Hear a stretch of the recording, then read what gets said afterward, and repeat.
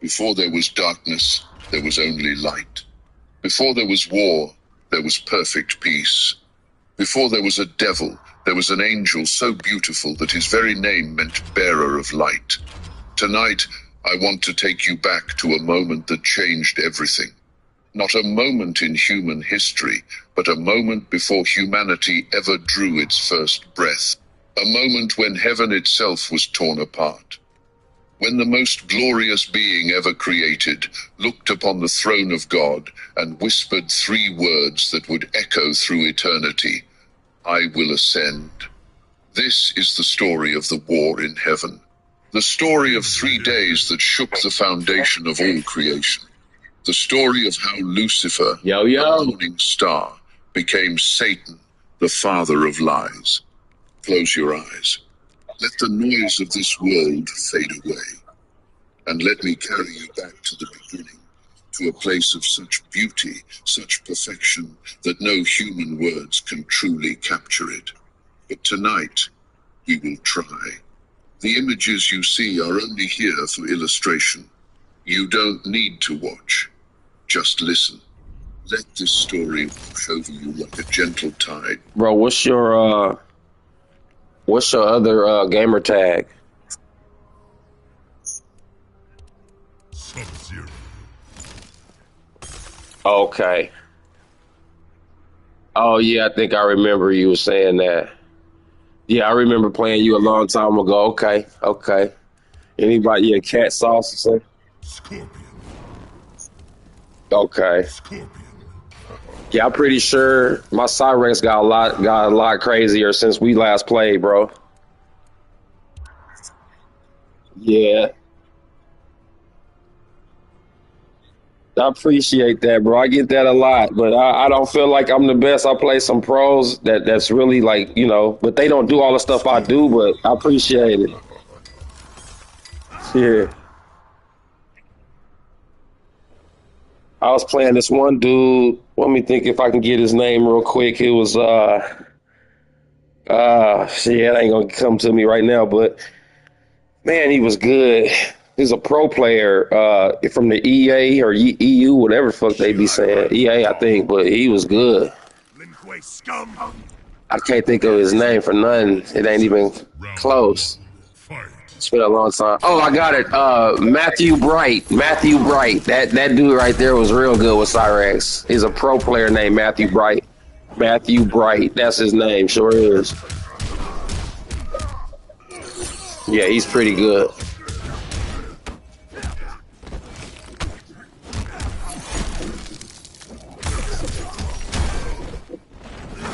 Oh, okay. Damn.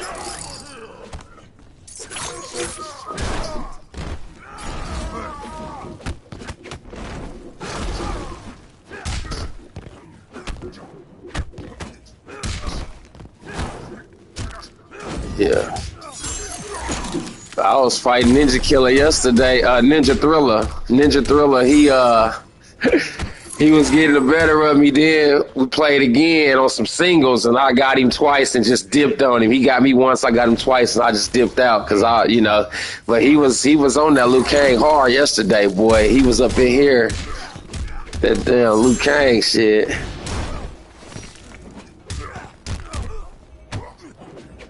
Ninja Thriller.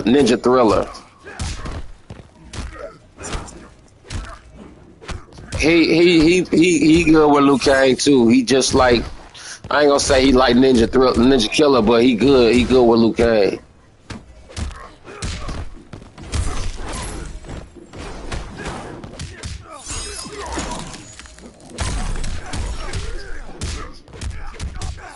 And then the best Jax player is Rio. You know Rio?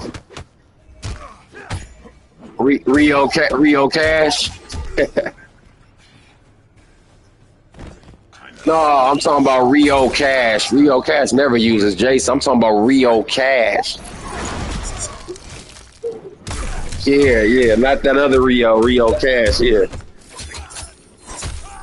Right. It's like that with him, yeah. Right.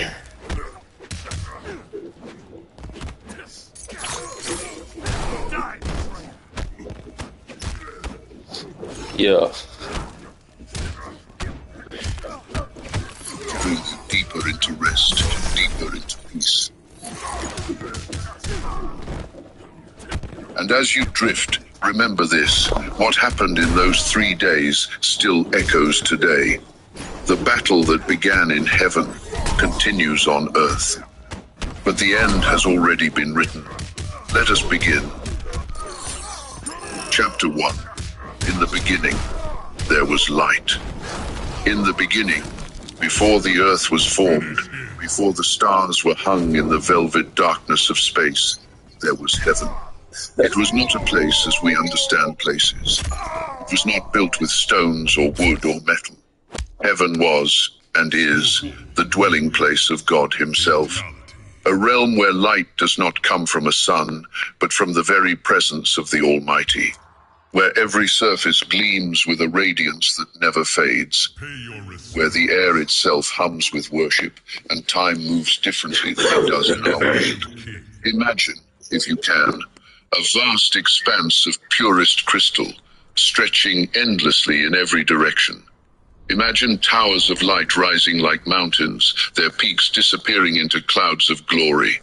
Imagine rivers flowing not with water, but with liquid fire that does not burn, that brings only life and joy to all who drink from it. And in the center of it all, the throne. The throne of God is not made of gold, though gold would seem like dust in comparison. It is not made of jewels, though every jewel in creation would pale beside it. The throne is made of glory itself. It radiates light in waves, in colors that human eyes have never seen. And from that throne comes a sound, a voice, not loud, but so filled with authority, with power, with love, that every created being trembles at its resonance. Around the throne, in perfect order, stood the angels. Not hundreds, not thousands, millions upon millions of celestial beings, each one crafted by the hand of God for a specific purpose. They were not all the same. Just as humans have different roles, different gifts, different callings, so too did the angels. There were the seraphim, beings of pure fire, who stood closest to the throne. They had 6 wings each. With 2 wings, they covered their faces, for even they could not look directly upon the full glory of God. Oh God. Hey yo, let's get paid.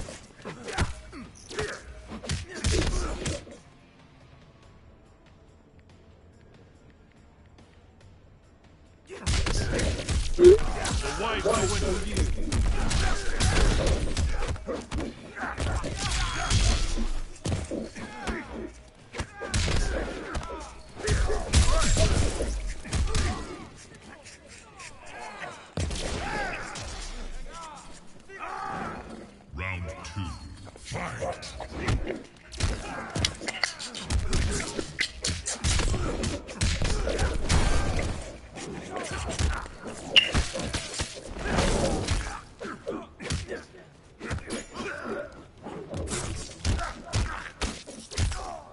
In reverence, and with 2 wings they flew, hovering above the throne, crying out in voices that shook the foundations of heaven, "Holy, holy, holy is the Lord God Almighty, who was and is to come." Their voices were not harsh. They were like the sound of a great waterfall, powerful yet beautiful, constant yet never monotonous. Day and night, without ceasing, they sang. And their song was not born of duty, but of love. For they had seen the face of God, and having seen it, they could do nothing but worship. Below the seraphim stood the cherubim, mighty guardians with 4 faces each, the face of a man, the face of a lion, the face of an ox, and the face of an eagle. They represented all of creation, all of life, all of strength and wisdom and majesty. Their wings were covered with eyes, thousands of eyes, seeing everything, missing nothing. They moved in perfect unison, never turning, always forward, always watching, always protecting the holiness of God. And then there were the archangels, the princes of heaven, the commanders of the angelic hosts. These were not merely servants. They were leaders, warriors, messengers of the Most High. Each one carried authority that could shake worlds. Each one bore a name that reflected their purpose. There was Michael, whose name means, who is like God. He stood tall and strong, with a face like carved marble and eyes like flames of fire.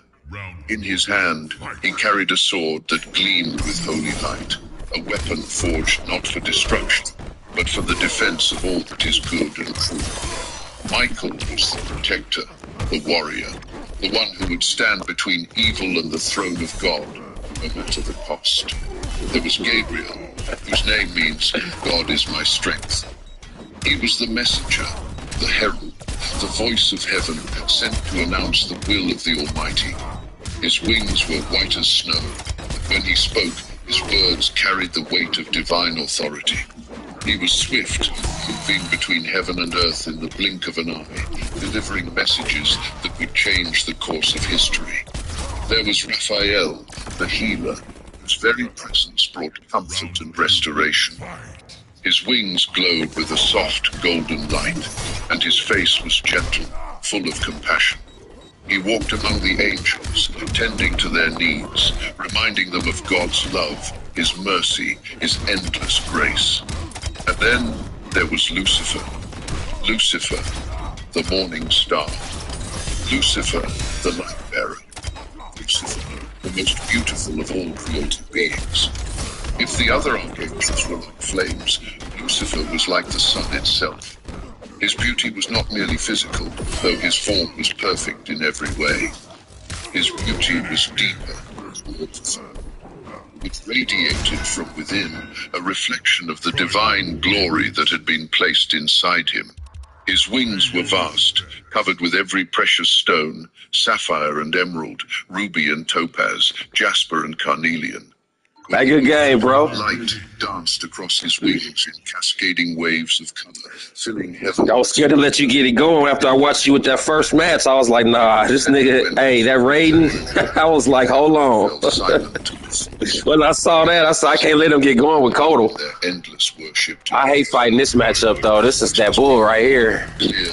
That's why I'm really finna get off now, because I can't let Smoke do shit. Joy, sorrow, reverence, triumph.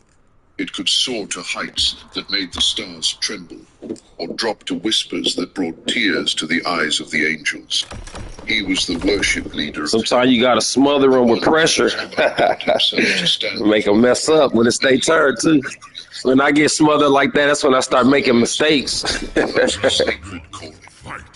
And Lucifer fulfilled it with excellence.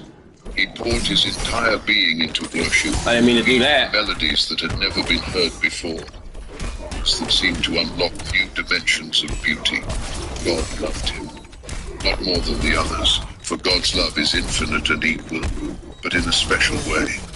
Lucifer was a masterpiece, a living testament to the creative genius of the Almighty.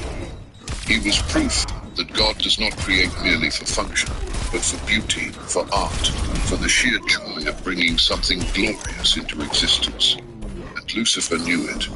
He looked at himself and saw the splendor. He heard his own voice and marveled at its power.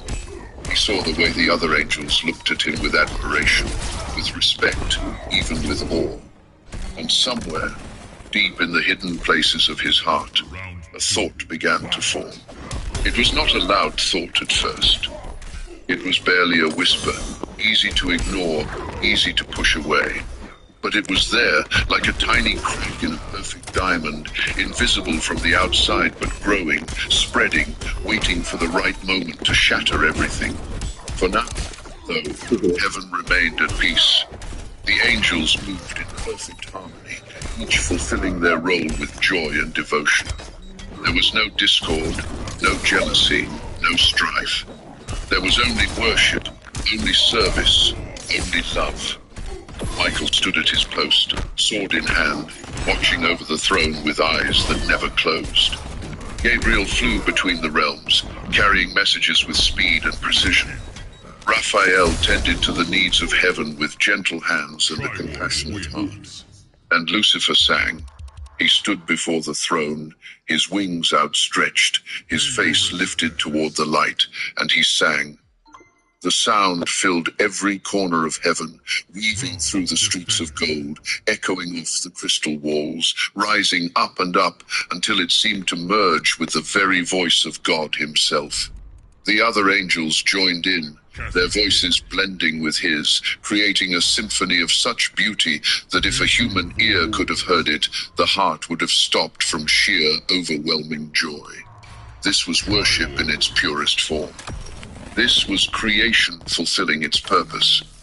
This was everything as it was meant to be.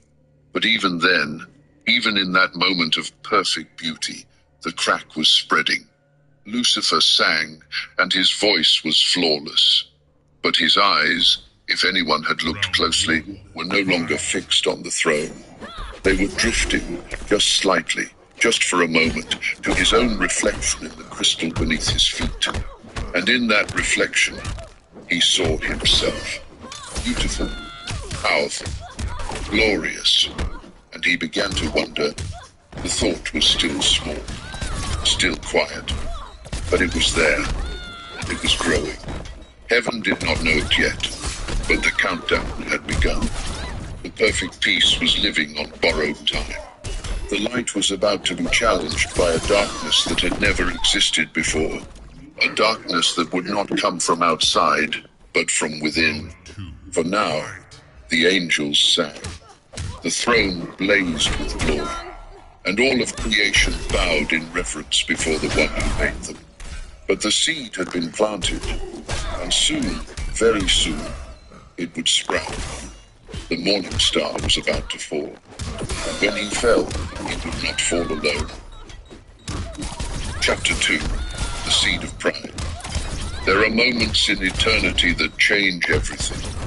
Moments so small, so quiet, that they pass unnoticed by all but one.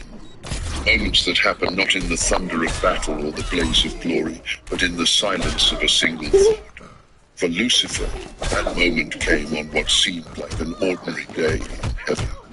If heaven could be said to have days, if eternity could be measured in moments, he stood, as he always did, before the throne. The light washed over him in waves, warm and pure. The voices of the seraphim rose and fell in their endless song.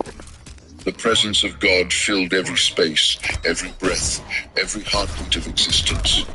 Lucifer lifted his voice to join the chorus. The sound that came from his lips was, as always, perfect. Notes cascaded from him like water from a fountain, clear and bright and beautiful. The other angels turned toward him, their faces glowing with joy at the sound. And in that moment, something shifted. It was not the music. The music was flawless. It was not the worship. The worship was pure. It was something deeper, something hidden beneath the surface of the song. Lucifer sang, but for the first time in his existence, he was not thinking about God. He was thinking about himself. He noticed, as if for the first time, how the light caught on his wings, scattering rainbows across the crystal floor. He noticed how the other angels looked at him, their eyes filled with admiration. He noticed the power in his own voice, the way it seemed to command attention, to draw every gaze toward him. And he thought, I am magnificent. It was not an untrue thought. He was magnificent. God had made him that way. Every fiber of his being was crafted for beauty, for excellence, for glory. But the thought did not stop there. I am magnificent, he thought again. More magnificent than the others. More beautiful than Michael, more powerful than Gabriel, more splendid than any creature that has ever been made. Still, the thought continued. If I am so glorious, the whisper came from somewhere deep inside, then why do I bow? Why do I serve? Why do I stand here singing praises to another when I myself am worthy of praise? The thought hit him like a lightning bolt. He faltered, just for a fraction of a second. His voice caught, his wings trembled. It was so brief that no one noticed. The song continued around him. The worship flowed on without interruption. But Lucifer noticed. He stopped singing. His mouth closed.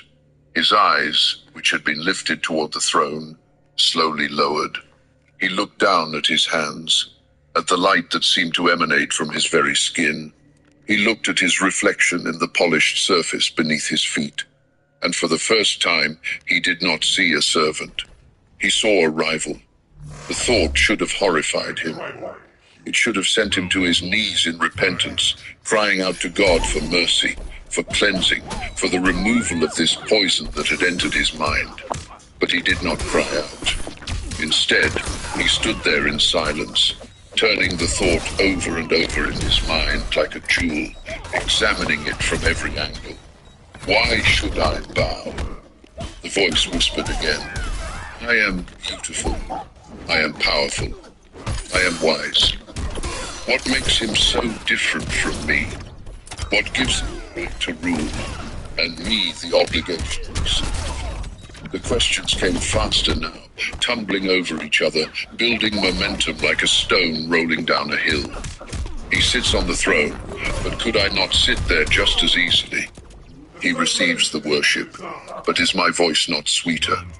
He commands the angels, but do they not already look to me with love and respect? And then, the darkest thought of all, what if I am not meant to serve? What if I am meant to rule? The moment those words formed in his mind, something changed. Not in heaven. Heaven remained as it always was, radiant and perfect and holy. But in Lucifer, something broke. Something that could never be repaired. It was as if a door had opened inside him, a door that had always been locked, a door that was never meant to be opened. And through that door poured a flood of thoughts, of desires, of ambitions that he had never known before. He imagined himself on the throne.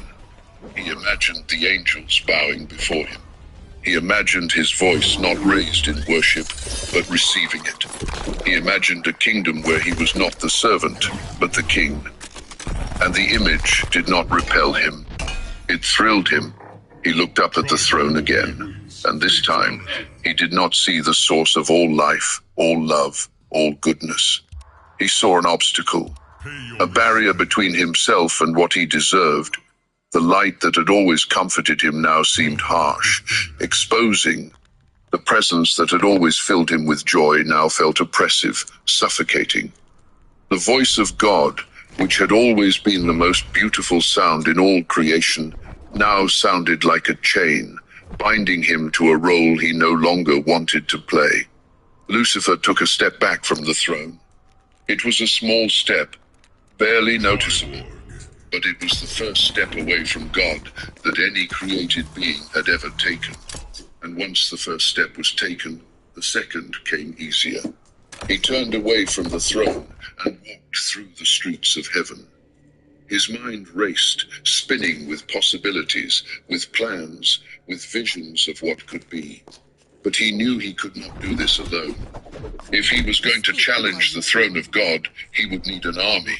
He would need followers, allies, angels who shared his vision, who felt the same restlessness, the same desire for something more. He thought of the angels under his command, the ones who looked to him for leadership in worship. He thought of their loyalty, their admiration, their trust. And he began to form a plan. He would not announce his intentions openly. Not yet. That would be God would crush the rebellion he began. No, he would be subtle. He would plant seeds, just as a seed had been planted in his own heart. He would ask questions, raise doubts, stir longings that the angels did not even know they had. He would start with those closest to him, the ones who trusted him most. He would speak to them in private, in whispers, in the quiet moments when the worship had ended, and the throne room had emptied. And he would watch. He would wait. He would see who responded, who resonated with his message, who was willing to consider the unthinkable. The The thought brought a smile to his face.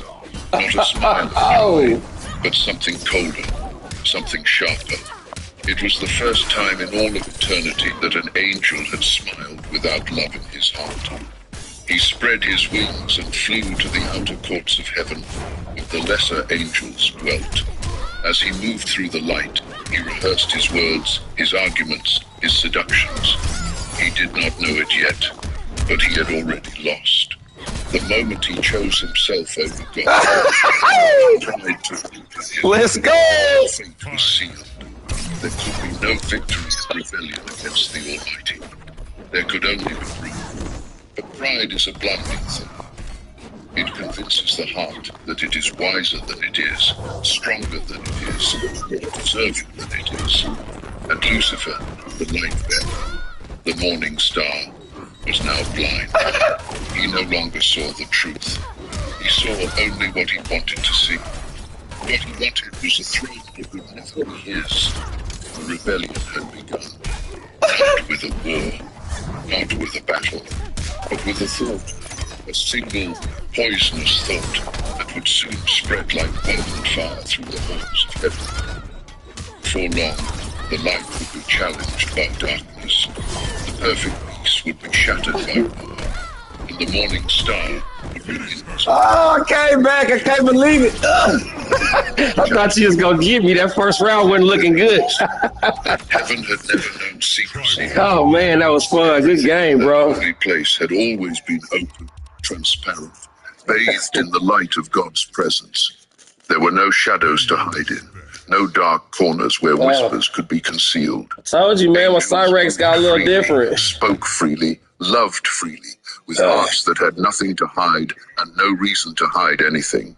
But now, for the first time, Get somebody there were in here that's hella secrets. good. Invite some Lucifer people, had man. become I a know master everybody at of home today. He moved through heaven with the same grace he had always possessed, his wings gleaming, his voice still Oh, let me raised in play worship somebody else now. I done got enough throne. wins with him. To 6 the is casual good. observer, nothing had changed. I The morning was star trying to learn was Leatherface, so still we'll try it out.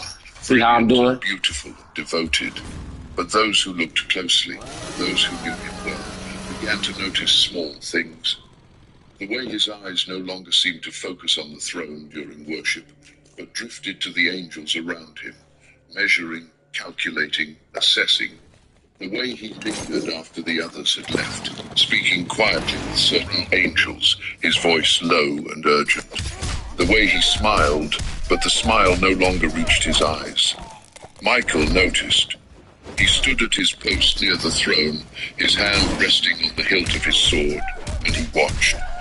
Michael had known Lucifer since the beginning, had fought beside him, had worshipped beside him, had called him brother. Now, something in his spirit was troubled. He could not name it at first. It was just a feeling, a sense that something was wrong, that the harmony of heaven had developed a discordant note. Okay, see, my Leatherface needs some work. Worship had ended. Michael approached Lucifer. Brother, he said, Oh. his voice warm but cautious. Walk with me. Lucifer turned, and for just a moment, something flickered across his face. Annoyance. Suspicion. It was gone so quickly that Damn. Michael could not be sure he had seen it at all. Of course, Lucifer said smoothly. I always have time for you, Michael. They walked together through the streets of gold, past fountains of living water, past gardens where flowers bloomed in colors that had no names. For a while, neither spoke. The silence between them was not comfortable as it once had been. Oh, man, that's my Leatherface. Waited with things unsaid. Finally, Michael spoke. Is everything well with you, Lucifer? Of course, Lucifer replied, too quickly. Why?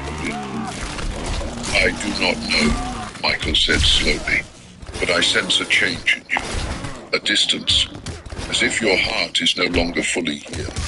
Lucifer, Oh, he dropped it. he turned to face Michael, and his expression was unreadable. My heart, he said softly, is exactly where it has always been. It was not a lie, but technically. His heart was still in heaven, but it was no longer with God. Michael studied him for a long moment. If something troubles you, he said, you can speak to me. We are brothers.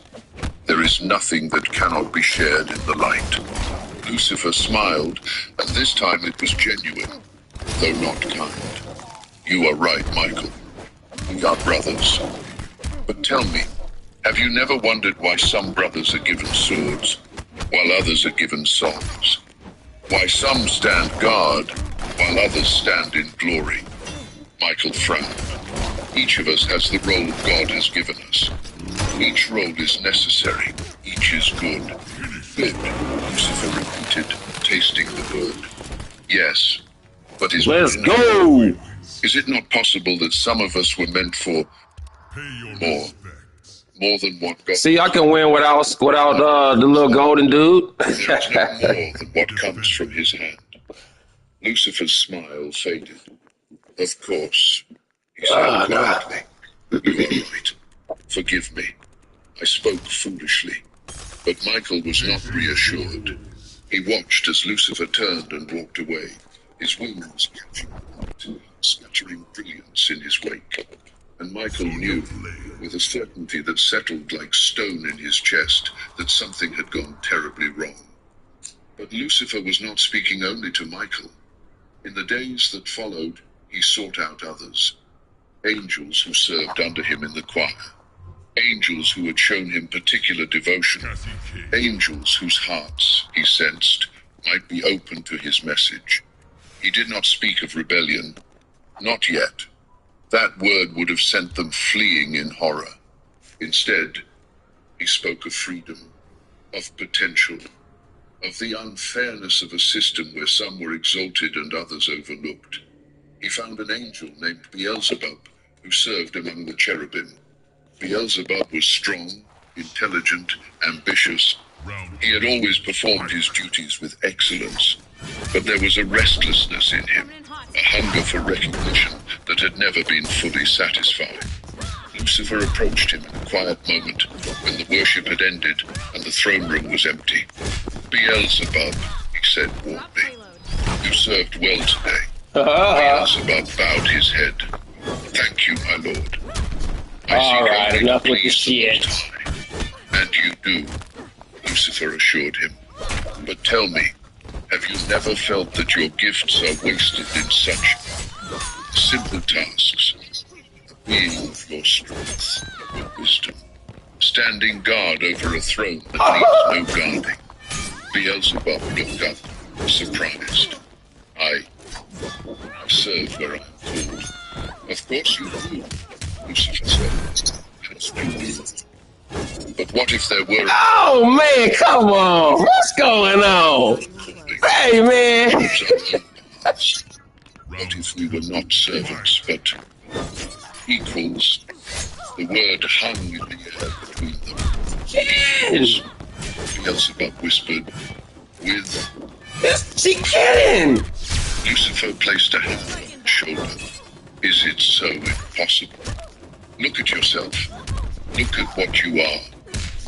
You are divine light. You possess power and wisdom and glory. What is the difference between you and the one on the throne? Except that he was first, and you came after. Beelzebub's eyes widened. The thought had never occurred to him before. It was blasphemous, unthinkable, utterly contrary to everything he had ever known. And yet, the thought root. What are you suggesting? He asked, his voice barely audible.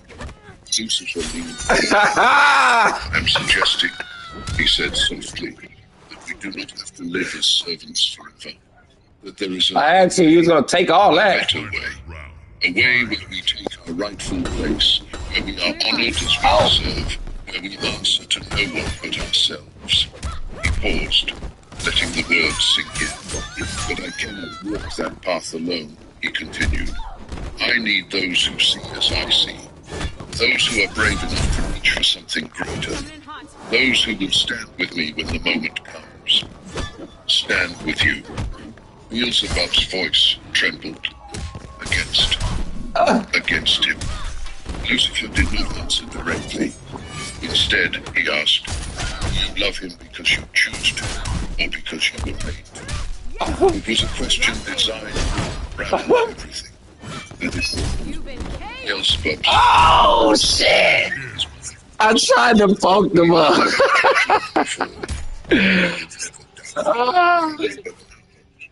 Oh, man. Think on it.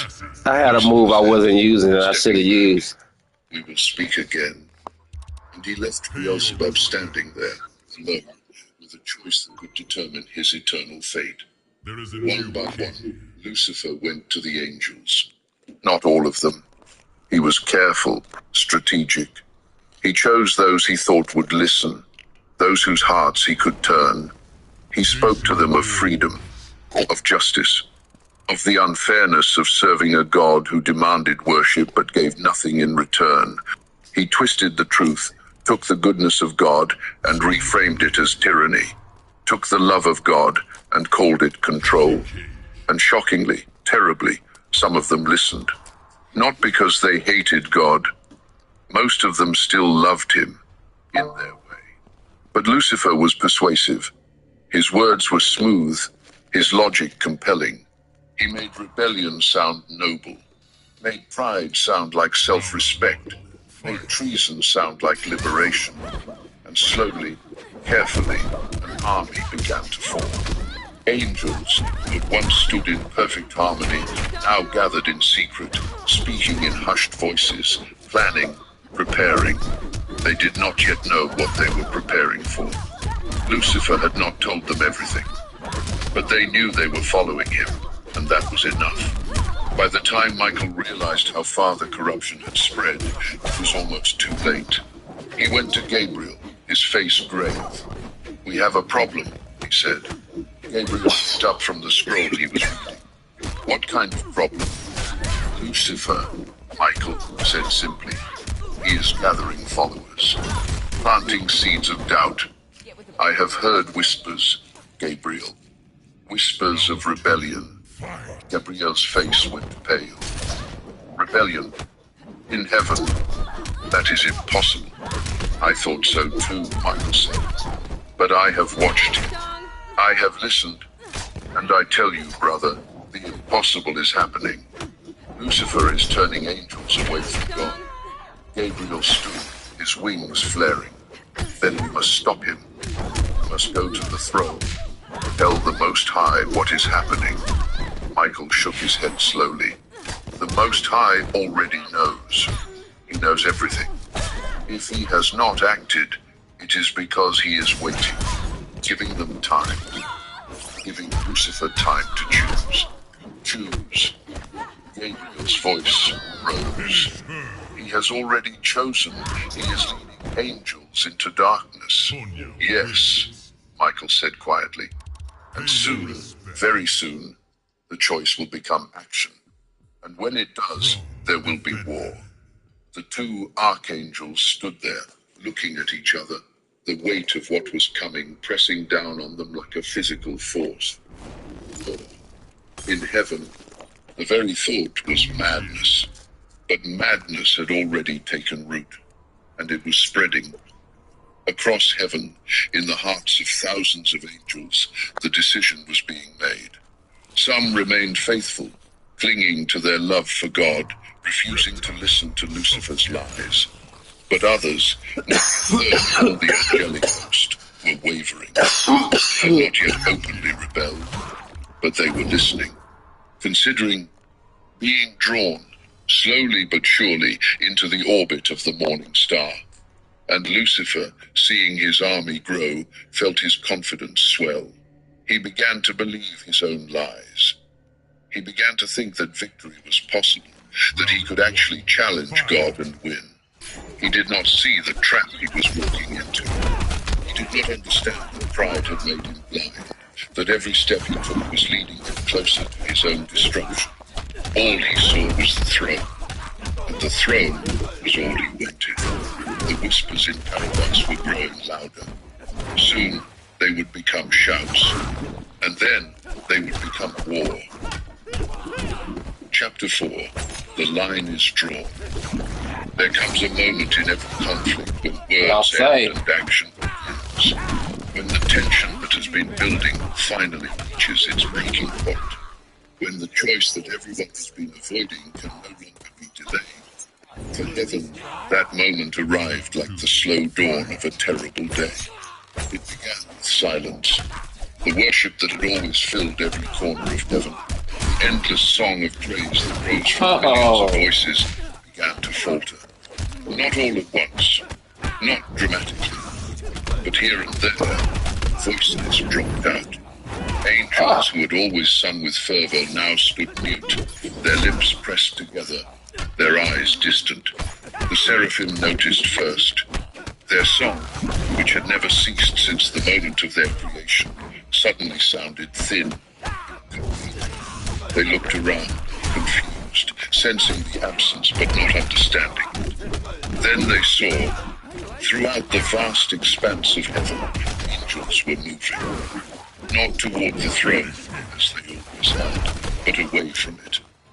They were gathering in a different place, at the far edge of the crystal sea, where Lucifer stood with his wings spread wide.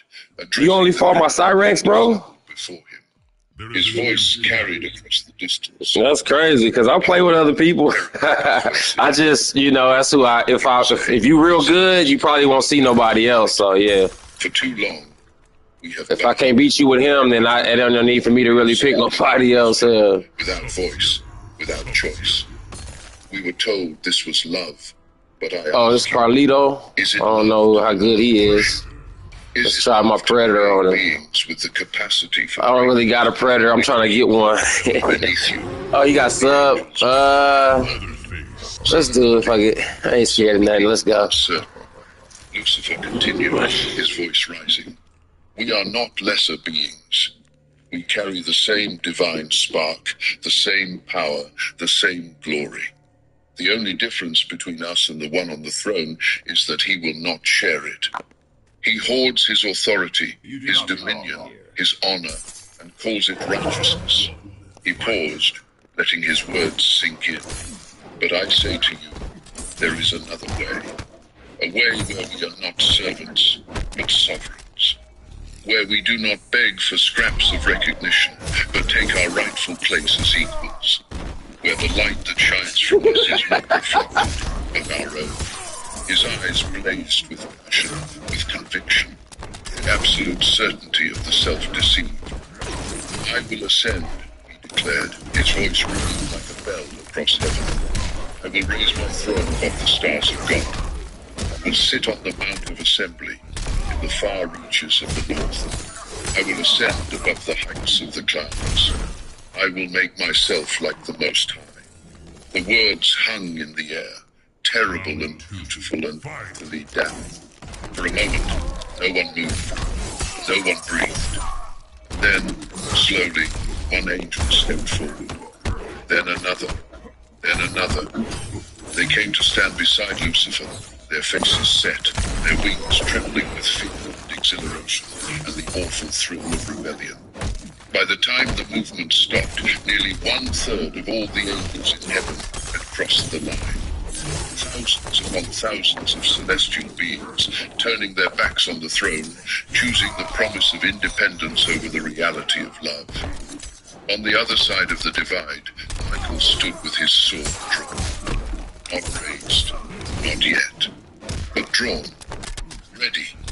Around him gathered the faithful, the angels who had refused Lucifer's.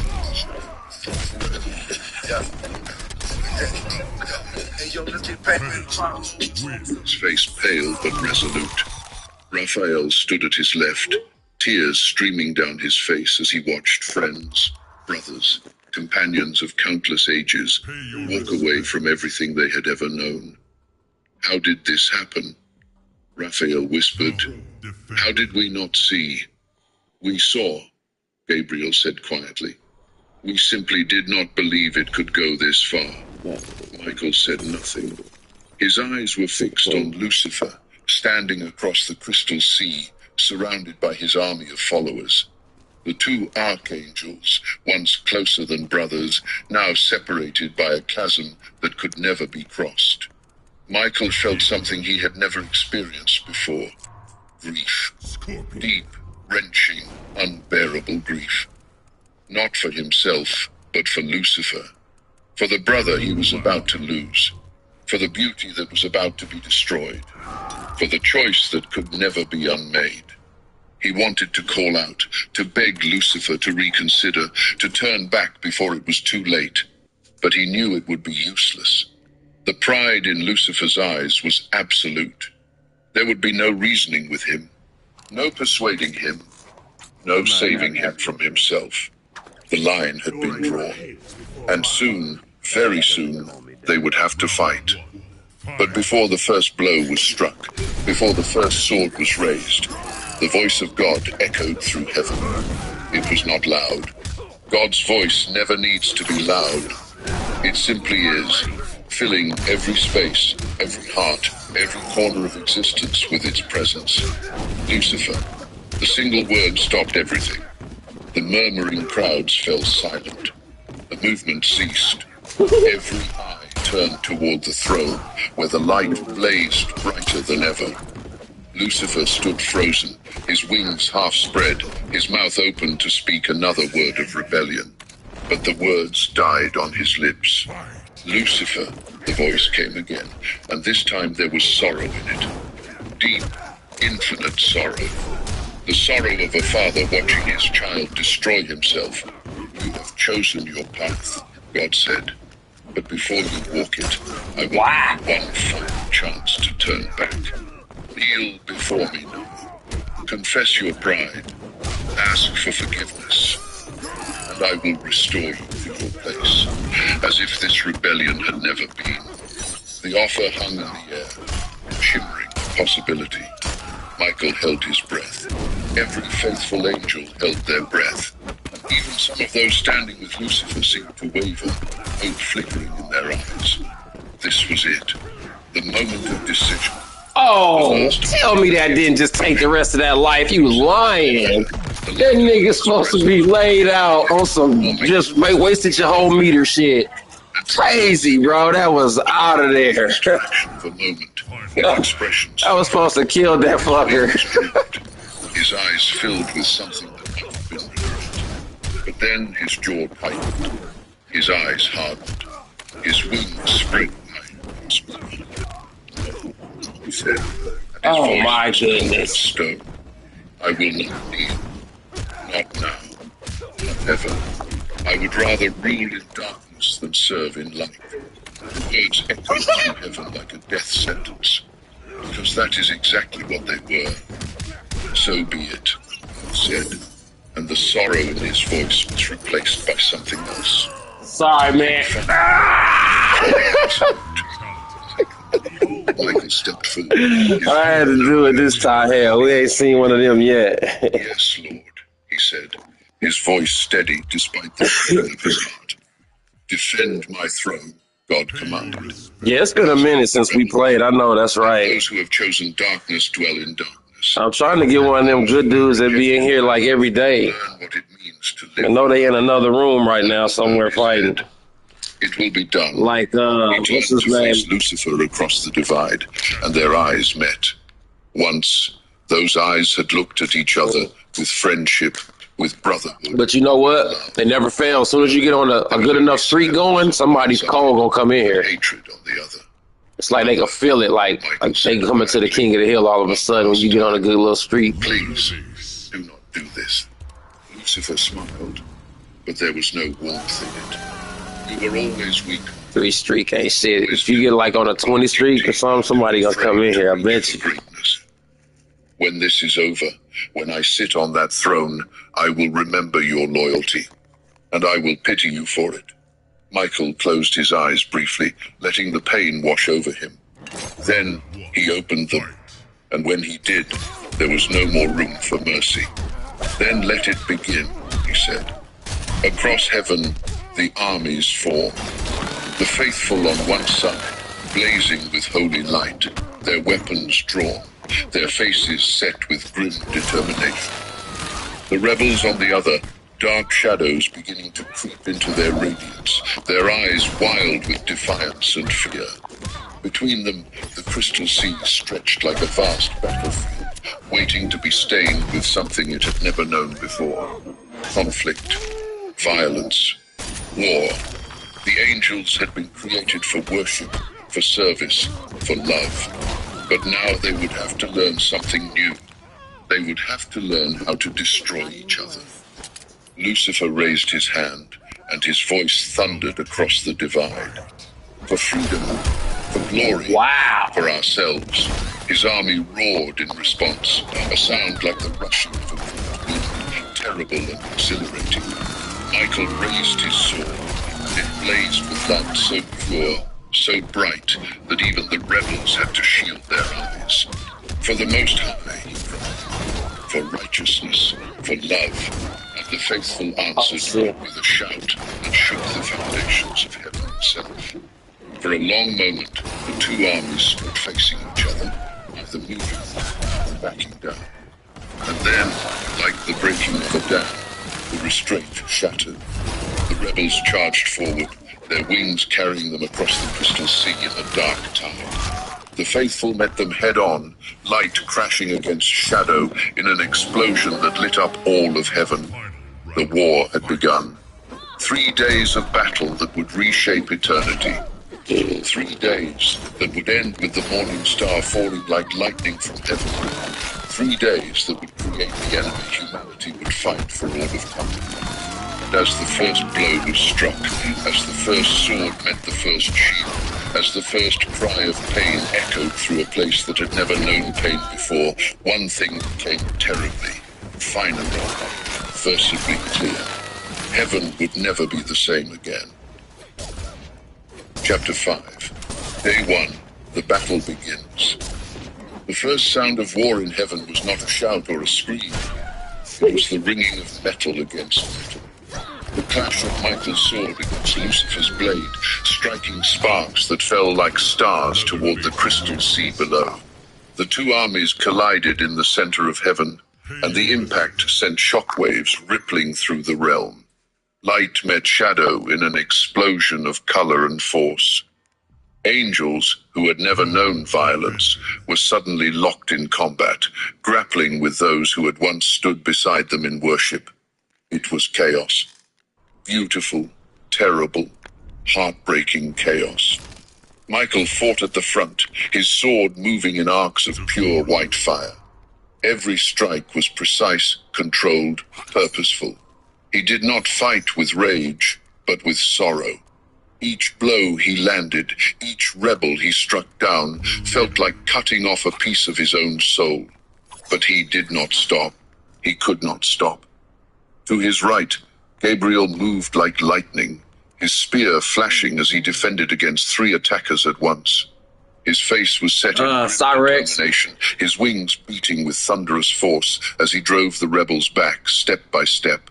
To his left, Raphael fought with tears streaming down his face. His staff glowed Shark, with where golden you light, at? creating shields of protection around the faithful, healing those who fell wounded.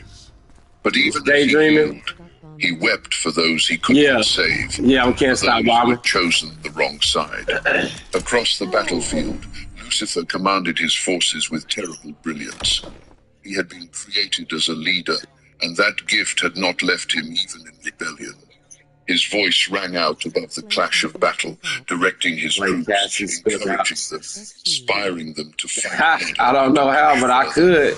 I'll try it. He shouted. We are fighting for our freedom, for our right to be more than servants. Press forward, the throne will be ours. His followers believed him. They fought with desperate courage, throwing themselves against the faithful with wild abandon. Some fought because they truly believed in Lucifer's cause. Others fought because they had already crossed the line. There was no going back. And still others fought simply because they were afraid of what would happen if they stopped. The crystal sea beneath them began to crack under the weight of the battle. Fissures spread across its surface, and from those fissures rose clouds of mist that obscured the combatants, making it hard to tell friend. Oh! An angel named Azrael, who had once led songs of praise beside Lucifer, now found himself face to face with Uri, Oh, is it? one of the faithful archangels. They had been friends once. That's telling the story of the fight we're had having. countless conversations about the beauty of creation, the majesty of God, the joy of worship. Now they circled each other with weapons drawn. Azrael, Uriel said, his voice pleading, "It is not too late. Lay down your sword. Ask for mercy."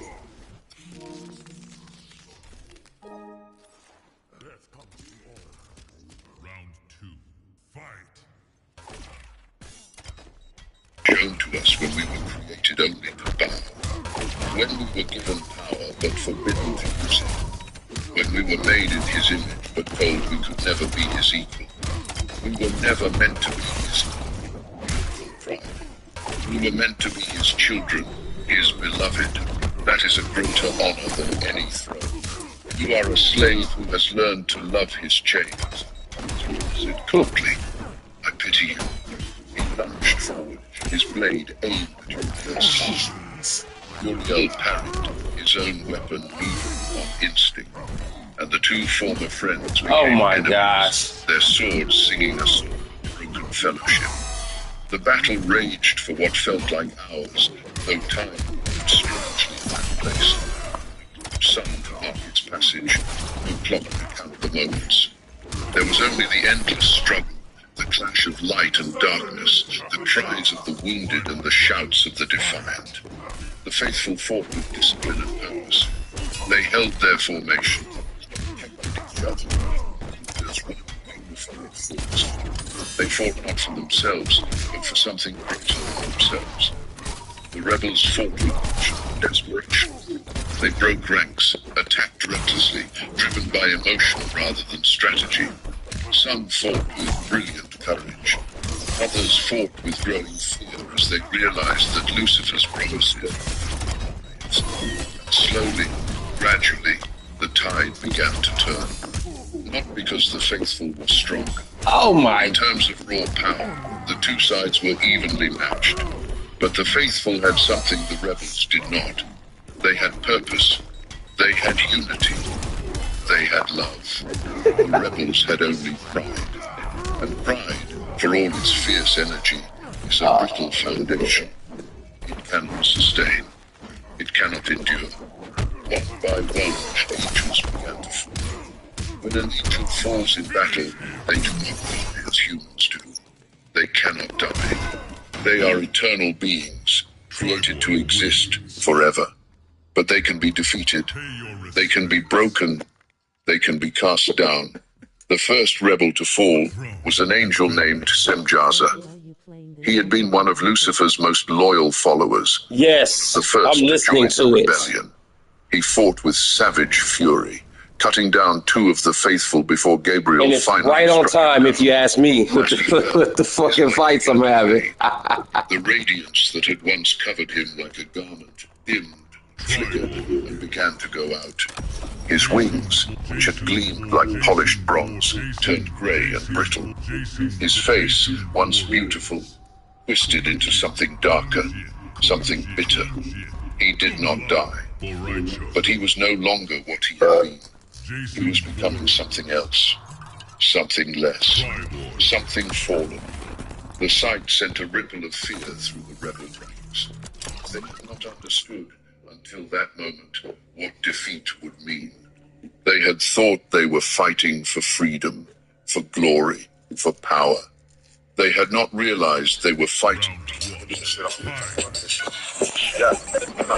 Hey yo, let's get paper and pop holes up the skyscraper. King Rabbit, I'm rapping, I'm putting cocaine city, opponents are dope PT. Selling bitches so I can front up in the AP. Something in the SF90, robbery electrical. Space, you got to do space. Got a space case, space safe. All the time, 40-30 men used to cut the door with a lot of bit. Michael stood at the front, his sword still drawn, his eyes scanning the battlefield. His armor was dented, his wings scorched, but his resolve had not wavered. Gabriel approached, limping slightly from a wound on his leg. The first day is over, he said quietly. But the rebels have not given up. They are regrouping, planning their next move. I know, Michael said. Lucifer is many things, but he is not a fool. He will learn from today's mistakes. Tomorrow will be harder. Raphael joined them, his face drawn with grief. I counted the fallen, he said, his voice barely above a whisper. 3,000 of the faithful, 7,000 of the rebels. Michael closed his eyes. 10,000 angels, 10,000 souls who will never be what they were meant to be. And the battle has only just begun, Gabriel said. They stood there in silence, 3 archangels who had never known war before, trying to comprehend the magnitude of what was happening. Across the battlefield, in the rebel camp, Lucifer stood among his followers. His face was dark with anger and frustration. The first day had not gone as he had planned. He had expected a quick victory, a decisive blow that would send the faithful fleeing and leave the throne undefended. Instead, he had lost 7,000 of his army and gained nothing. Beelzebub approached, his armor scorched and dented. My lord, he said hesitantly, some of the others are beginning to question. They are afraid. They did not expect. I know what they expected, Lucifer snapped. They expected an easy victory. They expected glory without cost. But that is not how thrones are won. He turned to address the assembled rebels, his voice ringing with force and confidence. This is only the first day, he declared. Yes, we have suffered losses. Yes, the battle was harder than we anticipated. But we have not been defeated. We still stand. We still fight. And we will not stop until that throne is ours. Some of the angels cheered, rallying to his words. But others remained silent, their eyes haunted, their hearts filled with doubt. Lucifer saw their hesitation, and it enraged him. But he pushed the anger down, forced his face into a mask of certainty. Rest tonight, he confided. Blades. Tomorrow we will strike harder. Tomorrow we will break their lines. Tomorrow the throne will fall. The rebels dispersed, moving to their camps, speaking in low voices among themselves. And Lucifer stood alone, staring across the battlefield toward the distant glow of the throne. He had come too far to turn back, had sacrificed too much to surrender, had promised too much to admit he was wrong. So he would fight, and if he could not win, he would at least ensure that heaven paid the highest price possible for its loyalty. The first day had ended. 2 more days of battle remained, and before those days were over, the morning star would learn the true cost of pride. The crystal sea beneath his feet was already stained with the light of fallen angels. Soon it would be stained with his own. Chapter 6, Day 2. The Tide Turns. The second day began not with the clash of swords, but with silence. A heavy, oppressive silence that hung over heaven like a shroud. The light that had always filled every corner of that holy place seemed dimmer now.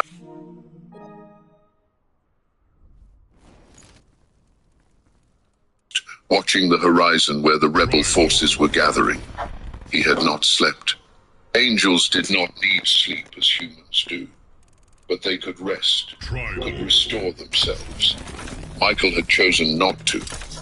He had spent the night in prayer, his sword planted in the crystal ground before him, his head bowed before the throne.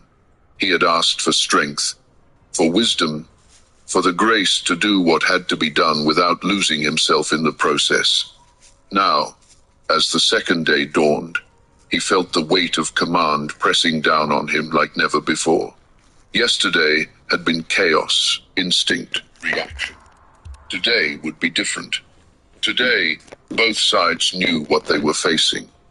Today, the battle would be strategic, calculated, brutal. Gabriel approached, his face grim. "The scouts have returned," he said. "Lucifer has reorganized his forces. He has placed his strongest warriors at the front, planning a direct assault on our center. He means to break through to the throne itself." Michael nodded slowly. "Then we will meet him there. Reinforce the center. Pull warriors from the flanks if necessary. The throne must not be threatened. And if he breaks through anyway," Gabriel asked quietly. Michael's hand tightened on the hilt of his sword. "He will not break through. I will stop him myself if I must." The determination in his voice left no room for doubt. Across the battlefield, Lucifer was addressing his commanders. His eyes were wild now, burning with an intensity that bordered on madness. The doubt he had seen in his followers last night had shaken him more than he wanted to admit. "Today," he said, his voice low and fierce, "we end this. No more hesitation. No more mercy. We strike at the heart of their defense. We push through to the throne. And when we stand before it, when we see the fear in their eyes, they will understand that we were right. That we were always meant for more than servitude." Beelzebub shifted uncomfortably. "My lord, yesterday's losses were severe. Perhaps we should consider what Lucifer whirled on him, his wings flaring. Surrender. Crawling back to beg for forgiveness. Is that what you suggest?" "No, my lord. I only meant, we have come too far," Lucifer cut him off. "There is no going back. There is only forward. Only victory or oblivion. And I choose victory." He turned back to the assembled host, raising his voice so all could hear. "They think we will break. They think fear will drive us back. But they do not understand what drives us. We fight not for a master, but for ourselves. We fight not out of duty, but out of choice. And that makes us stronger than they can ever be."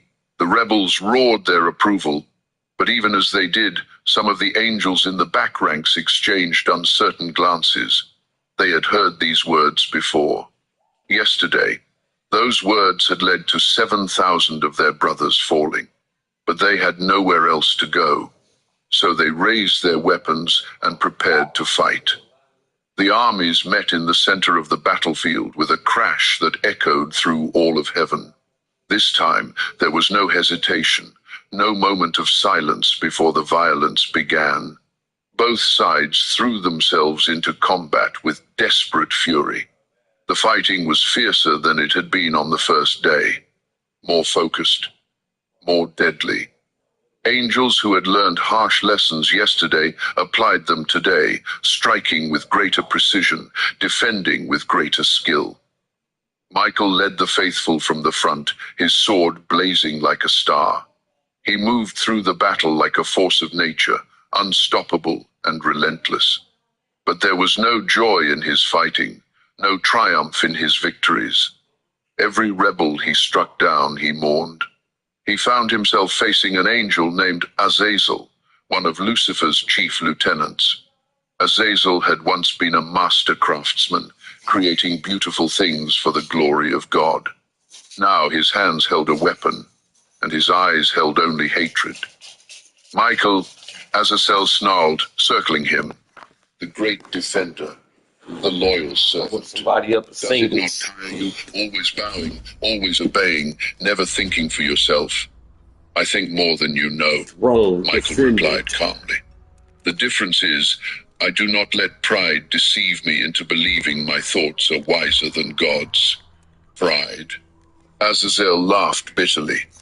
"You call it pride to want freedom, to refuse to be a slave. You were never a slave," Michael said sadly. "You were a son. And you traded that for nothing." With a roar of rage, Azazel attacked. Their weapons met in a shower of sparks.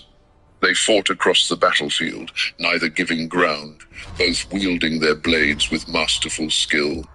But gradually, inevitably, Michael's superior discipline began to tell. A feint to the left, a parry, A swift strike that got past Azazel's guard. The rebel angel fell to his knees, his weapon clattering from his hand. The light began to fade from his form, shadows creeping in where radiance had once dwelt.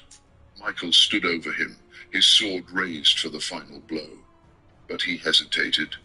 "Please," he said quietly. "Even now, it is not too late. Renounce this rebellion. Ask for mercy." Azazel looked up at him, and for a moment, something flickered in his eyes. Regret. Longing. The ghost of what he had once been. But then his face hardened. "I would rather fall forever than bow for even a moment." Michael's heart broke, but his duty remained clear. "Then fall you shall," he said, and brought his sword down. Azazel's scream echoed across the battlefield as the light left him entirely, as he became something twisted, something fallen, something that would haunt the earth for ages to come. Michael turned away, unable to watch the transformation. His hands trembled on his sword. How many more? How many more brothers would he have to strike down before this was over? While Michael fought in the center, the battle raged across the entire expanse of heaven. The faithful held their ground, but barely. The rebels fought with the desperation of those who knew they were losing, throwing themselves forward in wave after wave of attacks. Raphael moved through the chaos, his staff glowing as he healed the wounded and protected the weak. But even his power had limits. There were too many injured, too much pain, too much loss. He knelt beside a young angel who had been struck down, her wings shattered, her light fading. She looked up at him with eyes full of fear and confusion. "Why?" she whispered. "Why is this happening? Why are we fighting each other?" Raphael had no answer.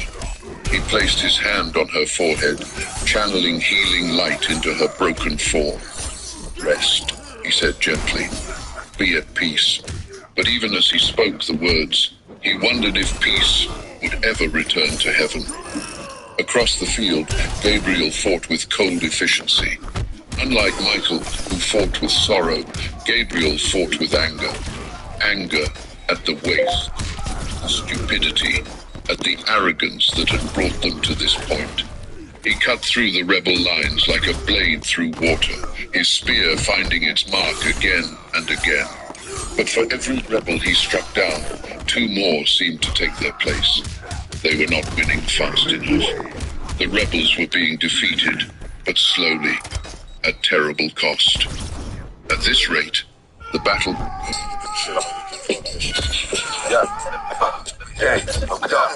Heaven would be left scarred beyond recognition.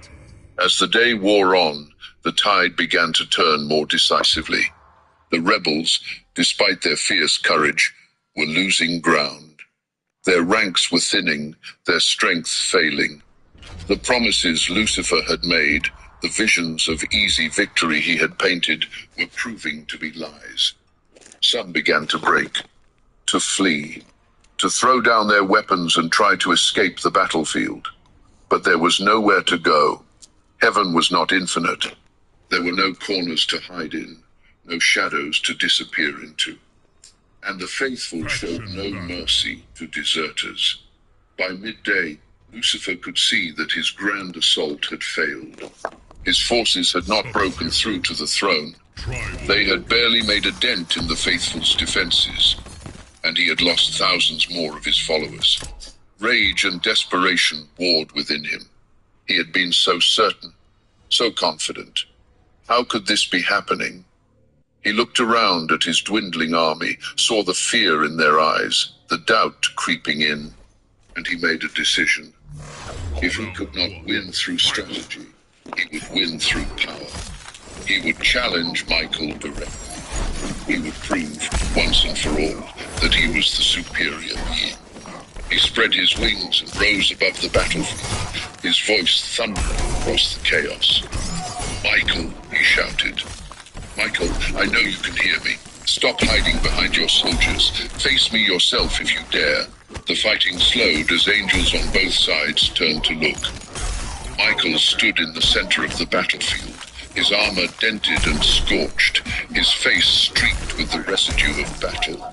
He looked up at Lucifer hovering above, and felt a deep weariness settle over him. This was what it had come to. Brother against brother. The final confrontation. He had hoped to avoid this. Had hoped that Lucifer might be defeated without it coming to a personal duel. But hope, it seemed, was a fragile thing in war. Slowly, Michael sheathed his sword and began to rise, his wings carrying him upward until he hovered level with Lucifer, the two of them suspended above the battlefield like opposing stars. For a moment, they simply looked at each other. It did not have to be this way, Michael said quietly. Yes, it did, Lucifer replied. From the moment I was created less than him, this was inevitable. You were not created less. You were created different. With a different purpose. A different glory. Lucifer's eyes blazed. I was created to bow. I refuse. Then you refuse life itself, Michael said. Because in all creation, everything bows to something greater than itself. That is the order of things. That is love. Then I will create a new order, Lucifer said. And love will have no place in it. Michael drew his sword one final time. The blade sang as it left its sheath, burning with white fire. So be it, he said, and his voice was filled with infinite sadness. Let us end this. Lucifer summoned his own weapon, a blade of darkness that seemed to swallow the light around it.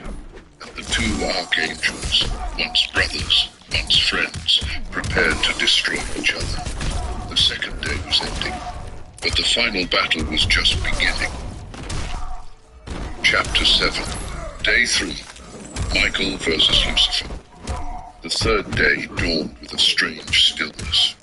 Across the battlefield, the armies had withdrawn, forming two vast semicircles with a wide space between them. This was no longer a battle of thousands. This had become something more personal, more terrible. A duel. In the center of that empty space, two angels faced each other. Michael, I the keep going archangel, towards this commander motherfucker. of the heavenly host, defender of the throne. His armor was battered but whole. His wings, though scorched from 2 days of battle, still shone with pure light. His sword blazed in his hand, reflecting the glory of God. And Lucifer, the morning star, the light bearer, the most beautiful being ever created. But his beauty was changing. Being replaced by something darker. His wings, once covered in every precious stone, were losing their luster. His face, once perfect, was twisted with rage and desperate pride. They circled each other slowly, weapons raised, eyes locked. Around them, millions of angels watched in absolute silence. The faithful on one side, praying for Michael's victory. The rebels on the other, their last hope resting on Lucifer's shoulders. Even the throne seemed to dim, as if God himself was watching, waiting, allowing this final choice to play out. You can still stop this, Michael said, his voice carrying across the silence. Lay down your sword. Kneel. Ask for mercy. Lucifer's laugh was bitter. How many times will you offer me slavery and call it mercy? It is not slavery to love the one who made you, Michael replied. It is the highest freedom. You are a fool, Lucifer said coldly. You fight for a throne that will never be yours. You serve a master who does not share his glory. You waste your strength defending a tyrant. He is no tyrant, Michael said firmly. He is our father, and I will not let you desecrate his throne. Then defend it, Lucifer snarled. If you can. He struck first, his dark blade cutting through the air with terrible speed. Michael parried, his sword meeting Lucifer's with a sound like thunder. The impact sent shockwaves rippling across the battlefield, causing angels on both sides to stumble. They broke apart, circled, struck again. The duel was unlike anything heaven had ever witnessed. These were not ordinary angels. These were archangels, beings of immense power and skill, created by God to be leaders among the host. Lucifer fought with brilliant aggression, his blade moving in complex patterns, attacking from multiple angles, seeking any opening in Michael's defense. His movements were beautiful, artistic, like a deadly dance. He had been created for glory, and even in rebellion, that glory showed through.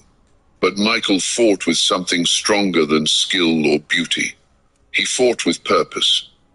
Every block, every parry, every counterstrike was made not for his own honor, but for the defense of the throne.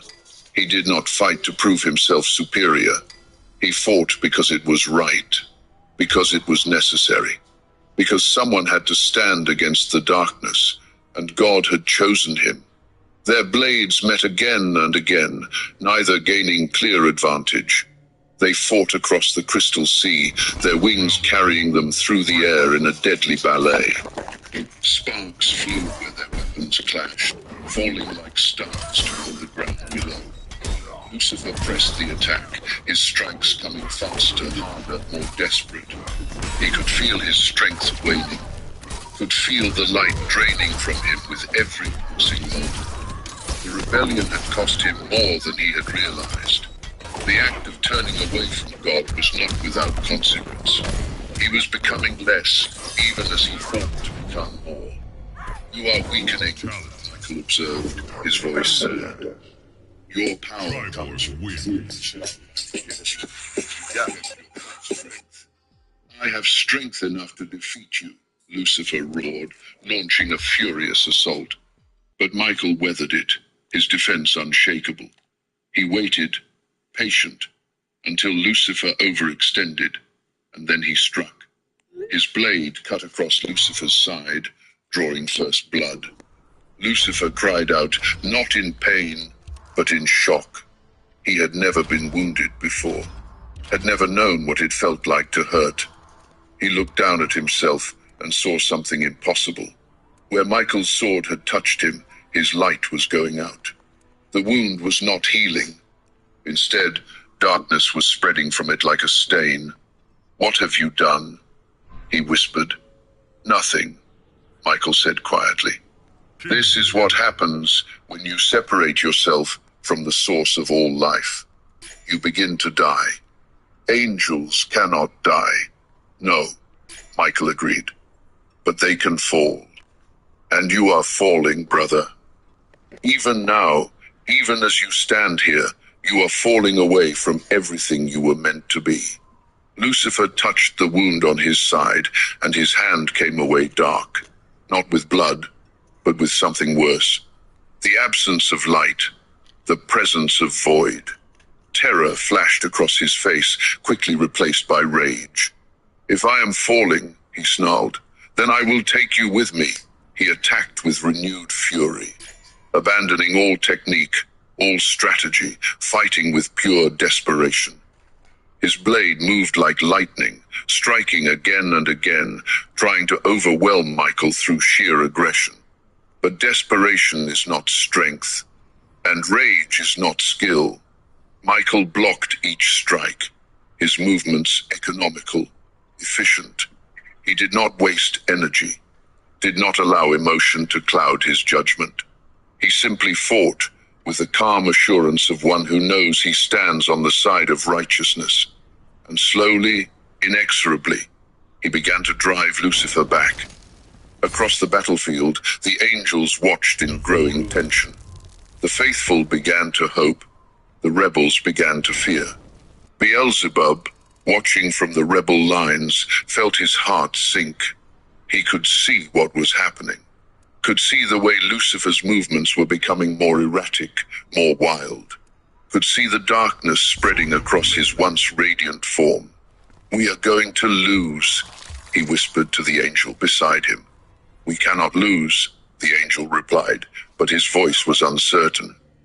Lucifer is the greatest of us. He cannot be defeated. But even as he spoke, they both knew it was a lie.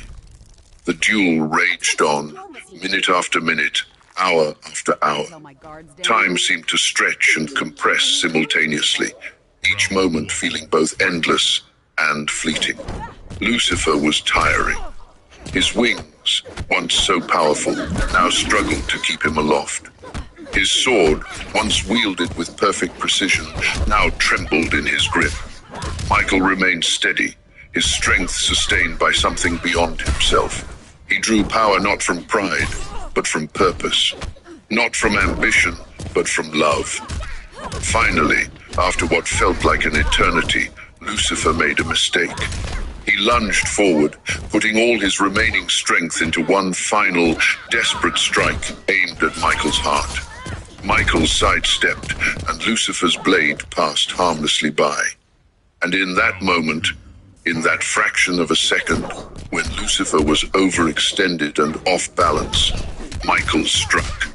Not with his sword, but with his shield. He brought it up in a powerful blow that caught Lucifer in the chest, sending him tumbling backward through the air. Lucifer fell, his wings unable to catch him, and crashed onto the crystal sea. The impact sent cracks spreading across its surface like a spider web. He tried to rise, but his strength was gone. He pushed himself up on one arm, his sword lying just out of reach, his wings dragging on the ground behind him. Michael descended slowly, landing a few paces away. His sword was still raised, still burning with holy fire. The two of them locked eyes one final time. "It is over," Michael said softly. "You have lost." Lucifer's face contorted with hatred, with denial, with the absolute refusal to accept reality. "No," he gasped. "No, I cannot lose. I am Lucifer. I am the morning star. I am." "You are fallen," Michael interrupted, and his voice was filled with unbearable sadness. "And I am sorry, my brother. I am so sorry." He raised his sword for the final blow, but before he could strike, the voice of God echoed across heaven. "Enough." Michael froze, his blade still raised. "Step aside, Michael. His punishment is not yours to deliver." Michael bowed his head, lowered his sword, and moved back. Lucifer, still on the ground, looked up toward the throne. For the first time since his rebellion began, fear showed clearly on his face. The light of God's presence grew brighter, more intense, until it was almost unbearable to look upon. And from that light, words came forth, words that would echo through all of eternity. "Lucifer, son of the morning, how you have fallen from heaven." The words were not shouted. They were spoken quietly, with infinite sorrow. "You said in your heart, I will ascend to heaven. I will raise my throne above the stars of God. I will sit on the Mount of Assembly. I will ascend above the heights of the clouds. I will make myself like the Most High." Each word struck like a hammer. With each word, Lucifer felt himself diminishing, shrinking, becoming less. "But you shall be brought down to Sheol, to the far reaches of the pit." And then the final judgment was pronounced. "You are cast out, you, and all who followed you. No longer shall you dwell in my presence. No longer shall you bear the name of Light-bearer. From this day forth, you shall be called Satan, the adversary, and your dwelling place shall be the earth until the time of final judgment." The throne blazed with light, and that light became a force, a wind, a mighty hand that lifted Lucifer and all his followers from the crystal sea. They rose into the air, struggling, screaming, their wings useless against the power of God. And then, with a sound like thunder, they were hurled downward, down from heaven, down through the realms, down toward the earth below. The fall had begun, and it would be a long, long fall. Chapter 8. The Fall. There are no words in any human language that can truly describe what it means to fall from heaven. It is not simply a physical descent, though that is part of it. It is not merely being cast out, though that too is real. It is something deeper, more terrible, more complete. It is the loss of everything. As Lucifer and his followers were hurled from the presence of God, they felt it all slipping away. The light that had sustained them since the moment of their creation began to fade. The glory that had covered them like a garment started to unravel. The joy that had been as natural to them as breathing turned to ashes in their mouths. They fell through layers of reality that humans can barely conceive of, tumbling down through the spaces between heaven and earth, spinning out of control, their wings useless, their voices raised in screams that echoed through the void. There is a new king. His arms outstretched, his face twisted in rage and denial and dawning horror. His wings, which had once been covered with sapphire and emerald, ruby and topaz, began to change. The precious stones cracked and fell away like scales. The feathers, once white as snow and soft as silk, became dark and brittle.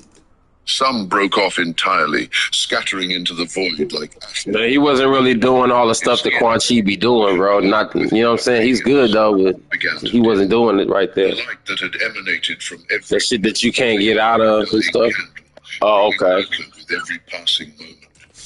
And the worst Yeah, he got them unblockables. transformation. It was the spiritual one. For the first time in his existence, Lucifer felt cold. Not the pleasant coolness of a mountain stream or a gentle breeze, but a deep, bone-chilling cold that seemed to seep in from the darkness around him. It was the cold of separation, of being cut off from the source of all warmth, all life, all love. He tried to speak, to cry out, to call upon the power that was commanded. But his voice, which had once led the worship of heaven, now sounded half broken. No, he gasped, his words swallowed by the rushing wind of his descent. No, this cannot be. I am Lucifer. I am the morning star. I am meant for glory, not for this. But the void didn't answer. It simply swallowed him, pulling him down, down, down. Behind him, his followers fell in a vast cascade, like stars dropping from the sky. I keep doing that, that's There were what I'm saying. thousands of them, angels who had believed his promises, had followed his commandment, had chosen pride over love. Now they were paying the price. One angel, who had once stood among the cherubim, watched in horror as his four faces began to distort, twisted into something grotesque. The face of a man became cruel and twisted. The face of a lion became savage. That nigga gave up, nigga. The face of a mouse became He gave up, bro. It's been happening all day. Niggas keep giving up. But his Just hands whooping their ass. They just like, man, as he lost, shrug shoulders. skin turning rough and dark. Another angel, He gave him a 5, you know what I'm saying? voice changing. The musical tones that had He wasn't finna do that to me. That's all I'm saying. Whatever he was doing a while ago, I saw you wouldn't do that to me. sounds that grated on the ear rather than blessed it. Now this dude right here, Tried to recall the hymns now we got some problems. words would not come. They had been taken from her, lost in the fold, replaced by something darker. All around, the transformation continued. Angels who had been created for beauty, for worship, for service, were becoming something else. Something twisted, something fallen.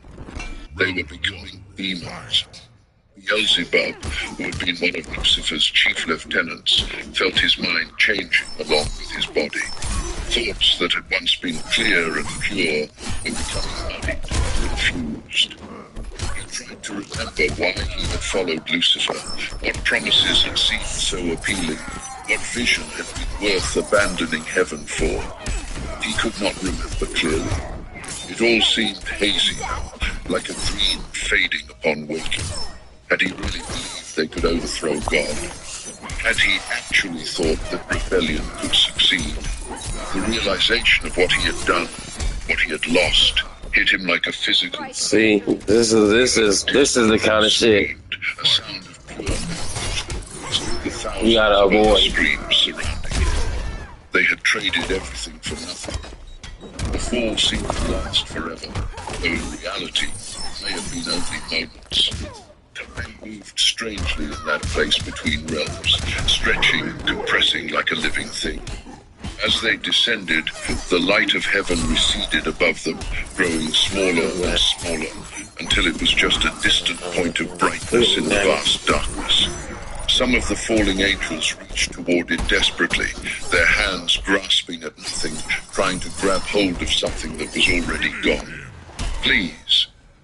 One angel cried out, "Please, have mercy, I repent." Man, go AFK, bro. Let me come back. But there was no answer. The time for repentance had passed. The choice had been made. The line had been crossed. And there is no crossing back. Lucifer heard the cries of his followers and felt something he had never experienced before. Not guilt, not exactly. He was still too proud for that. But something close to it. A recognition that he had led them here, that their suffering was because of him, that he bore responsibility for their fate. He pushed the feeling away, buried it beneath layers of anger and defiance. He could not afford to feel guilt, could not afford to question. If he allowed himself to acknowledge that he had been wrong, that he had destroyed himself and thousands of others for nothing, the weight of it would crush him entirely. So instead, he clung to his rage, nursed it, fed it, let it grow until it filled all the empty spaces where light had once dwelt. If he could not have heaven, he would have revenge. If he could not sit on the throne of God, he would do everything in his power to hurt the one who sat there. If he could not be exalted, he would drag down as many others as he could. These thoughts sustained him as he fell, giving him purpose, giving him something to hold on to in the darkness.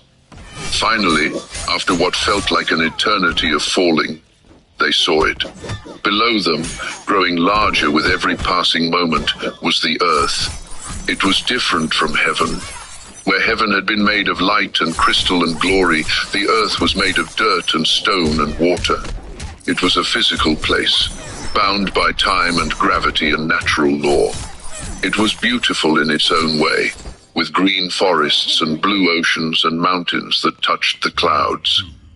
But to the falling angels, it looked like a prison. They struck the earth with tremendous force, crashing into mountains, plunging into seas, cratering the ground where they landed. The impact should have destroyed them, should have shattered their forms entirely. But they could not die. That was both their blessing and their curse. They were eternal beings, created to exist forever. Even in their fallen state, even transformed into something dark and twisted, they could not cease to be. Lucifer hit the earth in a remote wilderness, a place of rocks and sand and burning heat. The impact created a crater, sending up a cloud of dust that took hours to settle. He lay there for a long time, unmoving, his mind struggling to comprehend what had happened. Just days ago, he had stood before the throne of God. He had led the worship of heaven. He had been the most beautiful, the most glorious, the most exalted of all created beings. Now he was here, cast down, broken, fallen. Slowly, painfully, he pushed himself to his feet. His wings, once his pride, now hung from his back like tattered rags. His body, once radiant with light, was covered in shadows. His face, once perfect, was marked by the corruption of pride and rage. He looked down at his hands and saw that they were no longer the hands of an angel. They were darker now, harder, bearing the marks of what he had become. He threw back his head and screamed, a sound of pure fury and loss that echoed across the wilderness. "I will not bow," he shouted at the sky, at the distant heaven he could no longer reach.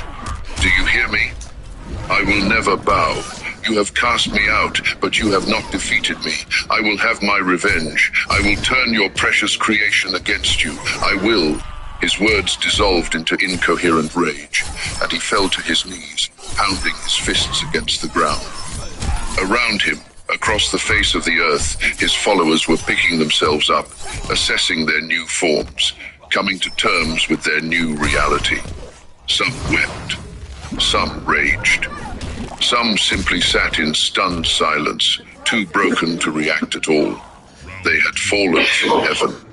They had lost everything, and there was no way back. But Lucifer, even in his brokenness, even in his defeat, was already planning, already scheming, already preparing his next move. If he could not have heaven, he would make earth his kingdom. If he could not overthrow God, he would at least corrupt his creation. If he could not ascend, he would drag down as many souls as he could. He stood once more, his eyes fixed on the horizon, his jaw set with grim determination.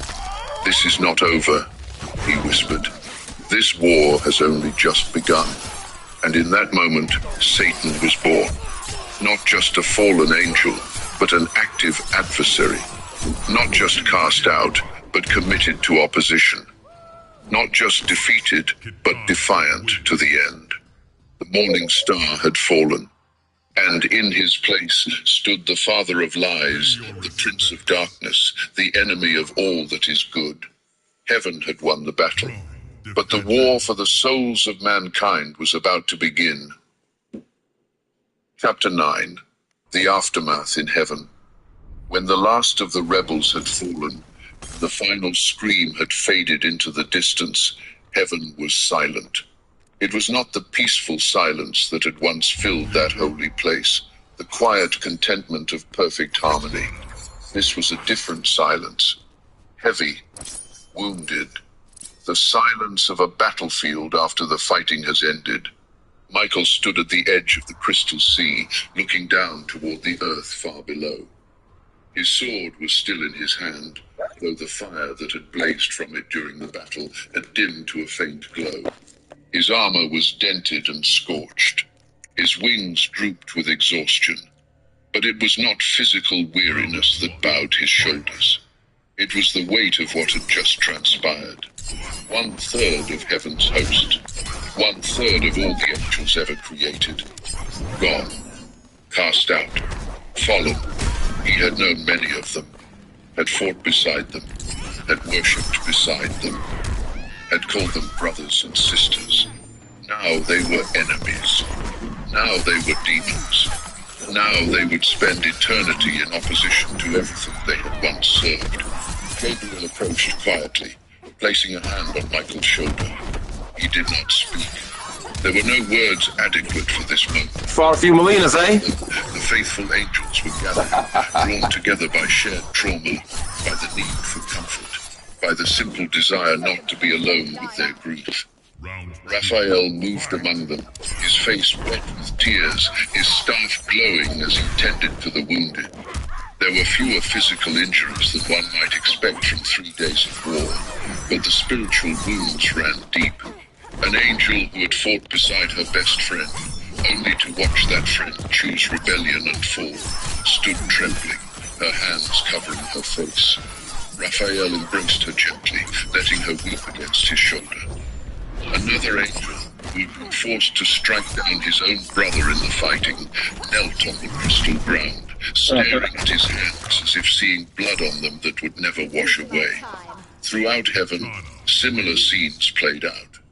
Angels struggling to comprehend what had happened, trying to understand how paradise could have been shattered so completely, wondering if things would ever be the same again. After a time, the faithful began to move toward the throne, not in organized ranks as they once had, but in small groups, seeking comfort in the presence of the one who had not changed, who could not change, who remained constant even when everything else fell apart. The throne still blazed with the same glory it always had. The light that emanated from it was still pure, still warm, still welcoming. God had not diminished. Heaven's beauty had not faded. But something had changed. The angels approached the throne differently now, with a deeper reverence, with a greater understanding of what they had. Before the rebellion, worship had been natural, easy, joyful. It had been like breathing, something done without thought or effort. Now it was a choice, a conscious decision, a declaration that despite everything they had witnessed, despite the terrible price of rebellion, they still chose God, still chose love, still chose to bow. Michael was the first to kneel before the throne. He planted his sword in the ground before him, bowed his head, and simply stayed there, silent. One by one, the others followed. Gabriel knelt beside him. Raphael knelt on his other side. Uriel knelt behind them, and then thousands more, covering the expanse before the throne, all of them choosing, in that moment, to reaffirm their loyalty. No one sang. No one spoke. They simply knelt in silence, offering the only thing they had left to give, their presence, their faithfulness, their broken but unshaken devotion. And from the throne, light poured out over them like a healing balm. Not erasing the pain, not making them forget what had happened, but strengthening them, sustaining them, reminding them that they were loved, that they were valued, that their choice to remain faithful meant something. After a long while, the voice of God spoke, gentle as a whisper, yet heard by every angel present. My faithful ones. I guess that's why Luke can't be hitting it, huh? You have stood firm when others fell. That's his chick. You have chosen light when darkness beckoned. You have loved me, not because you had to, but because you chose to. The words wrapped around Okay, that was ridiculous how quick that your was. grief, the voice continued. I share it. Every angel that fell was precious to me. I gave them the freedom to choose, knowing some would choose wrongly. And that knowledge brings me pain beyond your understanding. Michael raised his head slightly, surprised. He had never considered that God might grieve, that the one who knew all things, who saw all outcomes, might still be hurt by the choices of his creation. But I do not regret creating them, God said. Love without choice is not love at all. It is merely programming. I wanted children, not puppets. And true children must be free to reject their father, even though such rejection breaks his heart. Throughout the assembly, angels wept at these words. Not tears of sadness alone, but tears of understanding. They glimpsed, just for a moment, the depth of God's love. A love so great that it would risk being rejected. A love so profound that it would endure even betrayal. The rebellion is over, God declared, but its consequences will echo through eternity. Satan and his followers are cast out, but they are not destroyed. They will have their time to rage, to corrupt, to oppose. One day, they will face final judgment. The voice paused, and when it spoke again, there was something new in it. A promise, a hope, but even in this darkness, light will prevail. For I have a plan, set in motion before the foundation of the world. A plan of redemption. A plan that will bring good from this evil, hope from this despair, victory from this defeat. Michael listened intently, longing to understand. I will create a new race, God said. Beings made in my image, formed from the dust of the earth. They will be called humans, and they will be given the same choice you were given. Satan will tempt them, will try to drag them down as he fell, and many will choose as he chose. The angels stirred uneasily, troubled by this revelation. But, and here the voice grew stronger, filled with determination and love beyond measure, I will not abandon them to their fall. I will go down myself. I will take their form, bear their burdens, pay the price for their rebellion. I will do what no one could do for the fallen angels. I will offer redemption. A murmur of wonder rippled through the assembly. God himself would descend, would take on flesh, would enter creation in such a direct, vulnerable way. And when the time is right, God continued, when the plan is complete, Satan will be judged. The fallen will face their reckoning. And those who have chosen light, both angel and human, will dwell together in a new heaven and a new earth. A place where rebellion is impossible because everyone there will have chosen to be there. Where love is pure because it is freely given. The vision unfolded before them, vast and beautiful, and almost too wonderful to comprehend. Until that day, God said, "You have work to do. You will watch over the humans I will create. You will minister to them, protect them, guide them. You will war against the forces of darkness, not with swords as you did here, but with truth and love and faithful service." Michael felt purpose settling back into his soul. Got no chance. The grief remained, but it no longer paralyzed him. There was work to be done, a mission to fulfill, a future to fulfill. Will you stand with me? God asked, though he knew the answer. Will you serve in this new age, this age of grace and redemption? As one, the angels rose to their feet. As one, they raised their voices in affirmation. We will serve, they declared. We will stand. We will fight. Not for ourselves, but for love. Not for glory, but for good. Not because we must, but because we choose to. And heaven rang with their commitment, a sound that echoed across all of creation. In the days that followed, heaven began to heal. The physical damage from the battle was repaired. The cracks in the crystal sea were mended. The scorch marks faded. The broken structures were rebuilt. But the emotional scars took longer. Say, crazy, bro. Friends who had fallen. They wondered what had become of them, whether they Crazy. whether any part of their former selves remained. Michael forbade any attempt to contact the fallen. They have made their choice, he said firmly. To reach out to them now would only bring more pain, for them and for us. Instead, the faithful focused on remembering. They told stories of the fallen as they had been before the rebellion. They honored the good that had once been in them, while acknowledging the tragedy of what they had become. Slowly, carefully, worship began again. At first, it was tentative. No, it's called Absence of voices just say fall asleep to the war in heaven. But It's the gradually, war in heaven. voices rose to fill the gaps. News songs were composed. Yeah, it's just like brand new. Somebody posted it like 3 days ago. It's got like 99 views. It just came through. Of hope that survives even in darkness. Gabriel took on new responsibilities, becoming God's primary messenger to the I got Creator. like 99 likes, that is. Be the one to announce births and deaths, victories and judgments, always carrying the word of God with precision and power. Raphael continued his work of healing, but with a deeper understanding of the wounds that cannot be seen. He learned to comfort not just bodies, but souls. And Michael, the warrior, the defender, took up his eternal post. He stood between heaven and earth, between light and darkness, his sword always ready, his vigilance never wavering. For he knew, as they all knew, that the war was not truly over. It had simply moved to a new battlefield.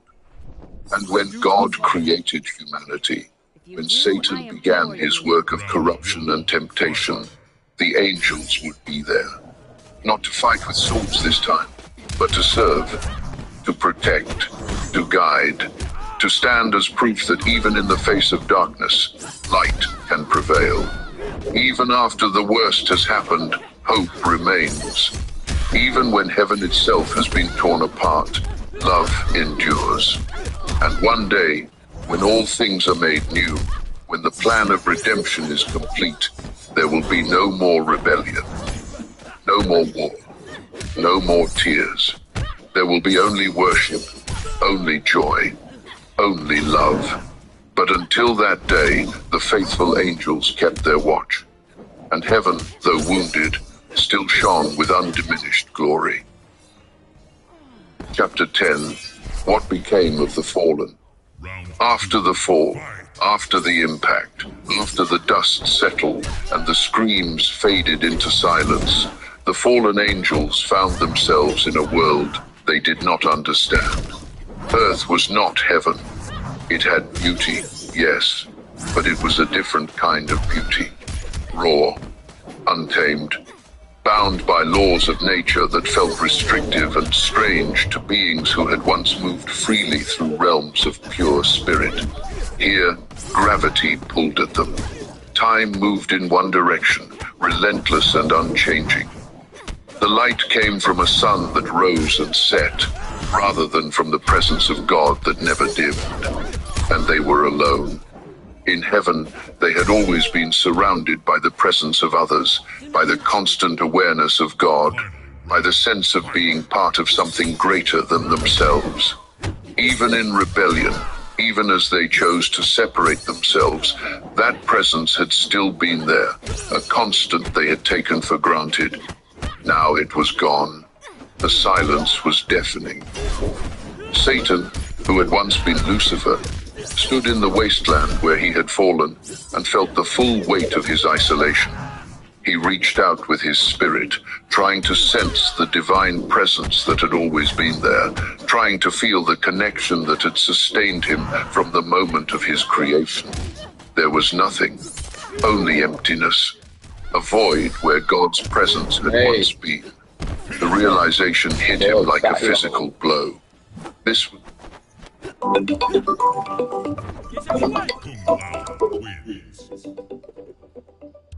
Pay your respects. What's happening, bro?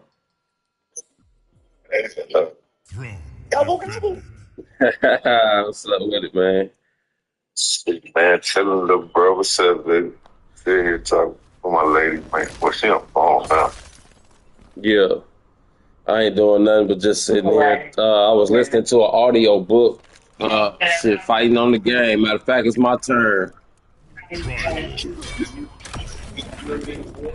Nigga, I've been on this game since probably a couple hours now. Let me see. I've been on the game for 2 hours, an hour 57 minutes, because I'm on the I'm streaming right now, so I can see how long I've been on. You know, my answer the phone. You always answer the phone. Yep. I'm real like that. Everybody ain't real like that, man. Sometimes I'll be like, man, I ain't finna take the call right now, but shit, it ain't too many times, man. You know how we do. Yeah. But you was supposed to call me. Yeah, I know how you are though. When you want to be bothered, you gonna hit me, bro. I know that. Yeah. Look at that. You like your big brother, nigga. Look at you. I see your rings and shit. I see you shivering. Yeah. I got my little chain. I ain't got my chain on yet. I never take these off. I got 4 of them. They've been on since I bought them. No, I've been thinking that I said about the chains a long time ago, but I just don't fuck with it. I thought it was one chain. Nah, it's 4 of them. One of them I gave to Autumn. Yeah, so I bought one, and then I buy the next size up, like the next few links up, then the next one up from that. You know what I'm saying? So it's just look like they wrap around, but Round 1. Yes. Fight. yeah. Put my big boy on the face. That heavy motherfucker lay on my tail.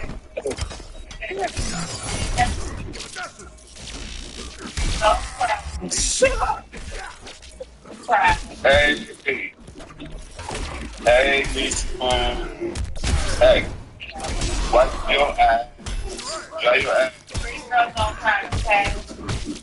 Big girls don't cry. Big girls saying don't do. Well, let me call you right back again, my mom. All right. I'll call you right back. All right. All right.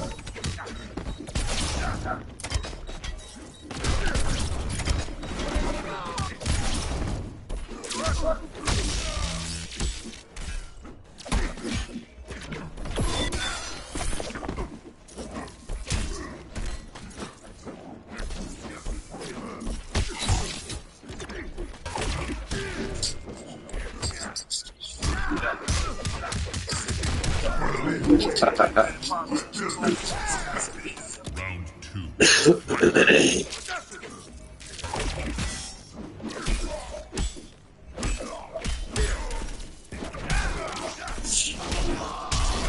Bruh.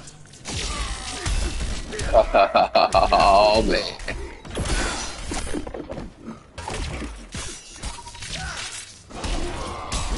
Alright, it's on.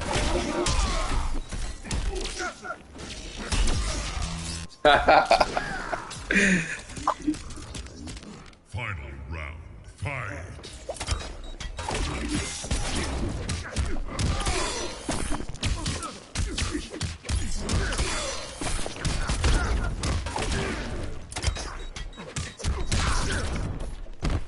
Oh, I missed the uppercut.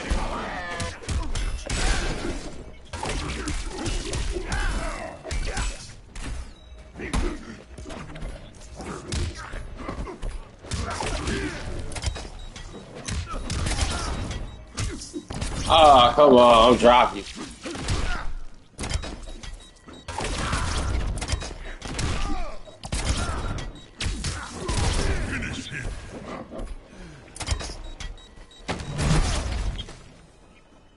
I gotta work real quick. Believe it or not, I'll be right back.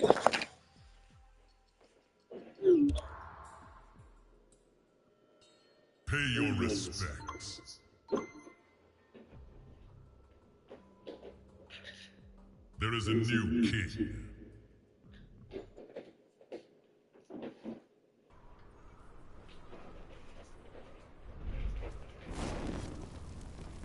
Scorpion.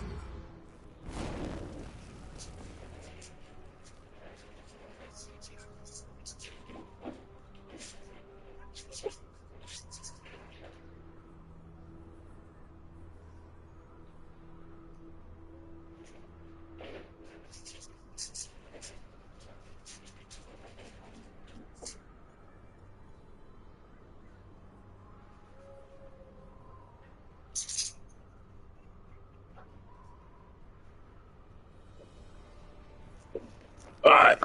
Oh shit. Hold on. Shit. Triborg.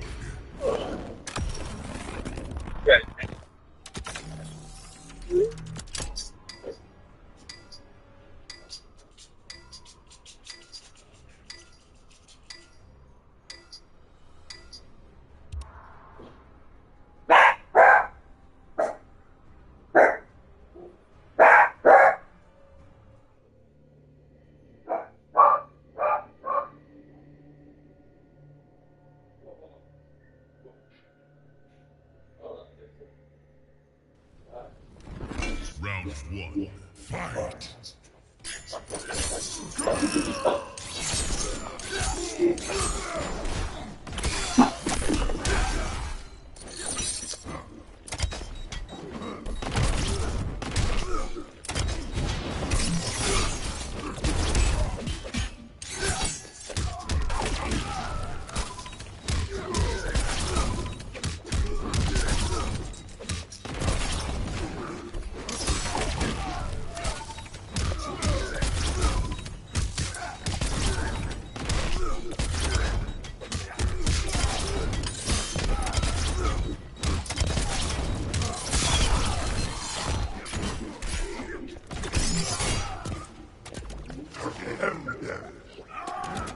Round two. Fight.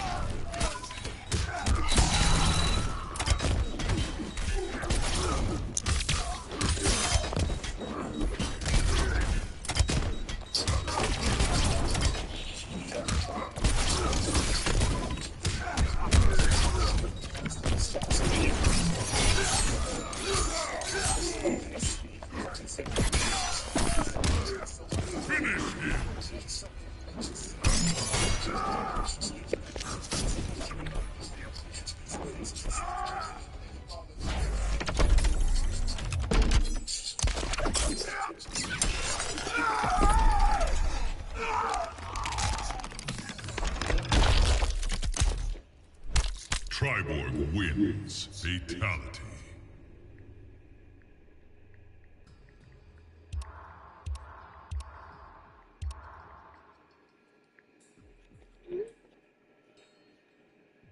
Pay your respects. Throne defended.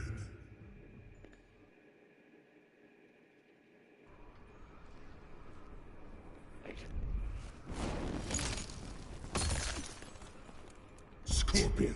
What up? What up? Haha, my guy right here. Baron Black.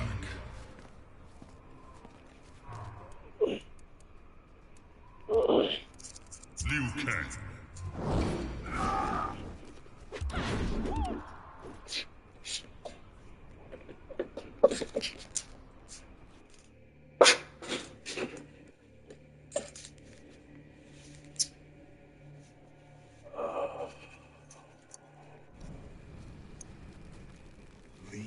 Now, Round one. Fight.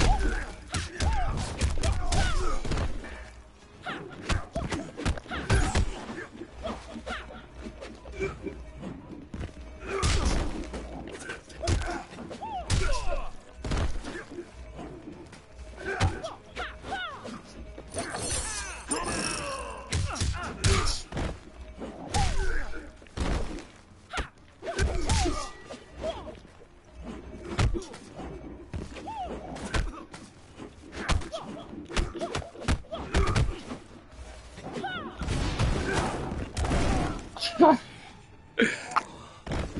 will not be remembered. Round two. Fight.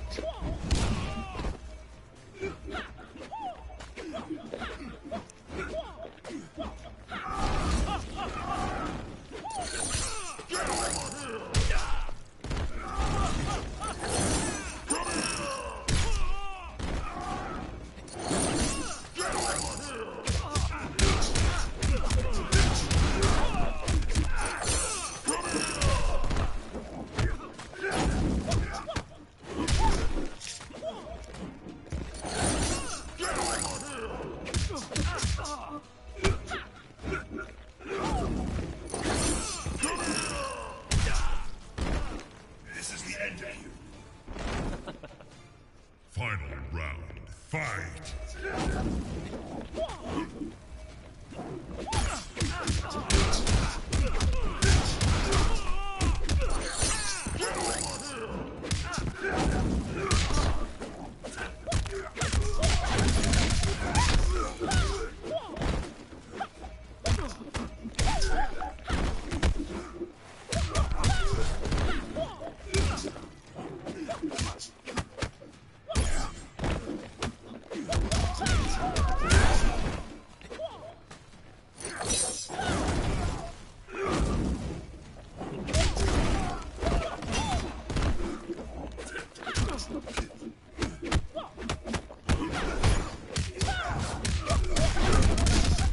Way to be patient. Liu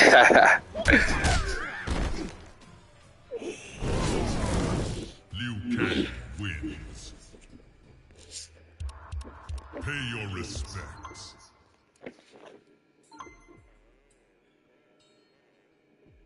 There is a new king.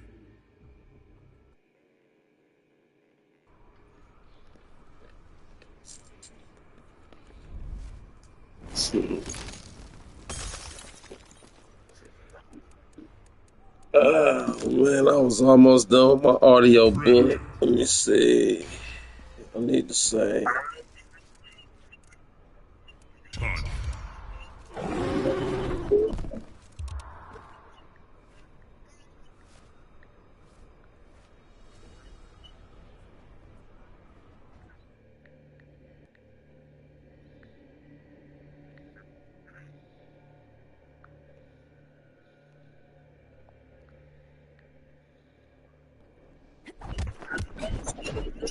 cannot evade me, beast. Round 1. Fight.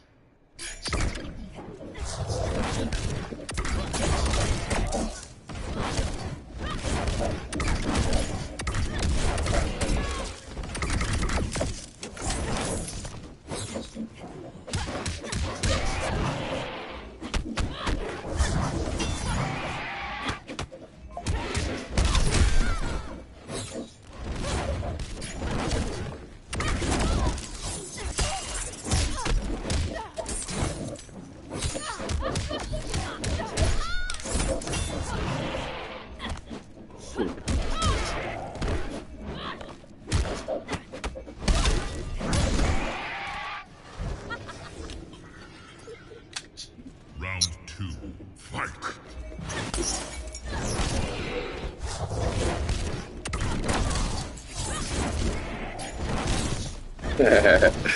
Stu went to extreme measures to get a win in this camp. Damn, that shit went through all 3 of those.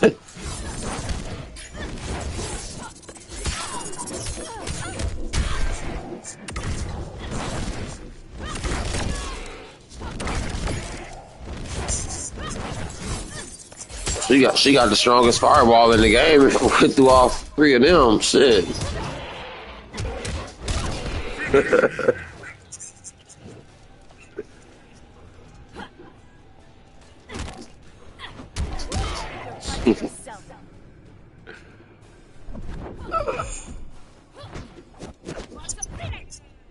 Tanya wins. Pay your respect. AJ Storm. There is a new king.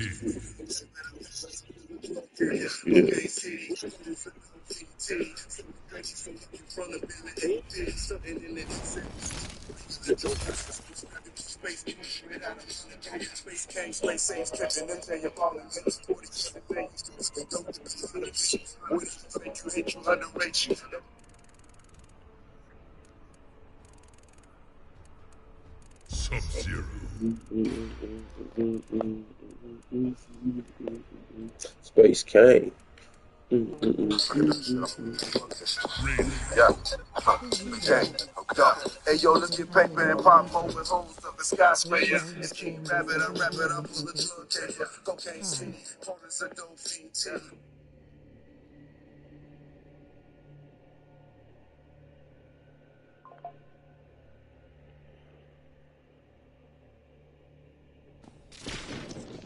You reject my aid. I am protected, not you. Earthrealm needs better protection. Round 1. Fight.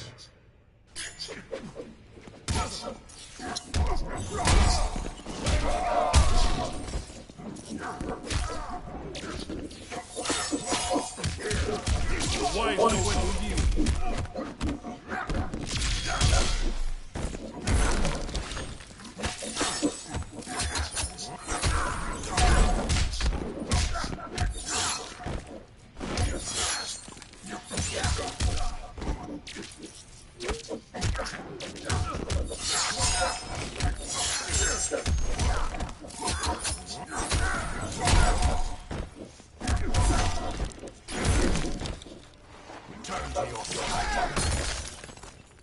Round 2. Fight.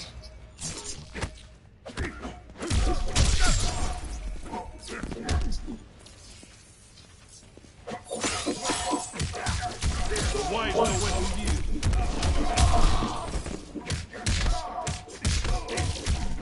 The wise know when to use.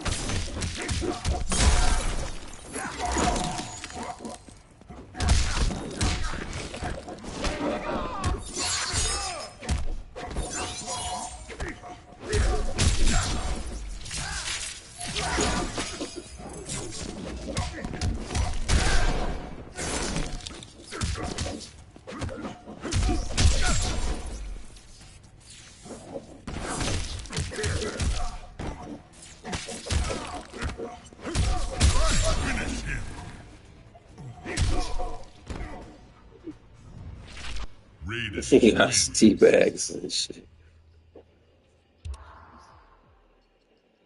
Pay your respects. Throne defended.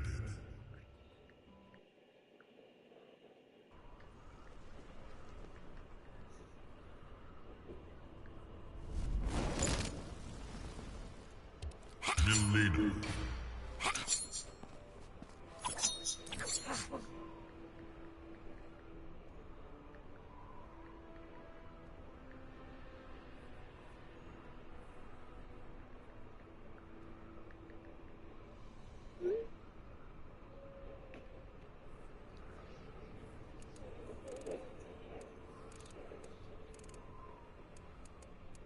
Cassie Cage. Cassie Cage.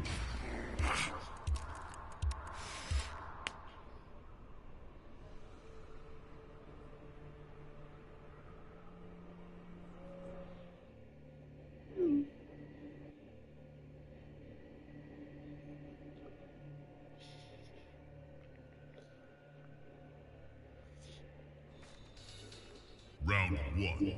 Fight! Coming in hot.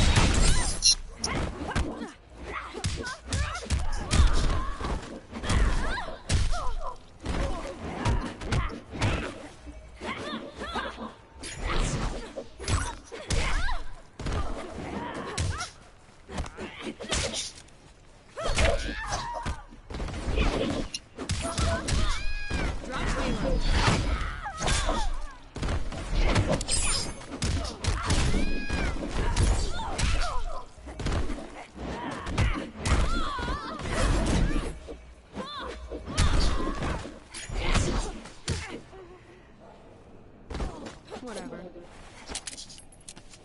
Round two. Fight!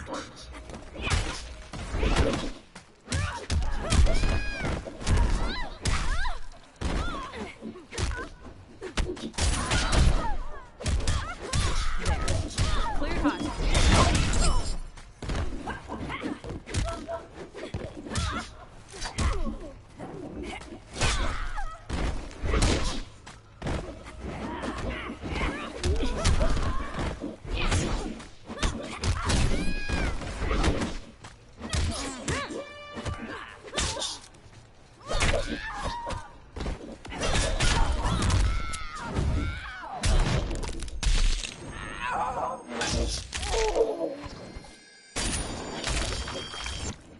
Finish her! What's the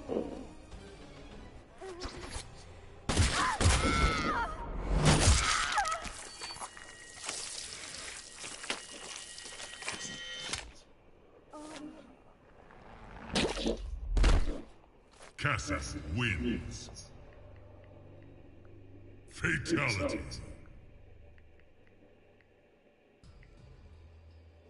Pay your respects. Throne defended.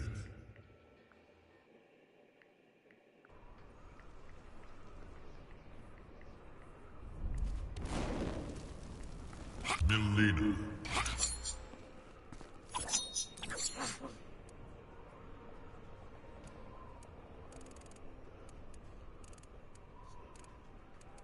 Sonya Blade.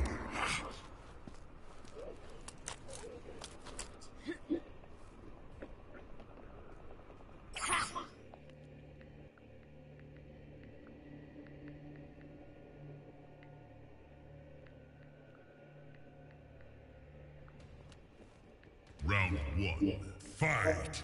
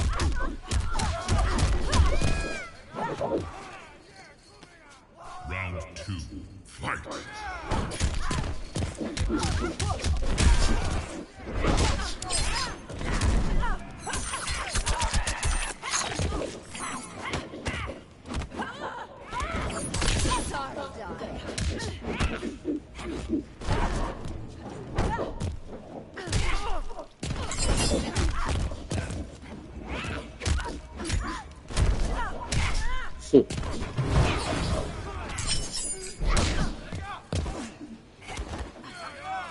much fun. Final round, fight.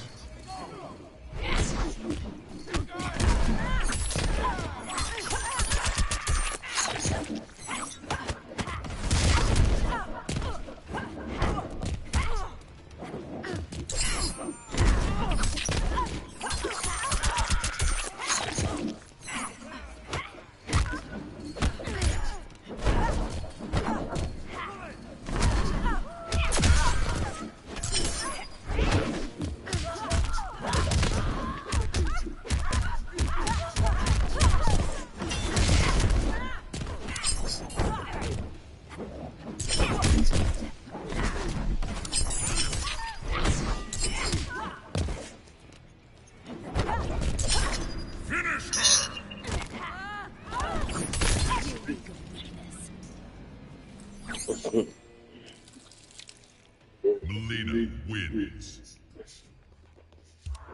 Pay your respects. There is a new king.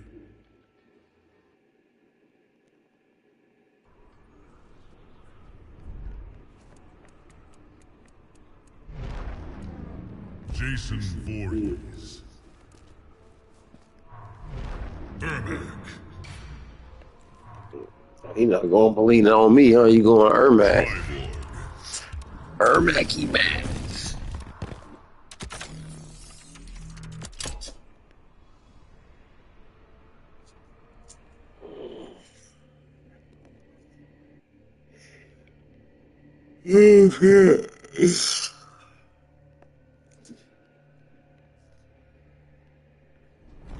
Round one, fight.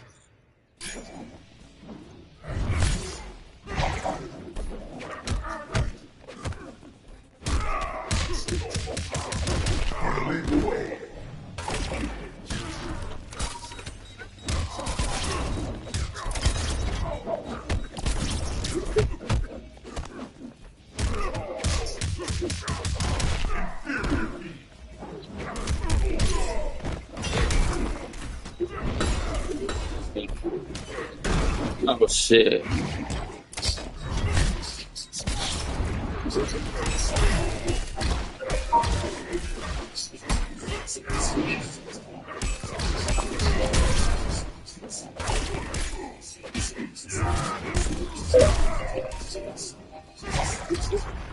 Wow.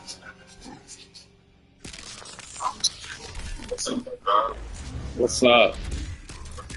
Round two, fight. Yeah, sitting there fighting on the game.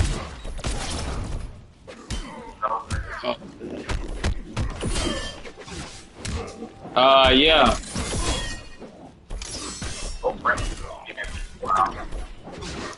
What? Oh.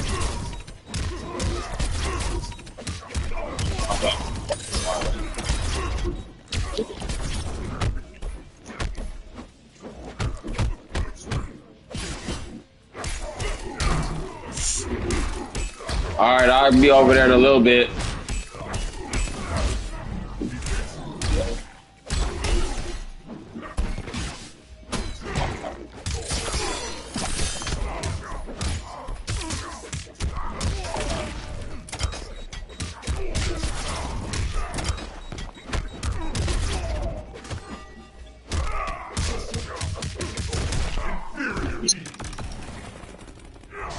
Final round, fight.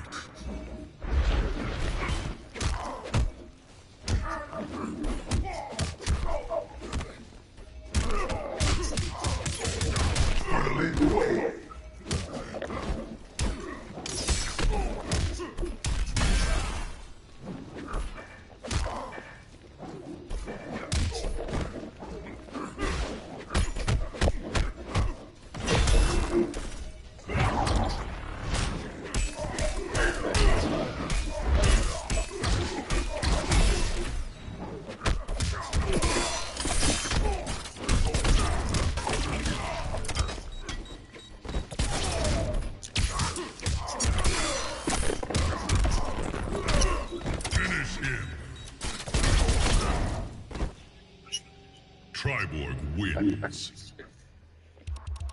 Pay your respects. Happy Thanksgiving, man. There is a new king. Shit, I'm about to get myself together so I can go eat. Cum laude.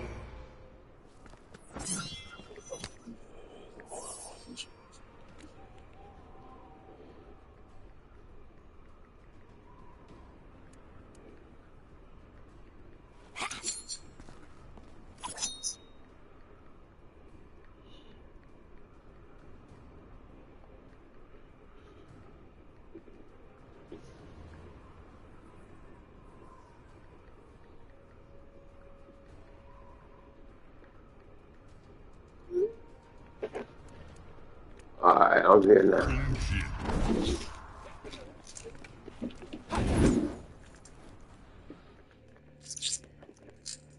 Ooh.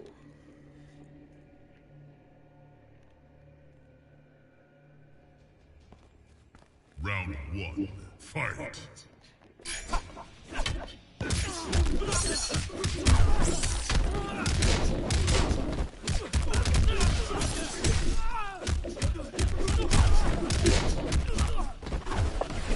Give it up, son.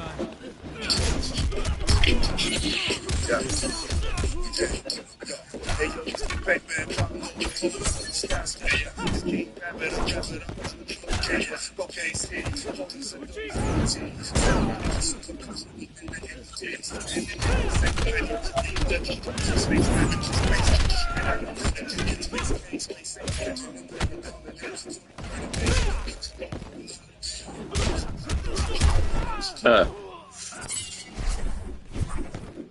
Round two. Fight.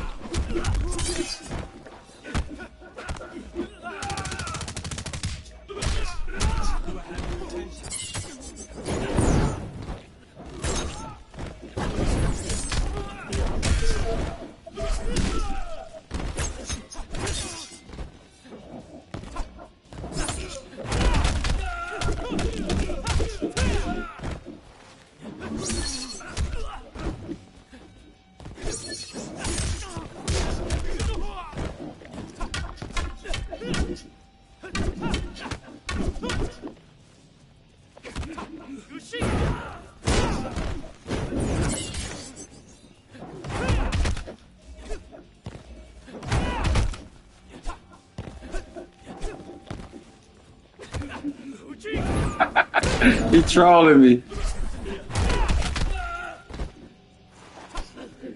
weren't even trying. Final round. Fight.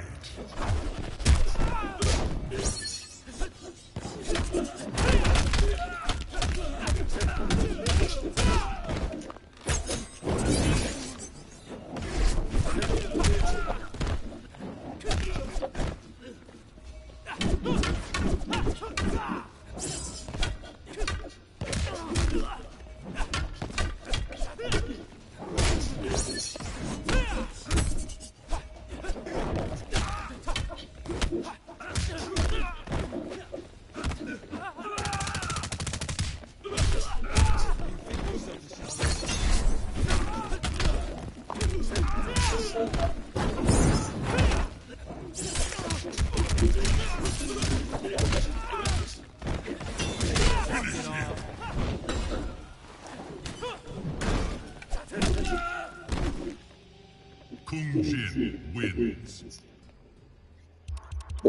Pay your respects. He was trolling me, nigga. Man, you let me make it on that one. I appreciate you. Defended. Shit.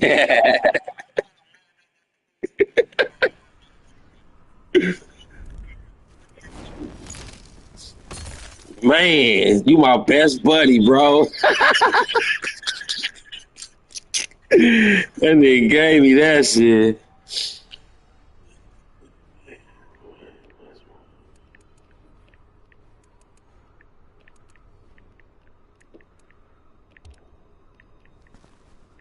Jason Voorhees. All right. Oh, boy, man.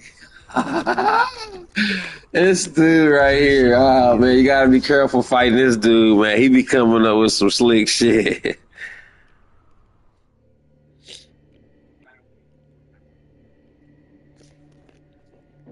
A slickster. Round one, fight.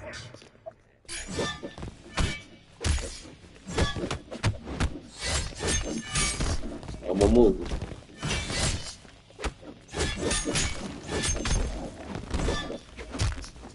Ah.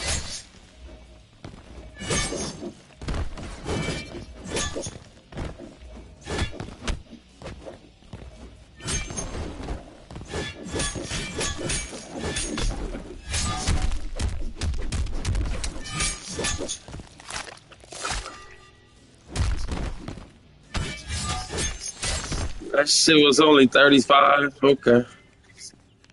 Round two, fight.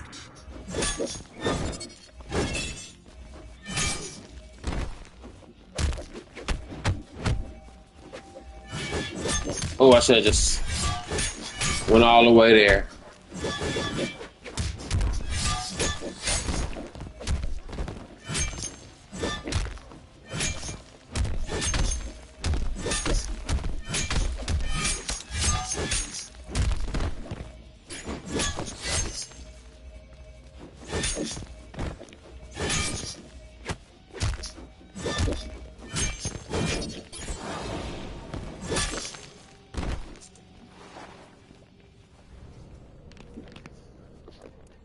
Final round, fight.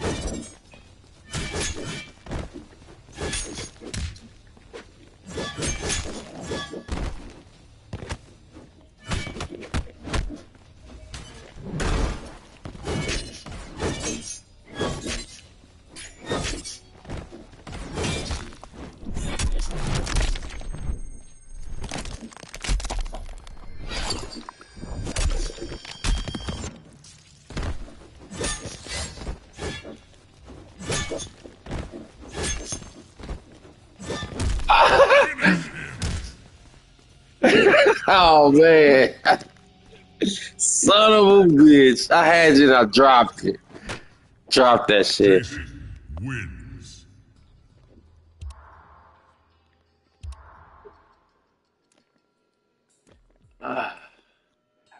Pay your respects. There is a new king.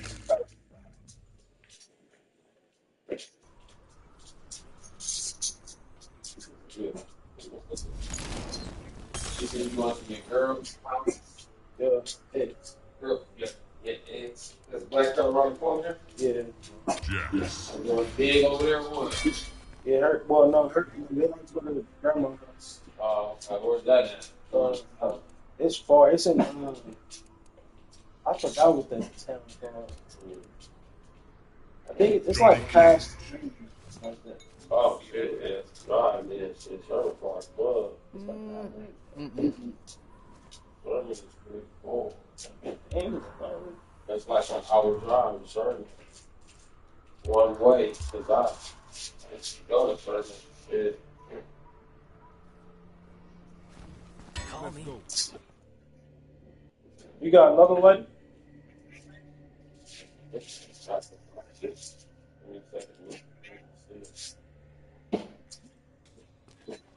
Round one, fight.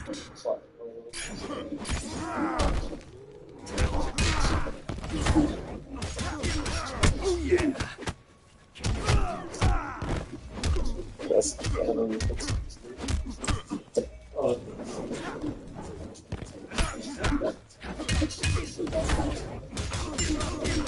Oh yeah.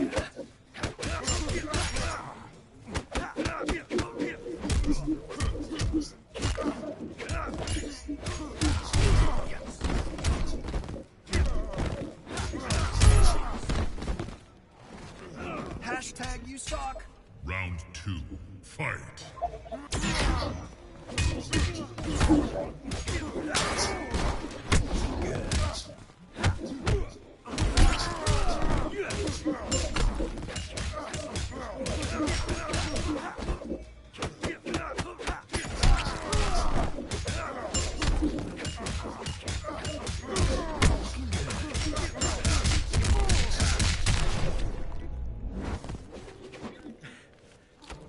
Brutality. Looking good. Johnny Cage wins.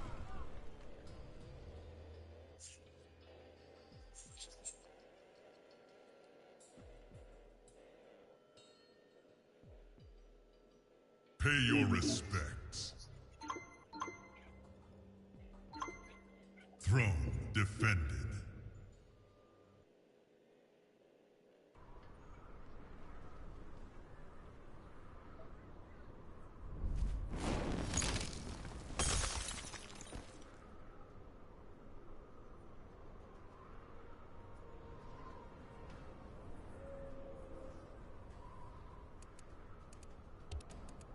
Scorpion.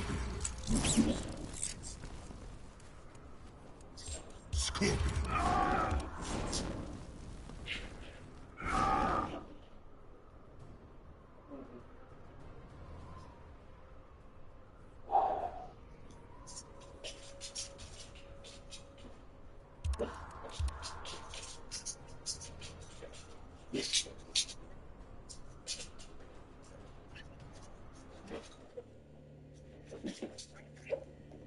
Let's see what's going on with you, buddy. What is it? You do not be done. Round 1. Fight.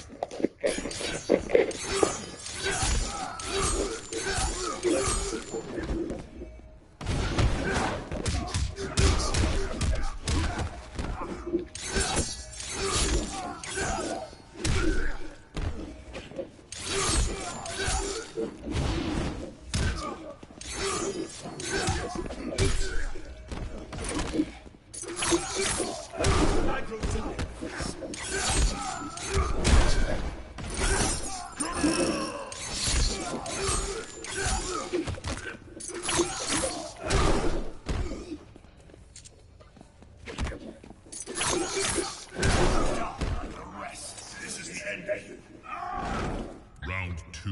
Fight.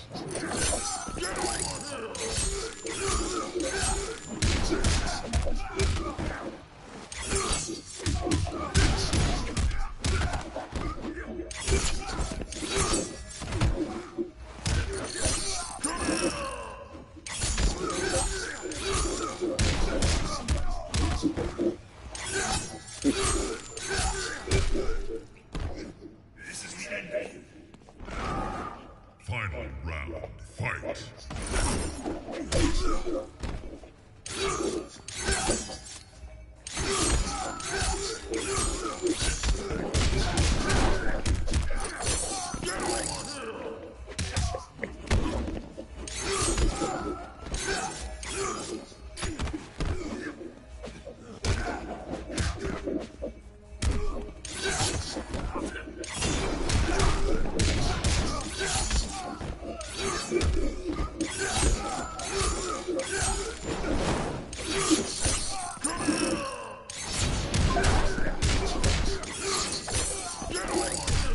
Finish him.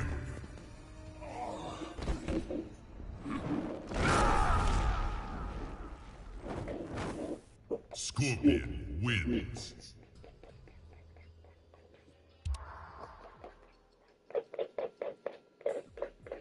Pay your respects.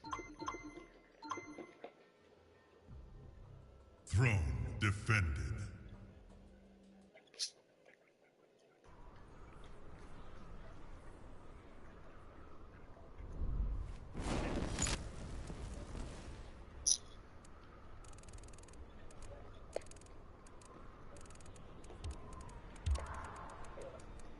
Reptile.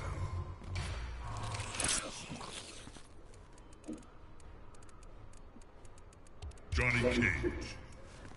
Tanya.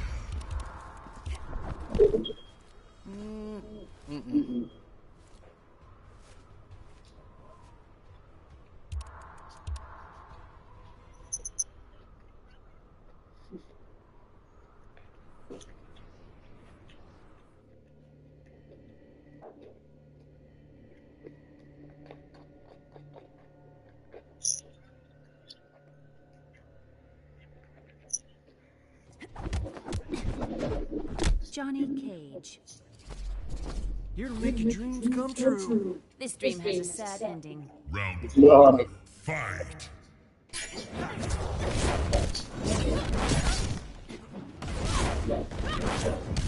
Guys, what's up?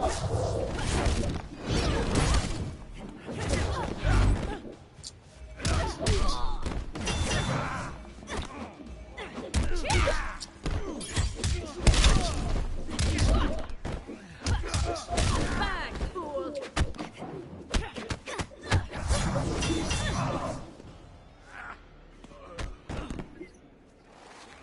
The stars align for victory. Round two. Fight.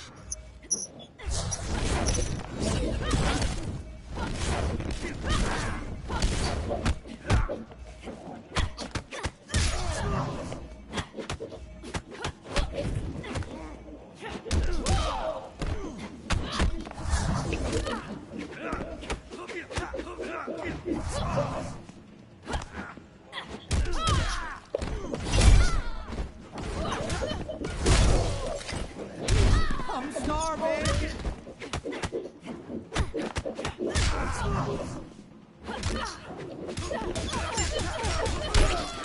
You got Cage.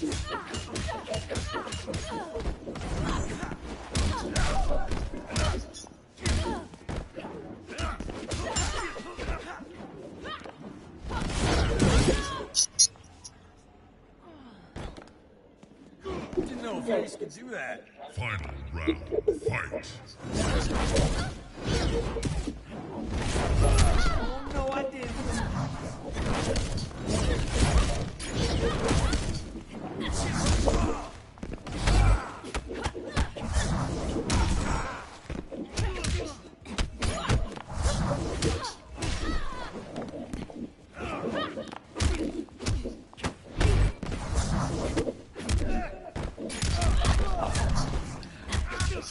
Bang, fool!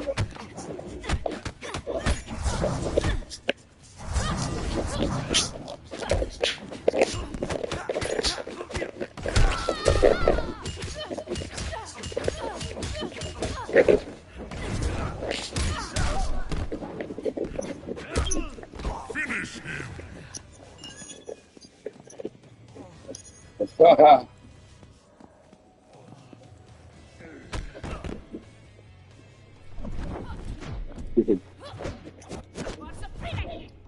Tanya wins.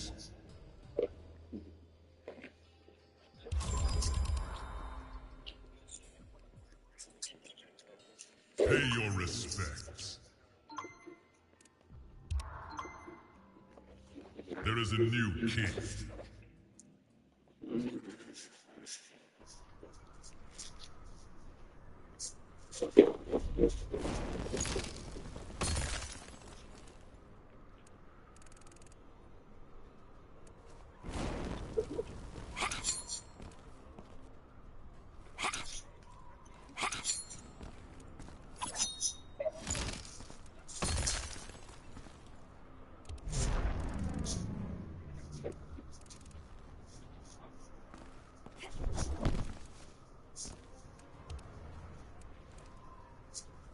Milena.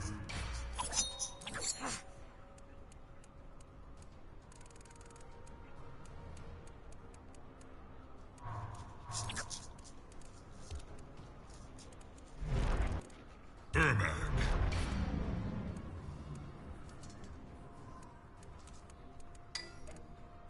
Milena. Tanya.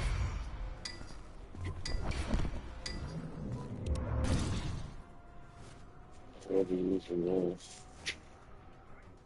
Very soon. Have to use the P5.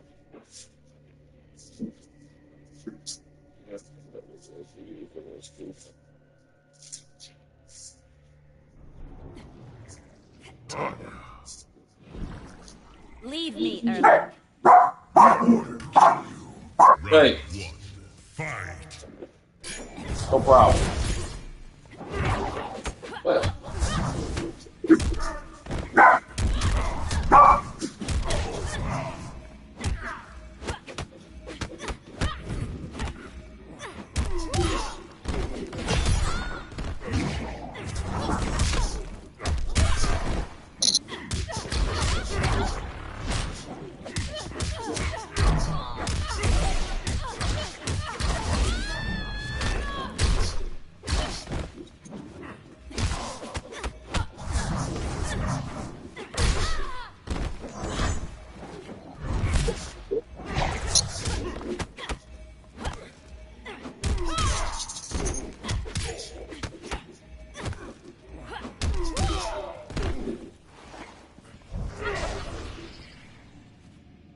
Round 2.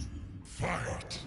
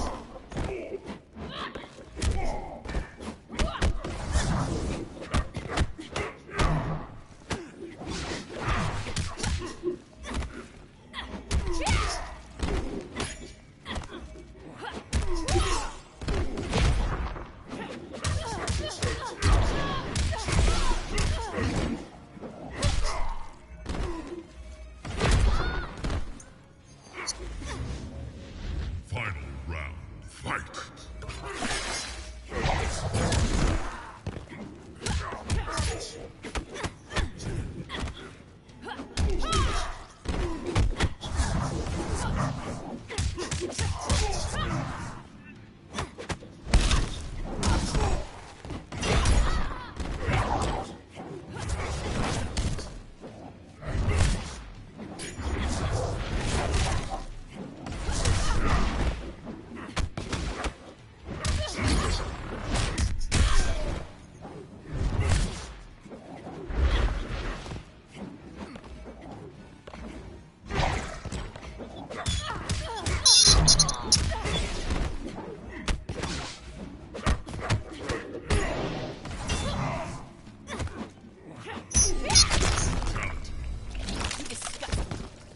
Tanya wins.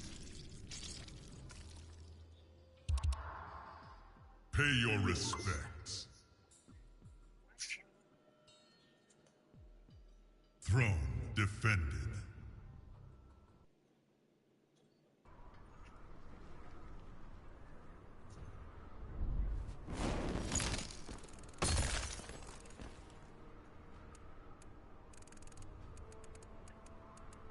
Total Khan. Jax.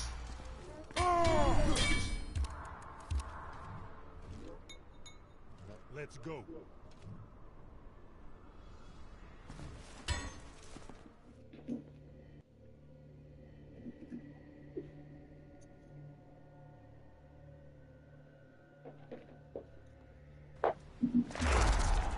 As skilled as your daughter. I'd be proud if I were. An Earthrealmer would.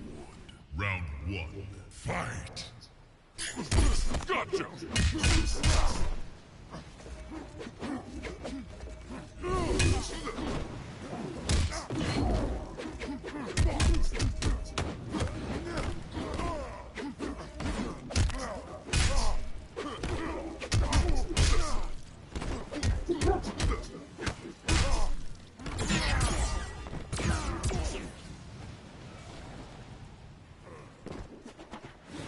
Get some! Fight.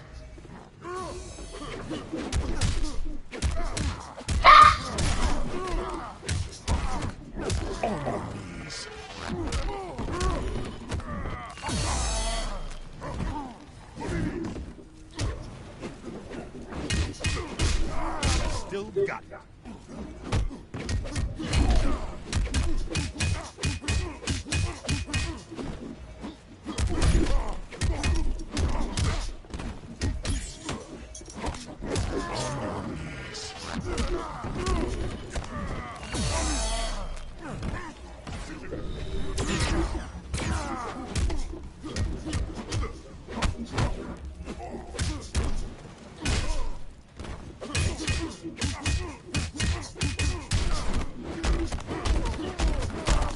Finish him. Jax wins. Pay your respects. King.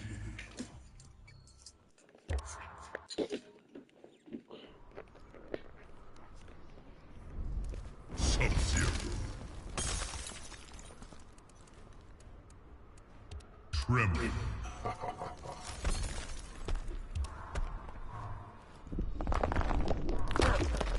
Kung Jin.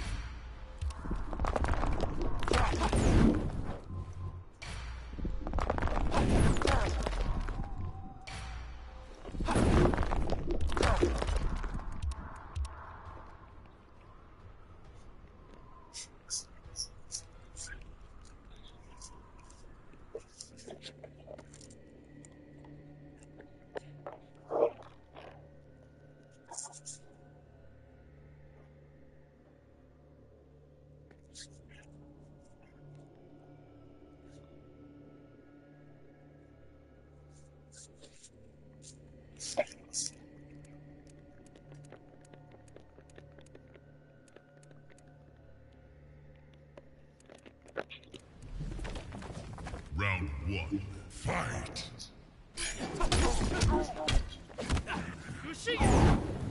Give it up, son.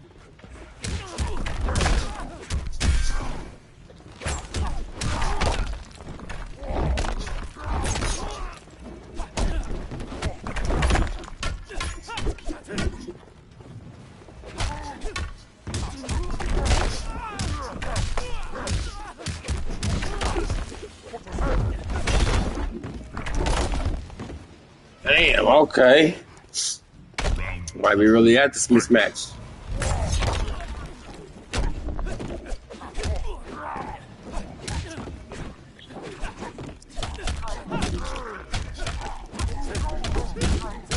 Did you at least try?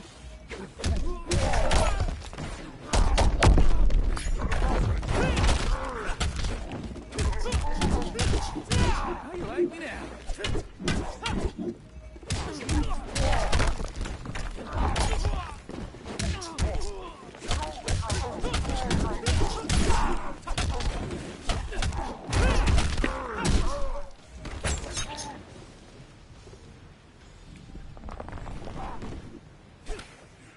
You should be embarrassed. final round. Fight.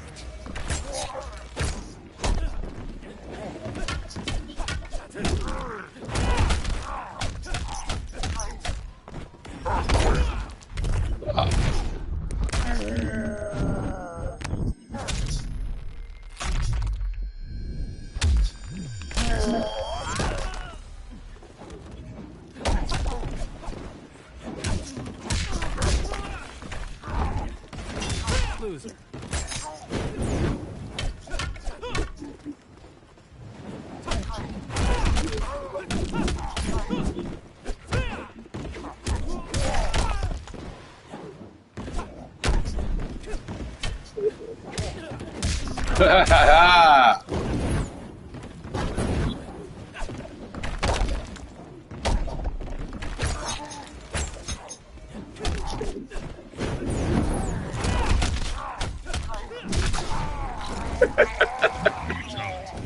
Still glad you were born?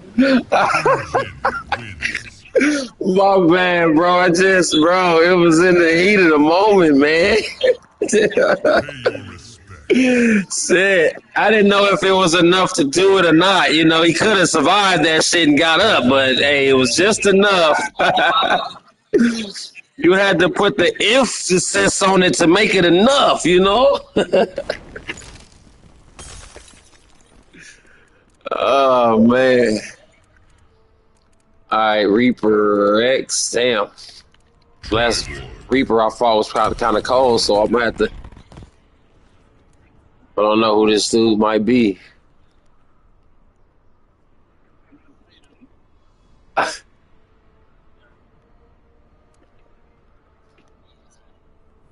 Maybe I said Jason Voorhees. Jason X. Triborg.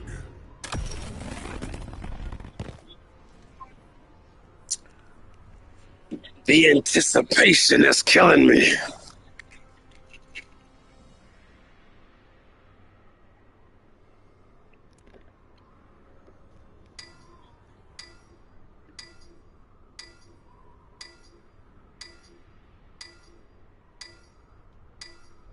Sub-Zero.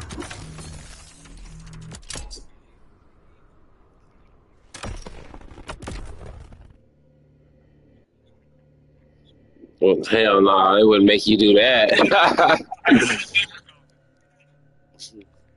Which one? Which one you trying to unlock? I ended the Cyberlinque. Apparently you did not. Round 1. Fight.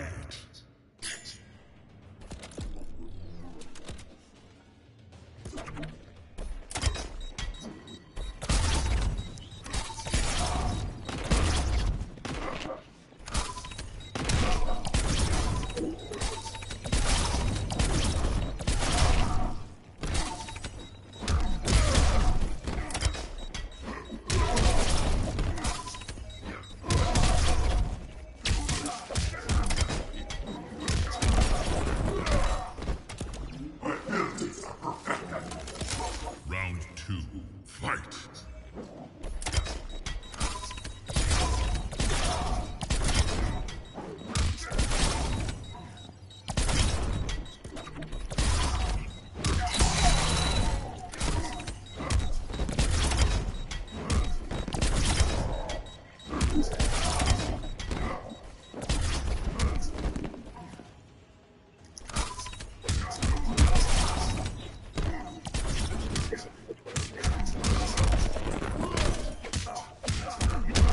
Finish him.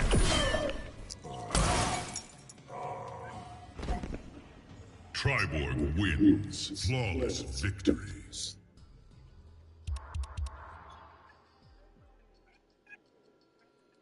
Pay your respects. Throne defended.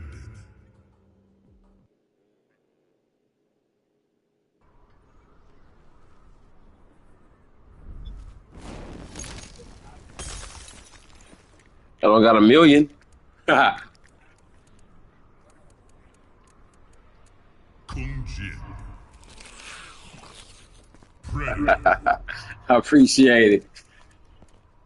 I don't got friends like that. You know what I'm saying? They don't grow on trees.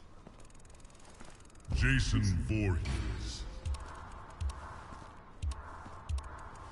No, I wasn't. I started. I did get it the day that they put CYRAX on it, though. I got it that day.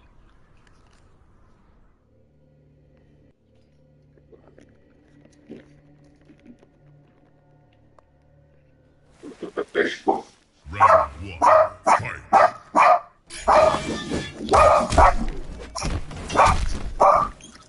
Fight.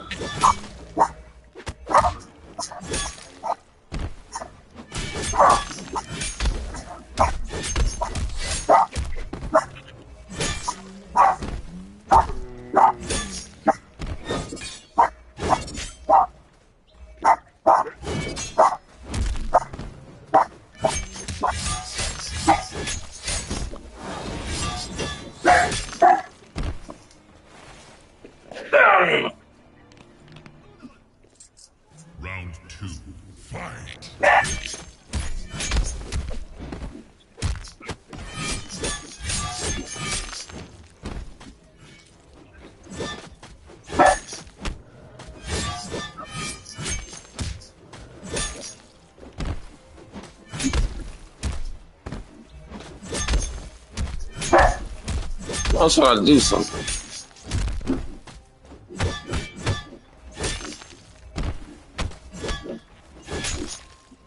Oh, that shit ain't working. What I'm trying to do, I'm trying to do something. It ain't working. Let me see. Fight.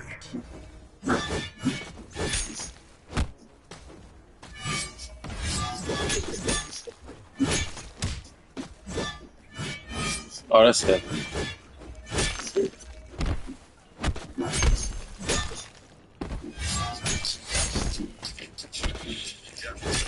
Bruh.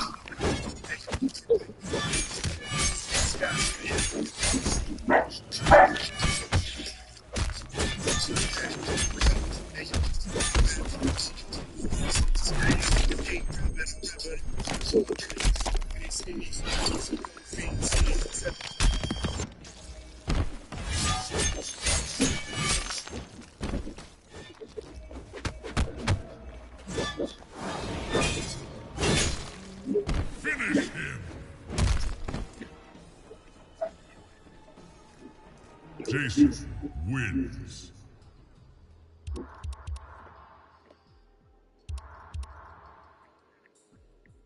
Pay your respects. Throne defended.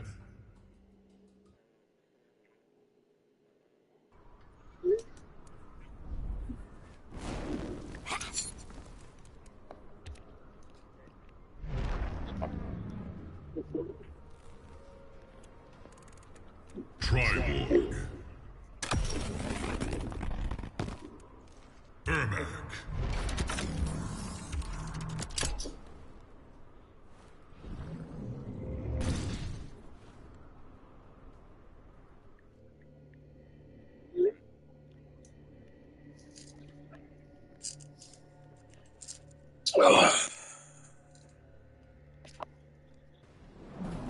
Round one.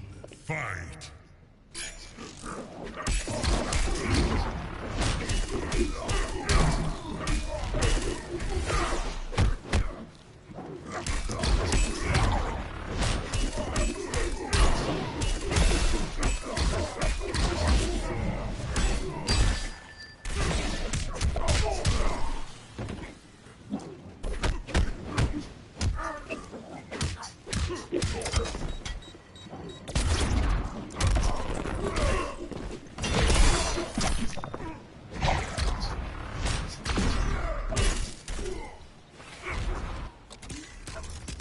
Round two. Fight.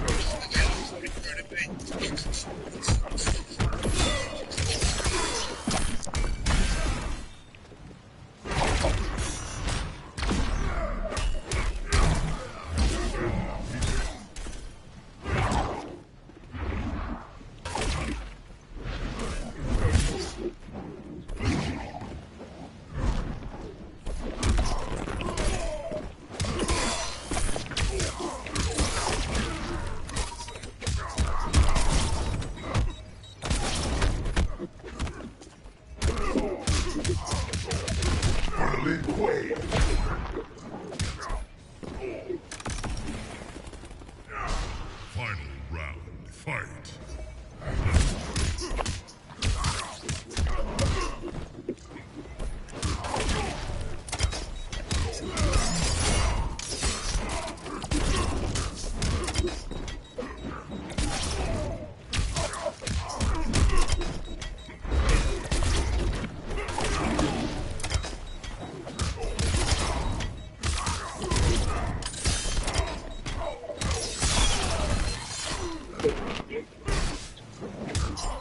Finish him. Man, good game. Triborg wins. Pay your respects.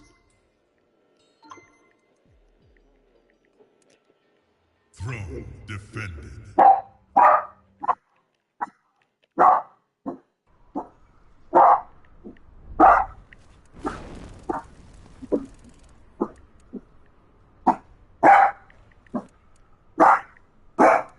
Cassie Cage.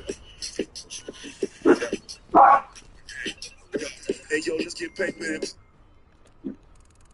Triborg.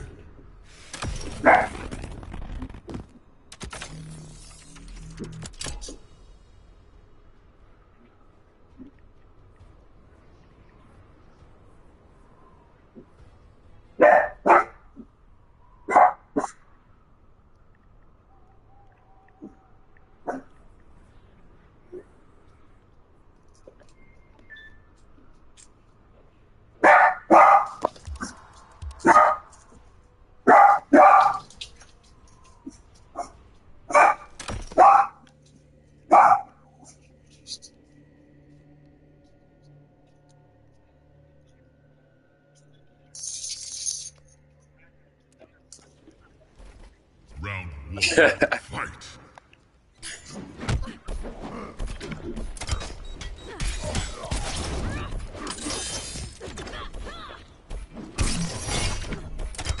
Coming in hot. Drop payload.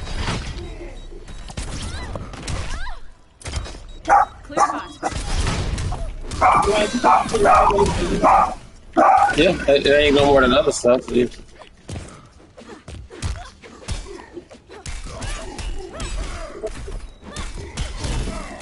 Coming in hot.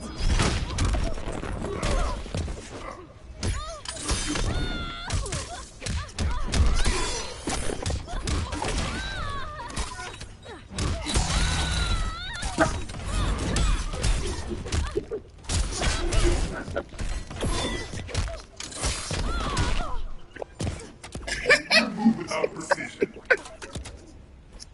Round two. Fight.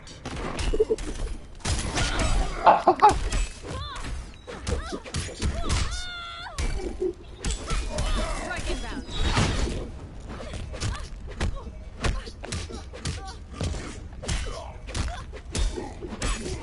You've been K target mark.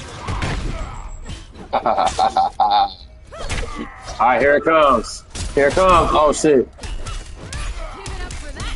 Clear Damn. hot. All right, bro. Here it comes though. Final round. Fight. Drop payload.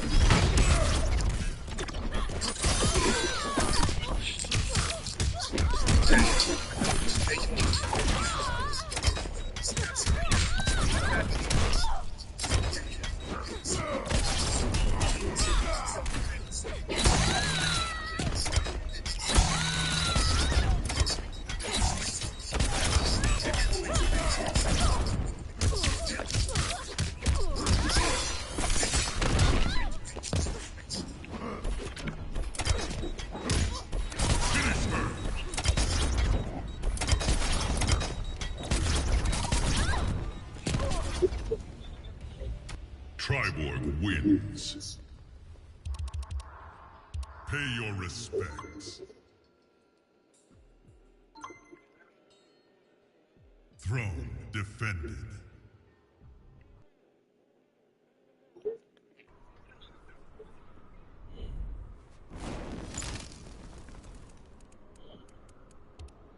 Kenshi. Kenshi. Triborg.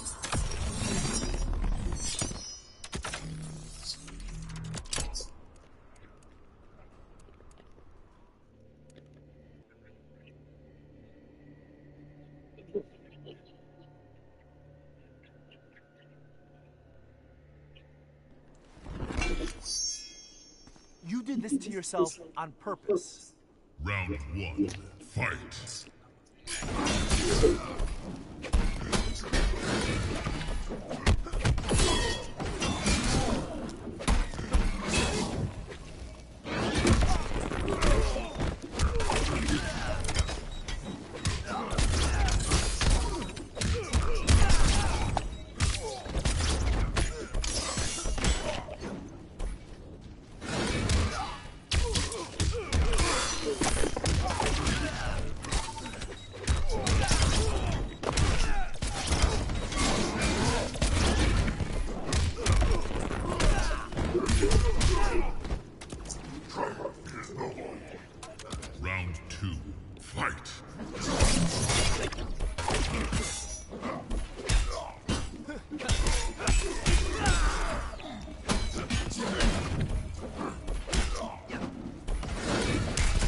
Nice.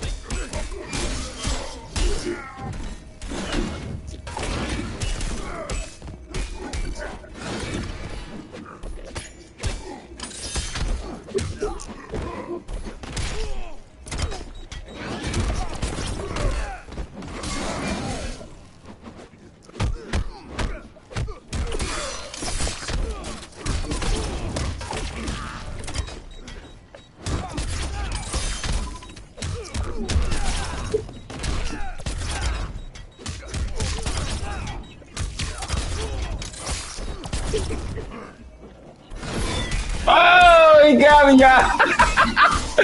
Shit, I had you going. Get off me. Triborg wins. Oh, man, that was a good fight. Pay respects. The spam master. Throne defender.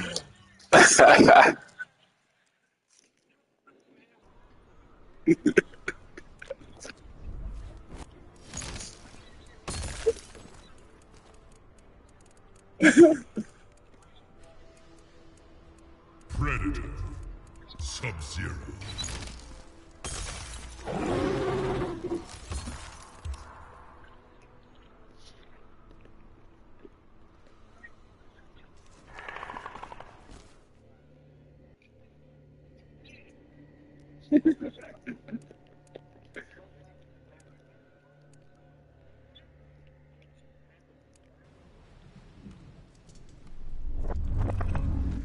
Round one. Fight.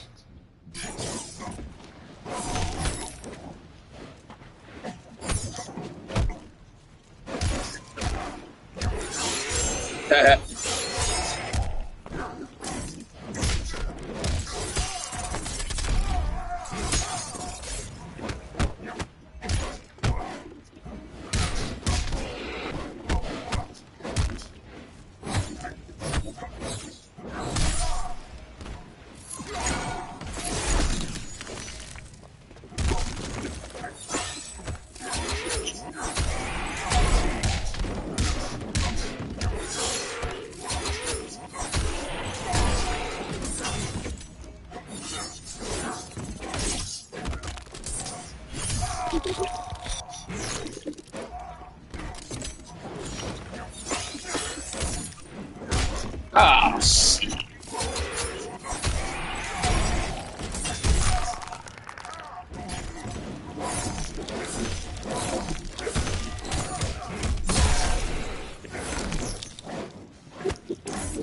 Oh my God! What is going on? Round two. Fight.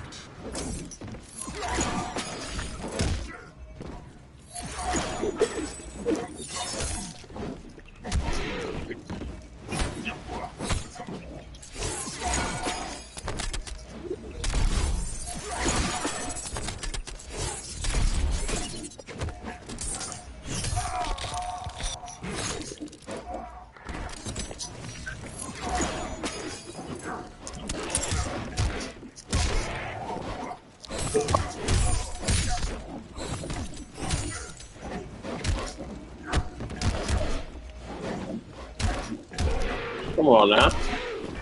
Bro, get that shit off of me.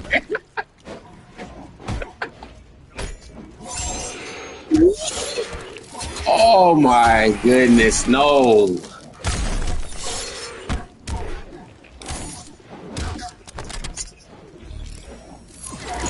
Oh man.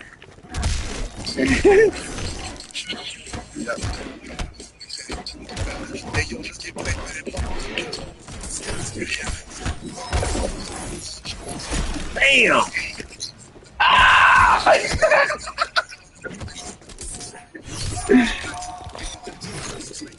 Keep on playing. Oh man, no, no, no, no. Ah. Ooh. Nigga tripping, he gonna fuck around lose. Round. Fight.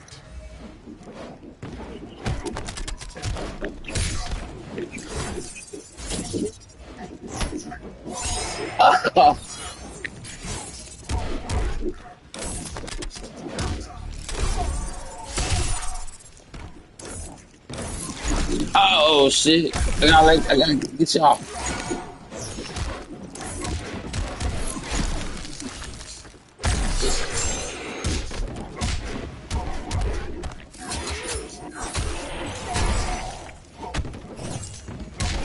Damn.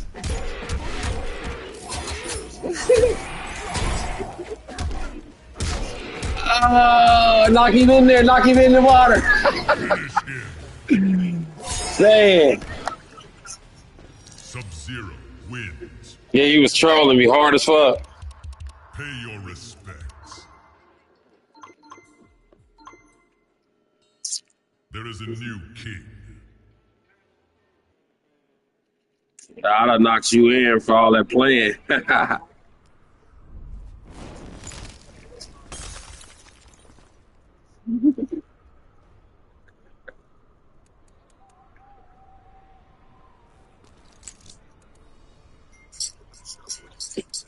Triborg.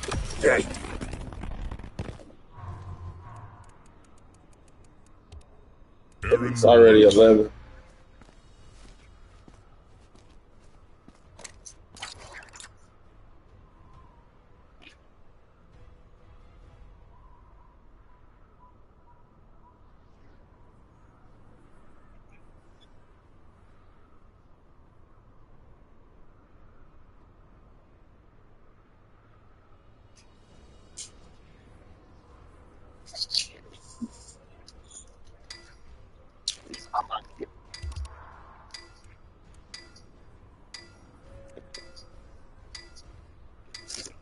Sub-Zero.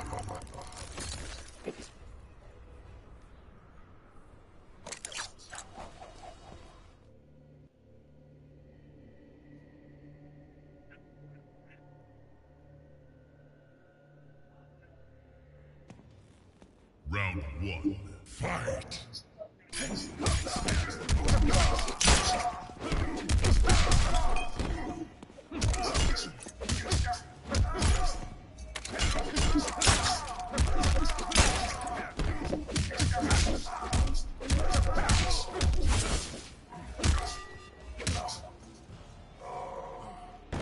Stop bleeding and stand up. Round two. Fight.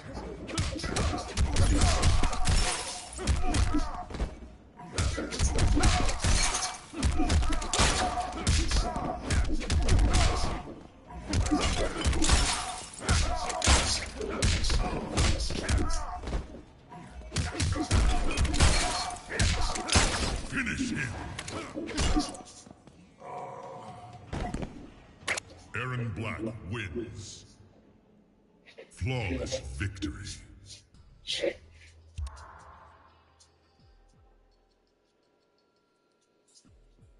Pay your respects.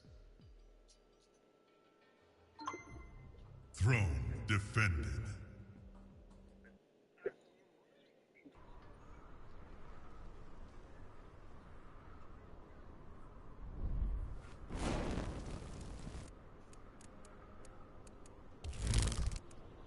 Ermac.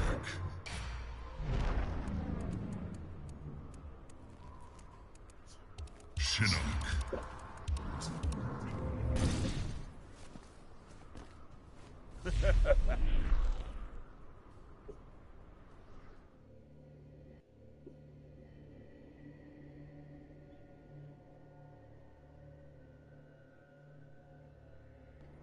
Play.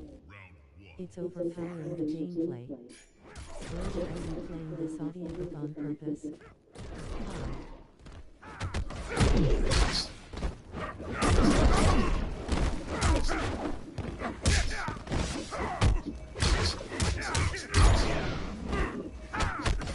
Miserable wretch!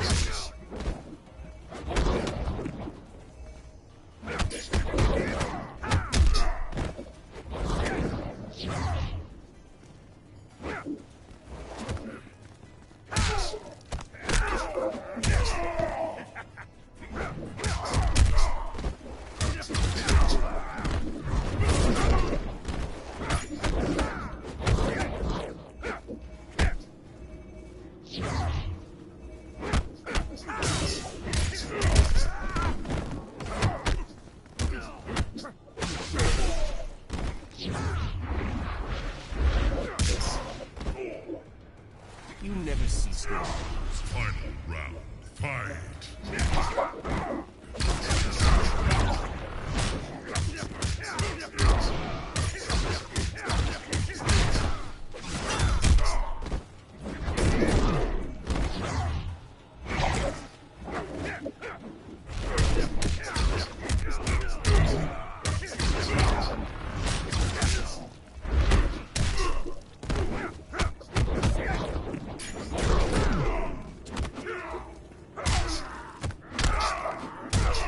You are a fool.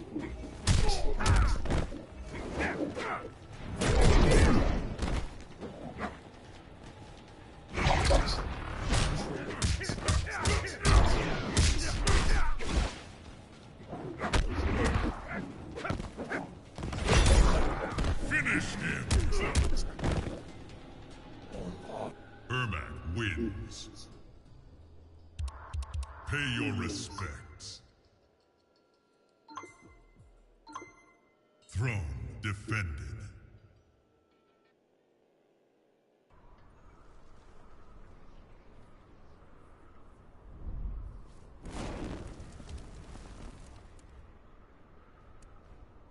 Ermac.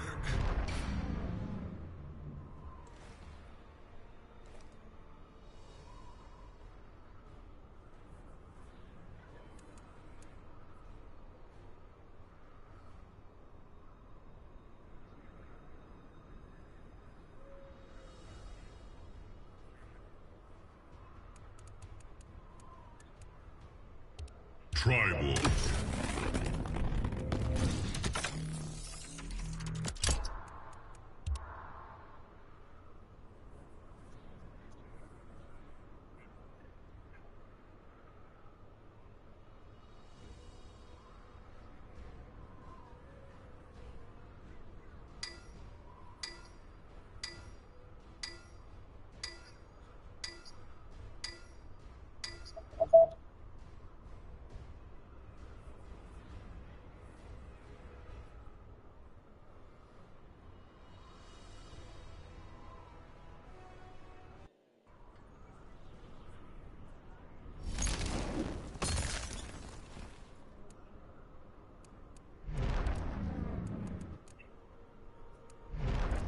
Ermac.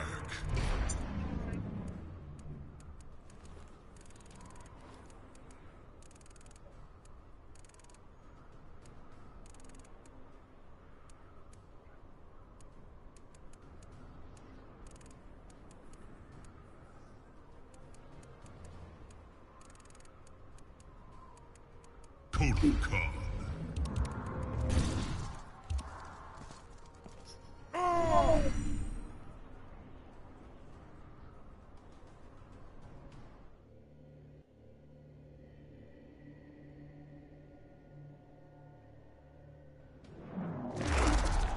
I thought us allies, Ermac. We would oppose the Emperor. Now you will perish. Round one. Fight.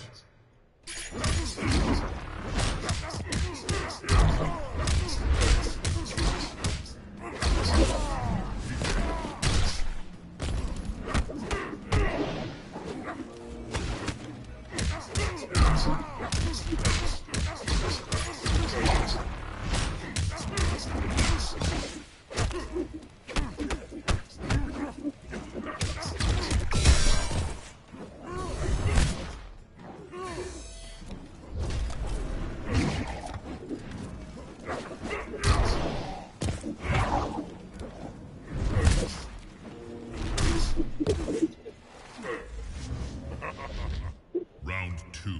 Fight.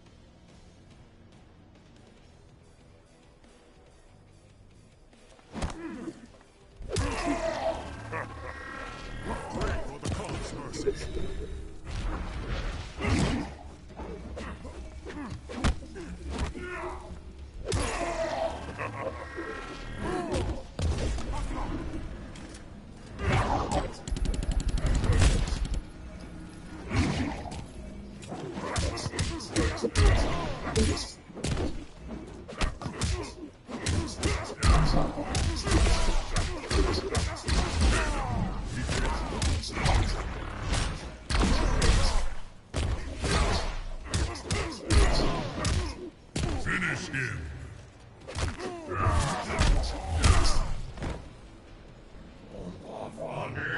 Ermac wins.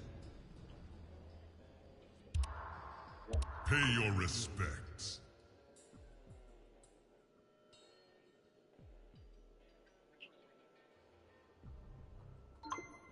Throne defended.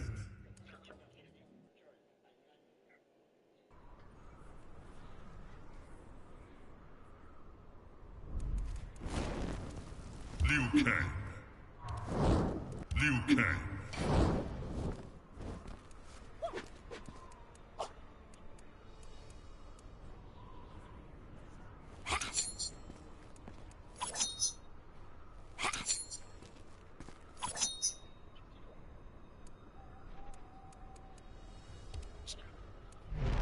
Ermac.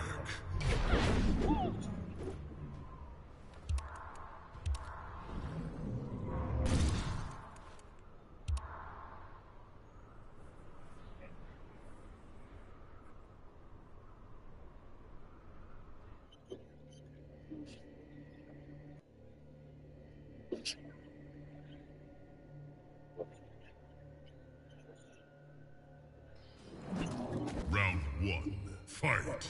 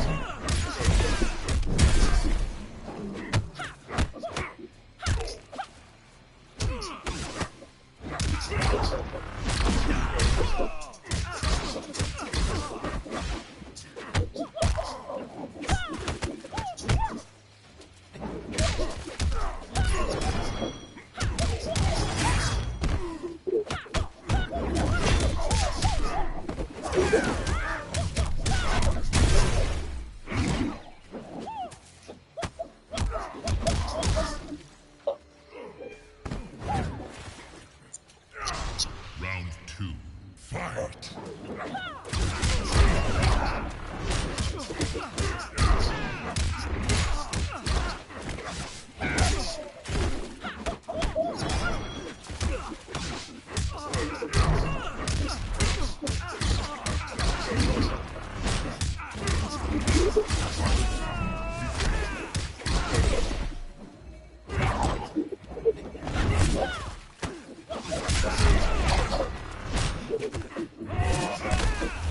Your resolve weakens.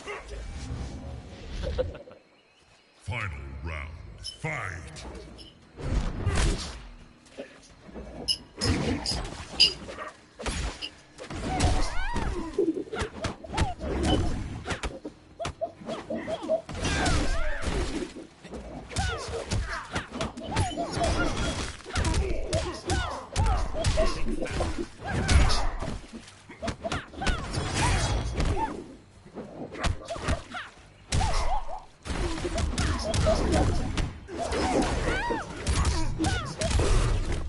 Finish him.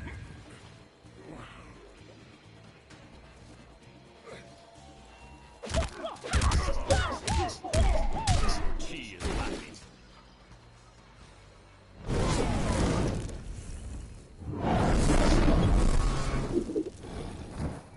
Liu Kang wins.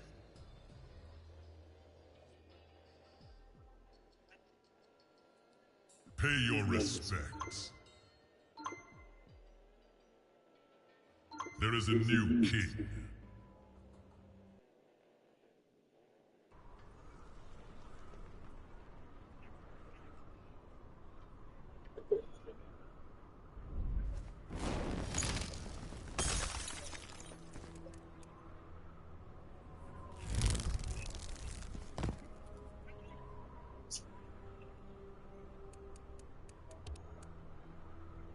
Takeda.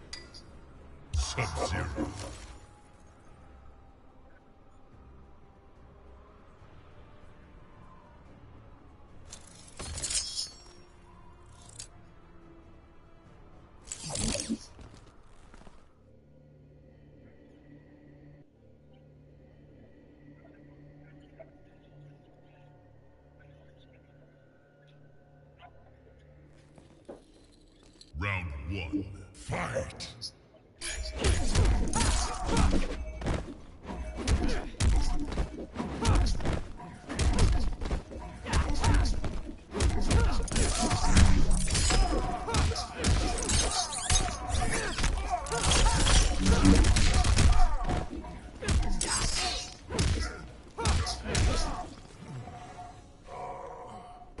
Shall we try that again?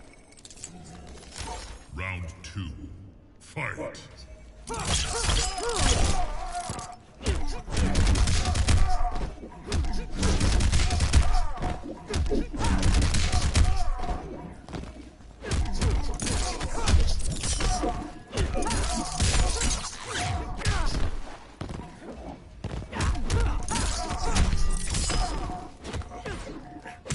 Finish him!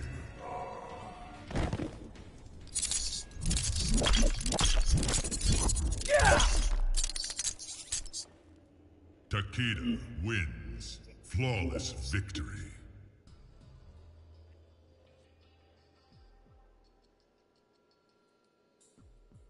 Pay your respects. Throne defended.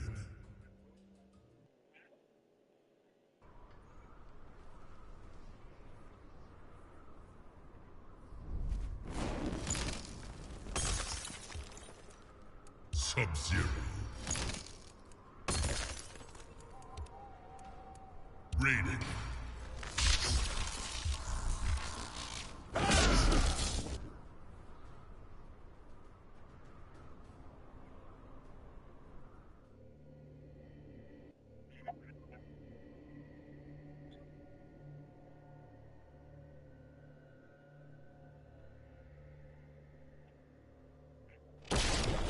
Round one, fight!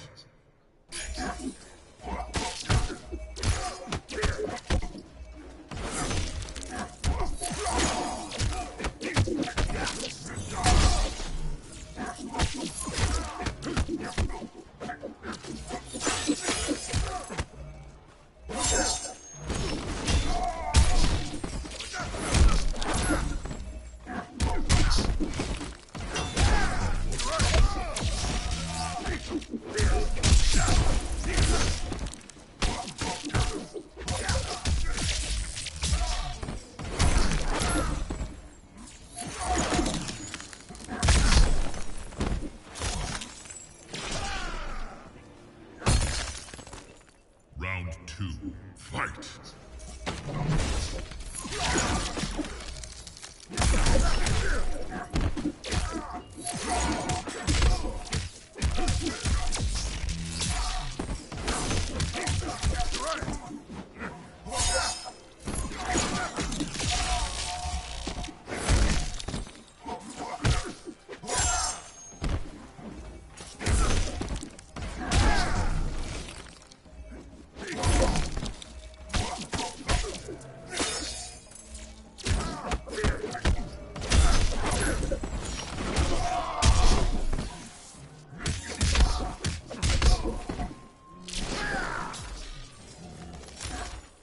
Final round, fight!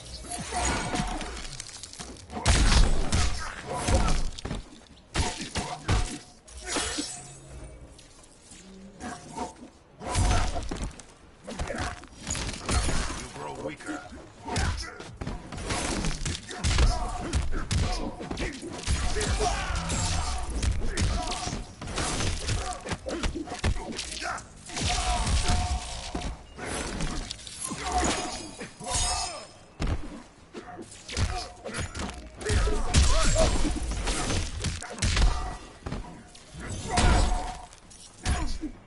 Finish him!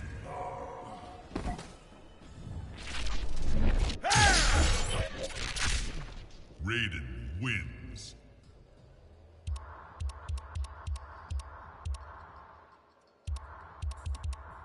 Pay your respects. Throne defended.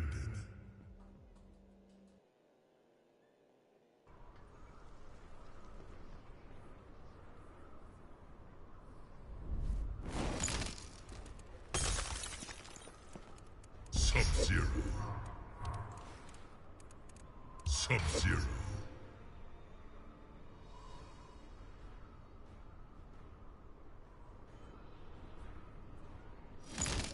Triborg.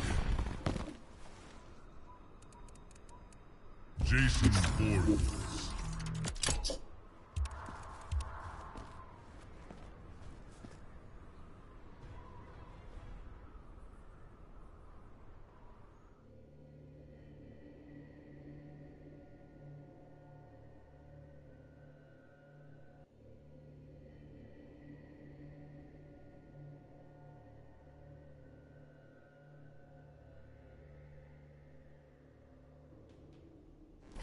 Round one, fight!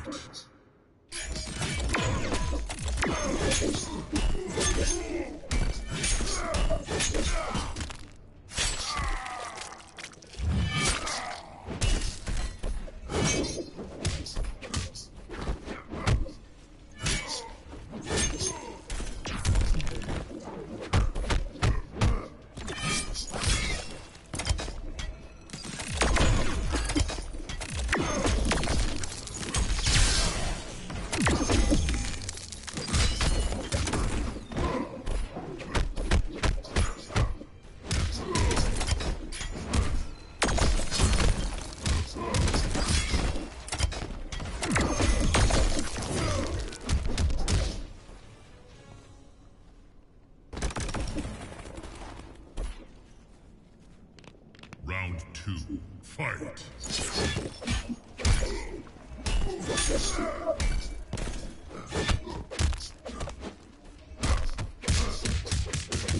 Inferior E!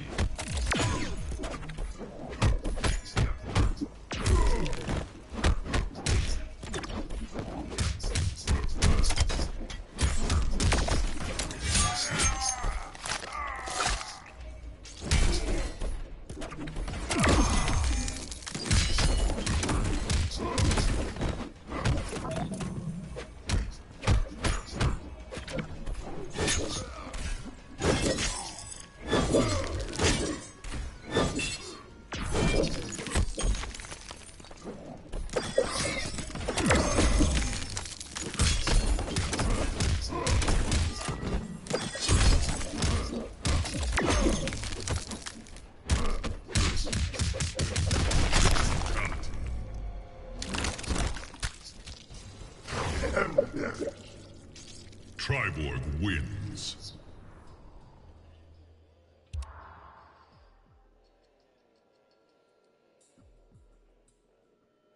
Pay your respects. Throne defended.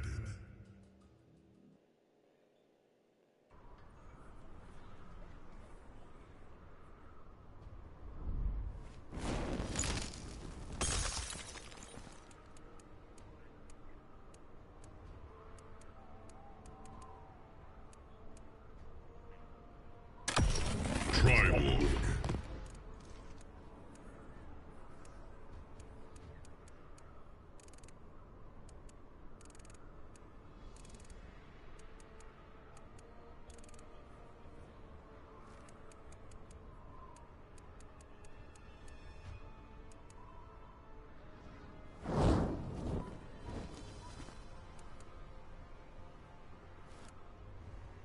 Sonya Blade.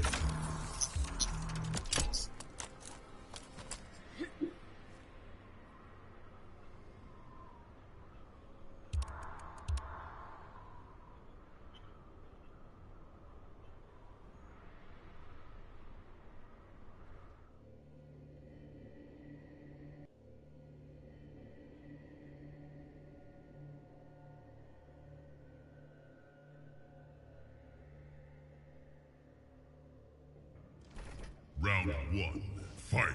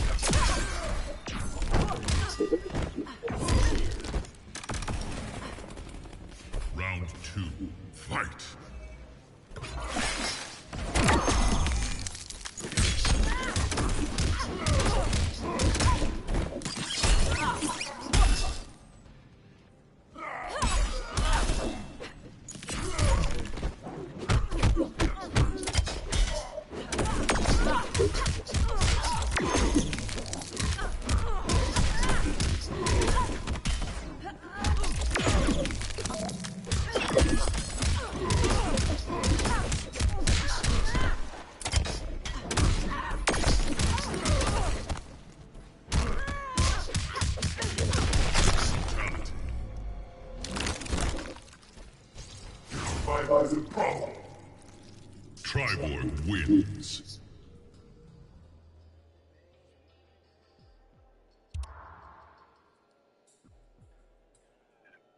Pay your respects.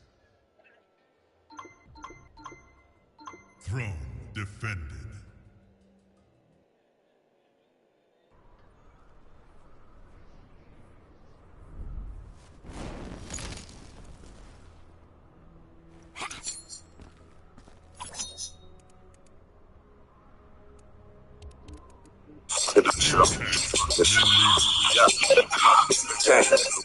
Hey yo, let's get paper and pop more with holes up a skyscraper. It's King Rabbit, I pull a cake. Cocaine City, cold as a dope fiend titty. Selling Betty so I can front up in the 850. Something in the SF90, robbery, electrical. Space Rabbit, push space, straight out of Monaco. Space Pain, Space Ace, pimpin' them, J, all in them 40.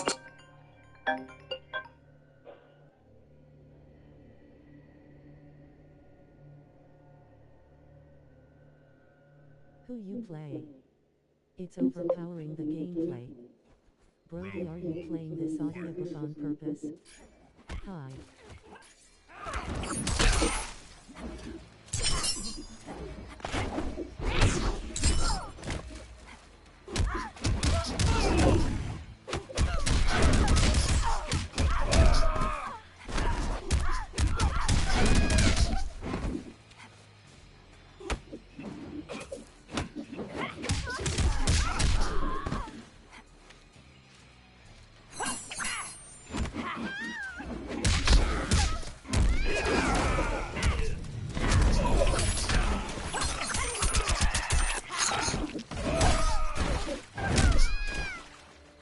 Overestimate your skill. Round 2. Fight!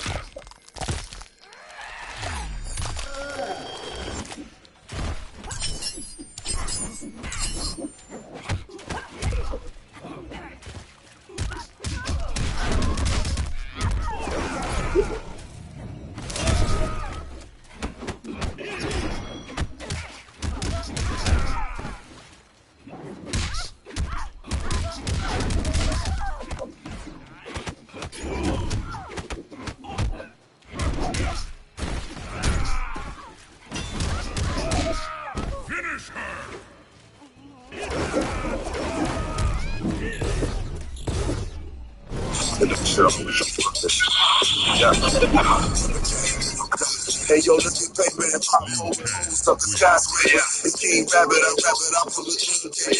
Cocaine City, cold as a dope fiend titty. Selling Betty so I can front up in the 850. Something in the SF90, robbery, electrical. Space Rabbit, space goose, straight out of Monaco. Space King, Space Ace, pimpin' them, they up on the nuts.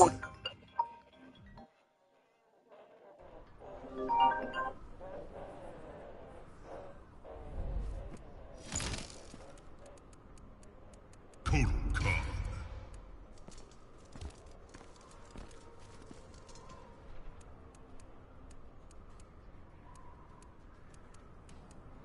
Triborg.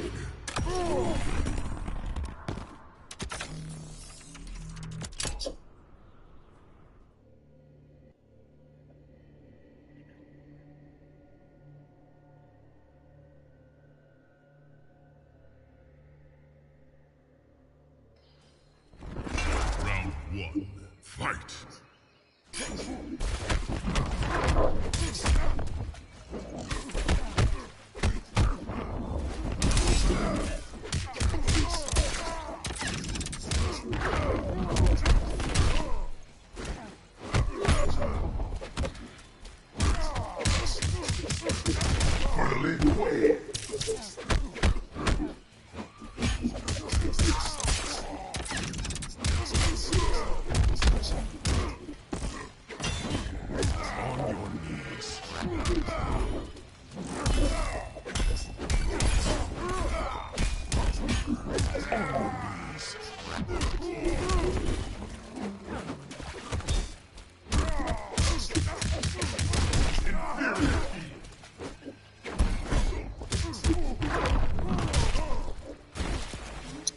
Cyber initiative. Round 2. Fight.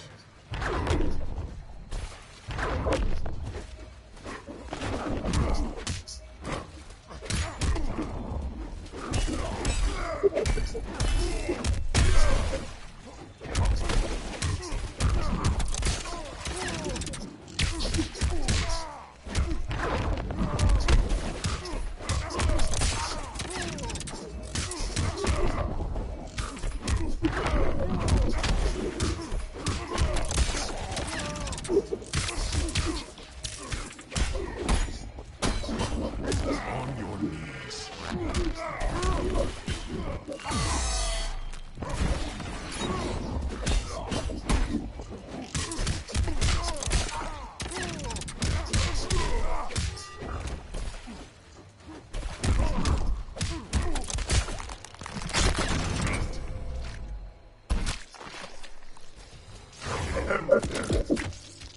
Triborg wins.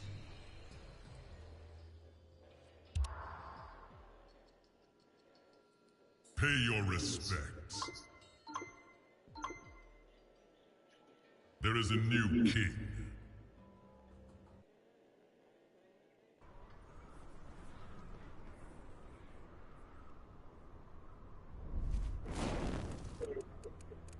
Sub-Zero. Raiden.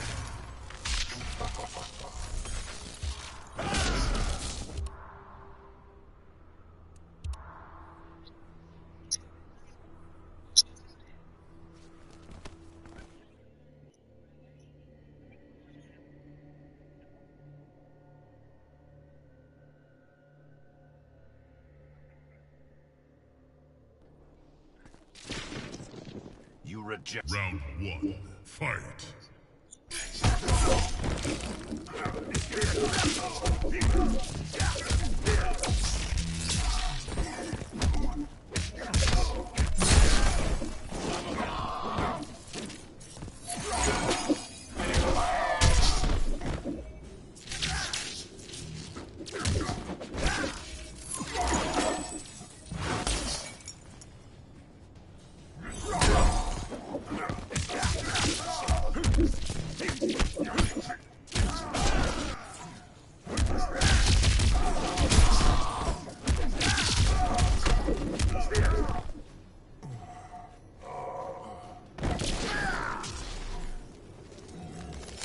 Round 2. Fight.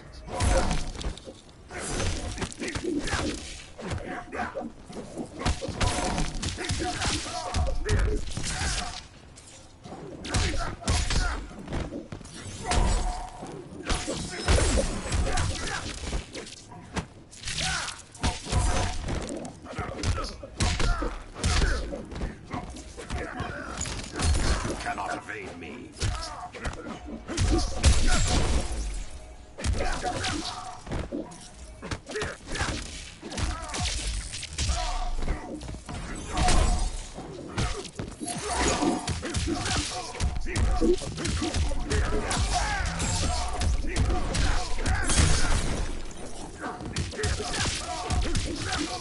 Finish him. Raiden wins. Pay your respects.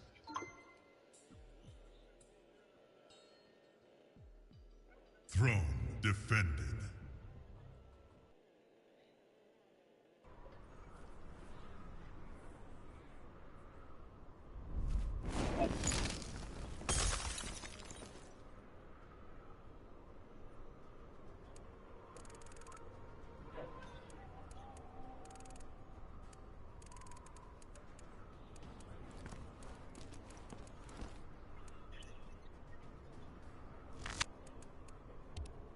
Sub-Zero. Tanya.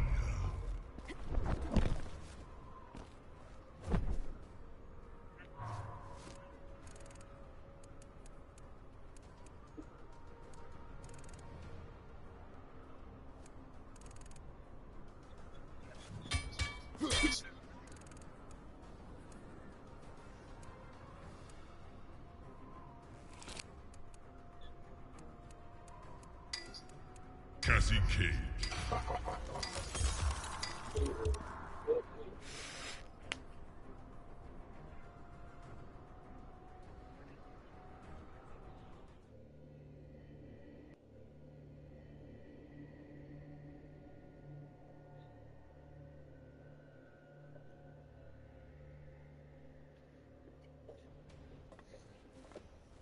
Where are your companions?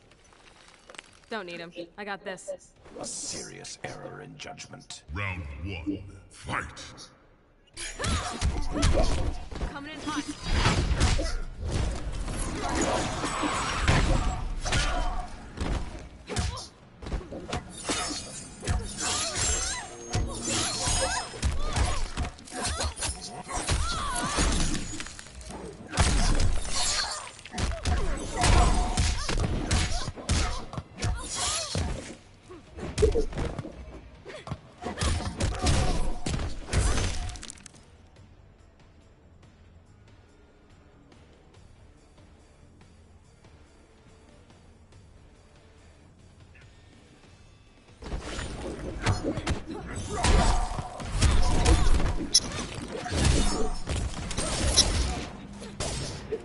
Drop payload. Cleared hot.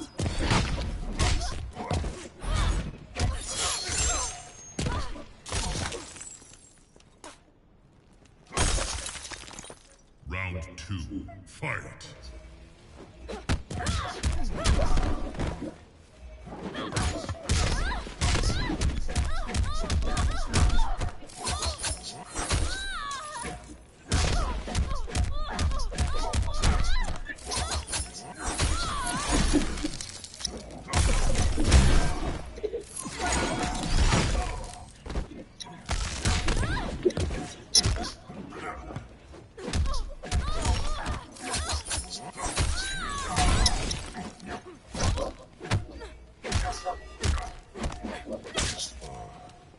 You're less than zero.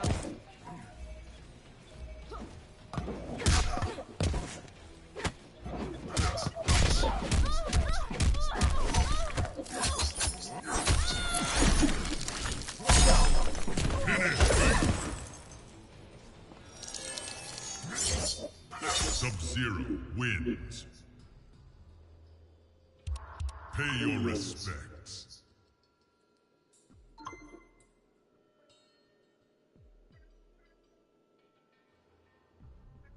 Throne defended.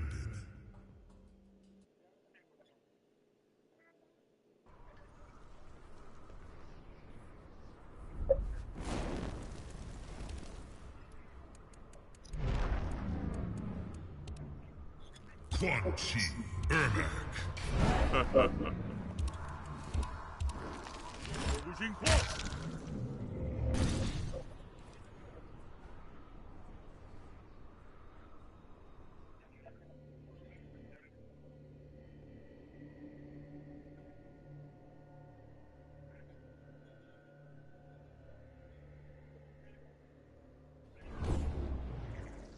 Identify yourself.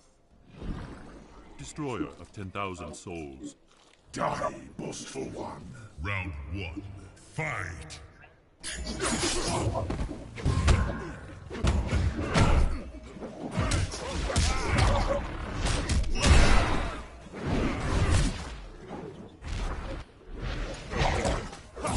You will bow to me.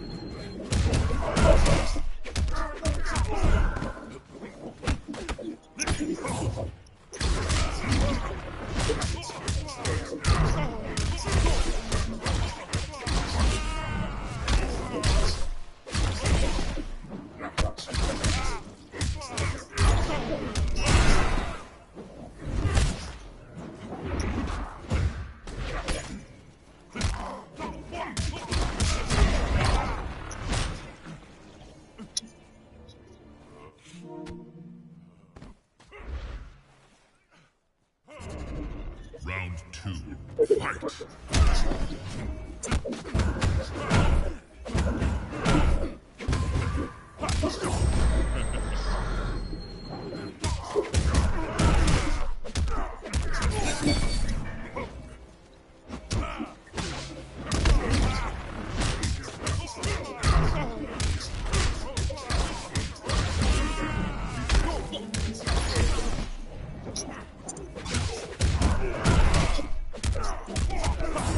So good.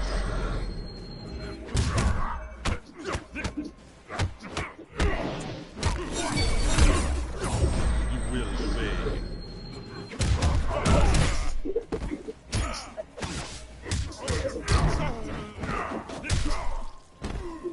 Your death approaches. Final round. Fight! You will bow to me.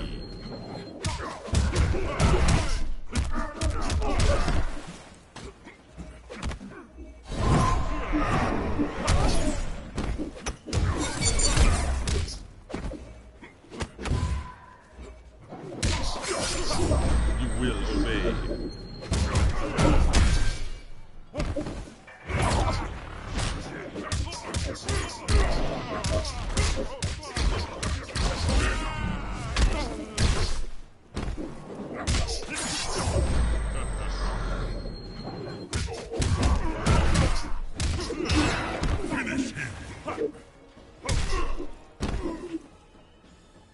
Quan Chi wins.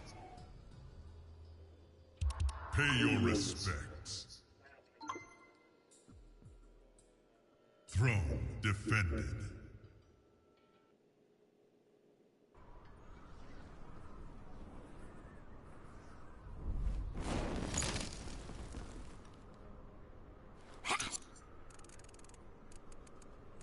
Tanya.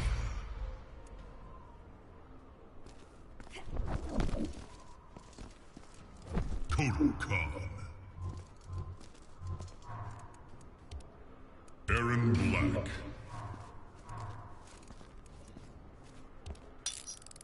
Kotal Khan.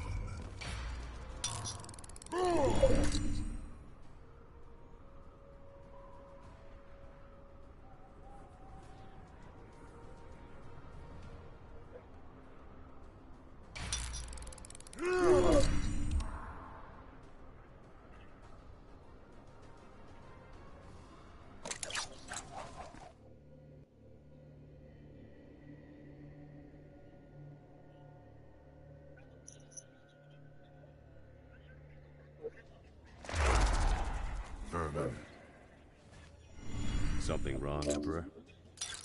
I renegotiate our agreement. Round 1. Fight!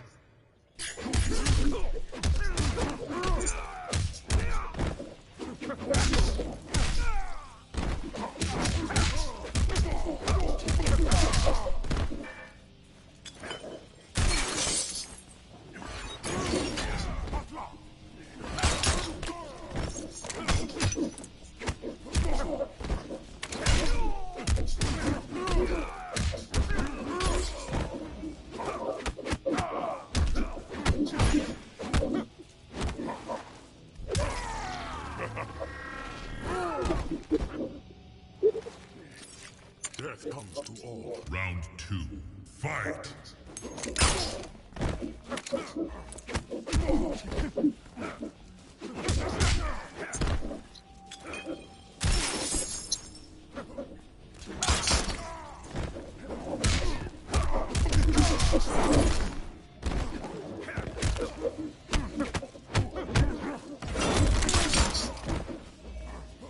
Who you play?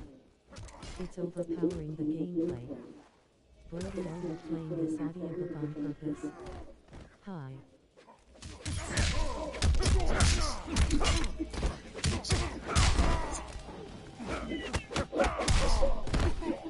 Stop bleeding and stand up. Final round. Fight!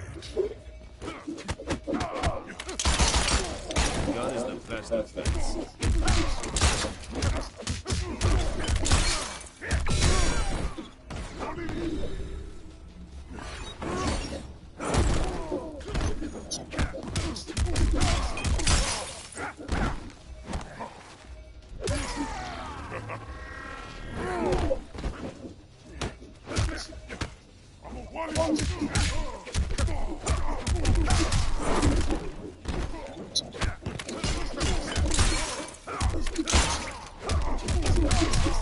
Finish him!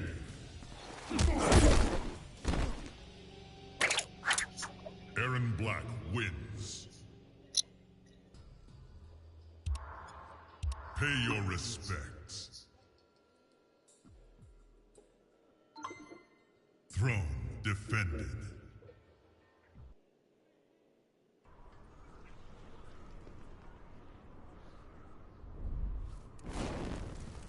Total Khan.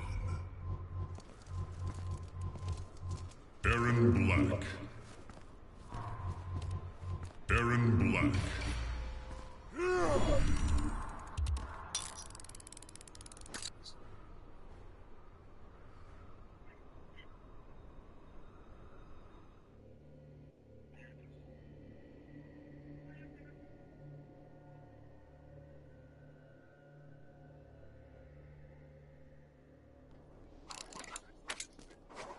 You went to Earth long ago.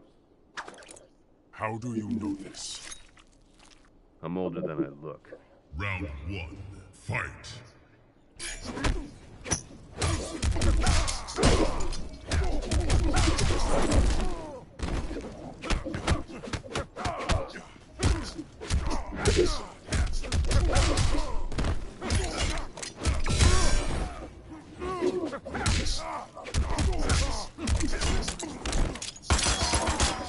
The gun is the best defense.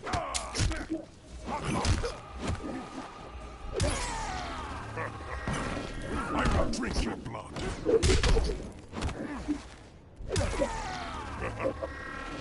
Oh, surrender.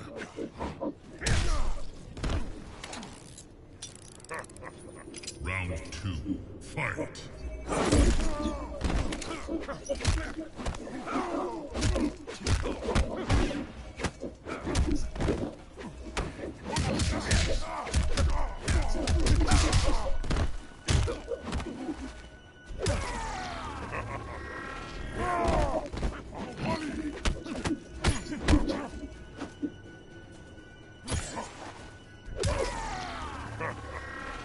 Pray for the Khan's mercy.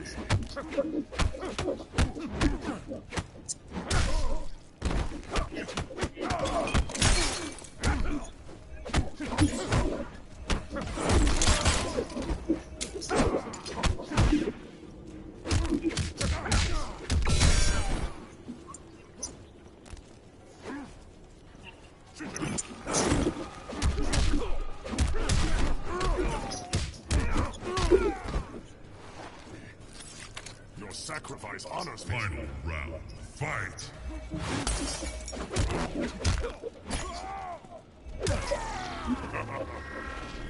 Little mouse.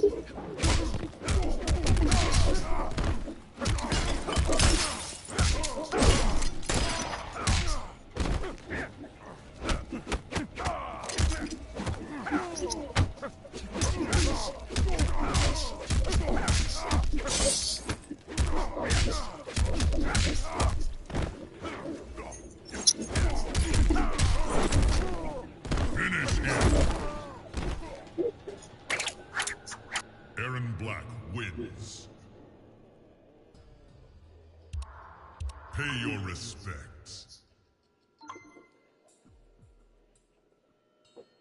Throne defended.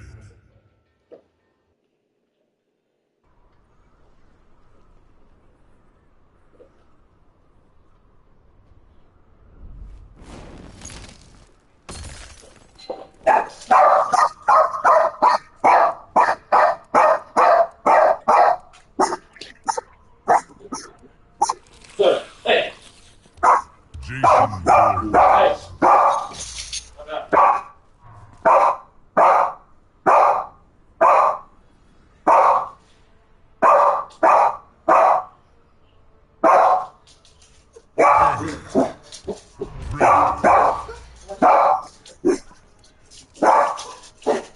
I was trying to go, I was trying to see a wall wall before I should have straight or something, but off the scroll. You said what? Okay. I can touch it.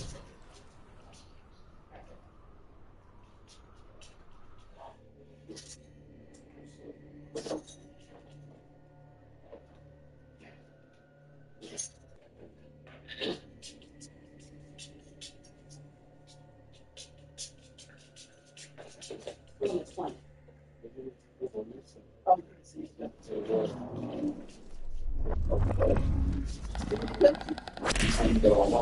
Destroyed. Round one. Fight.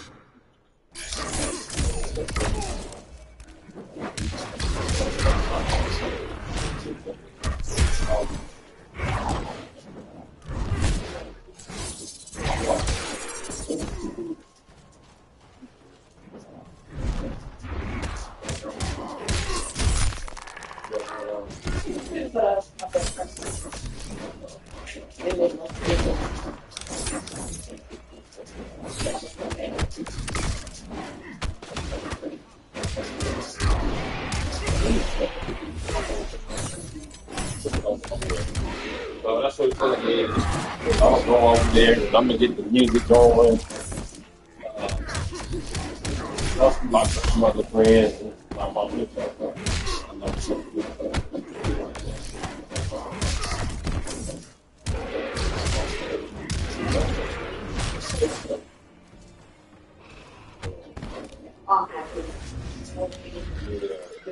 Round two.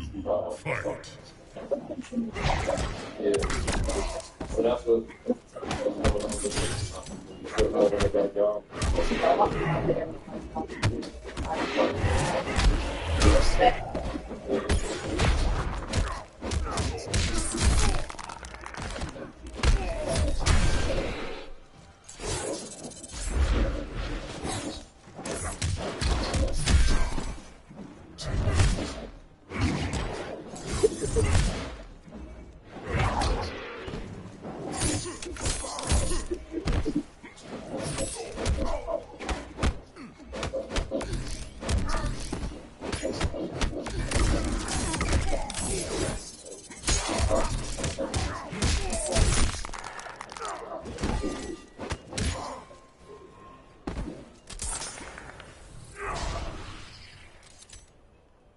Final round. Fight.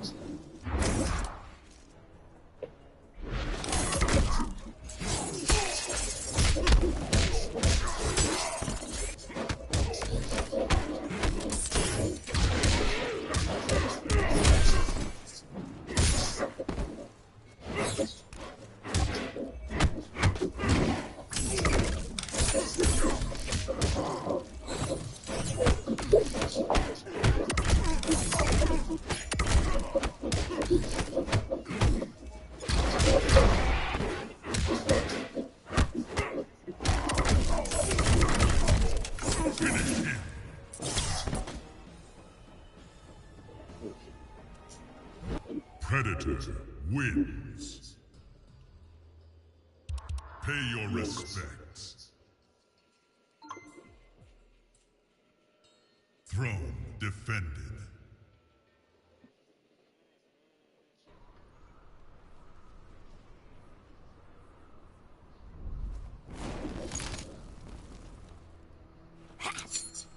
Sub-Zero.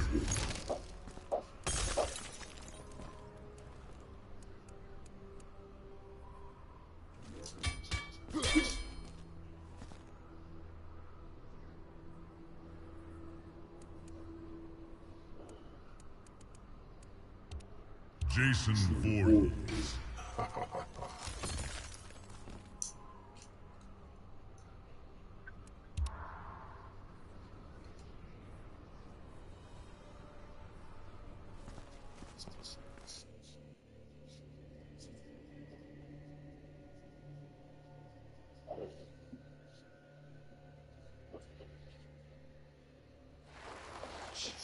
Round one. Fight.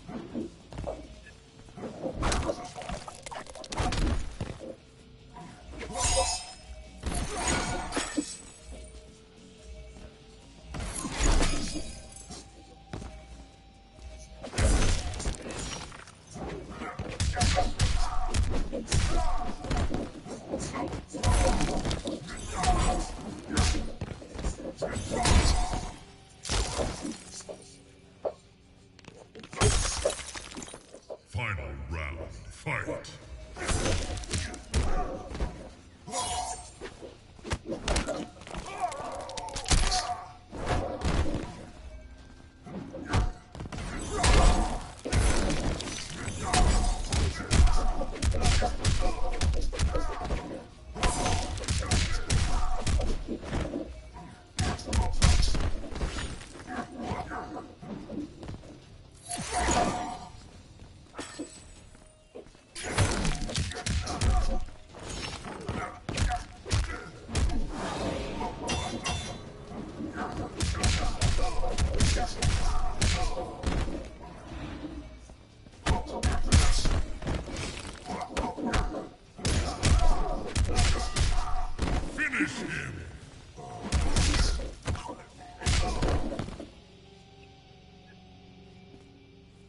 Jason wins.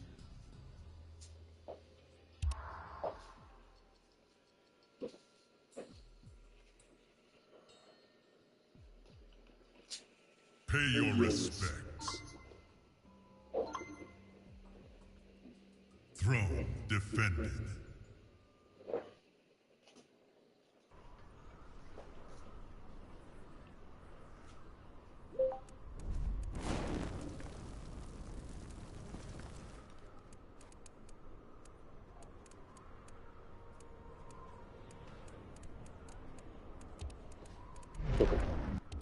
Goro.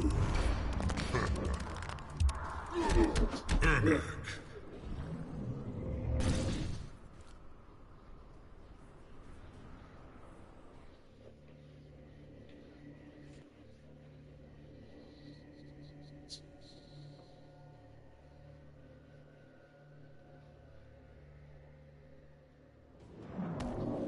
Round one, fight.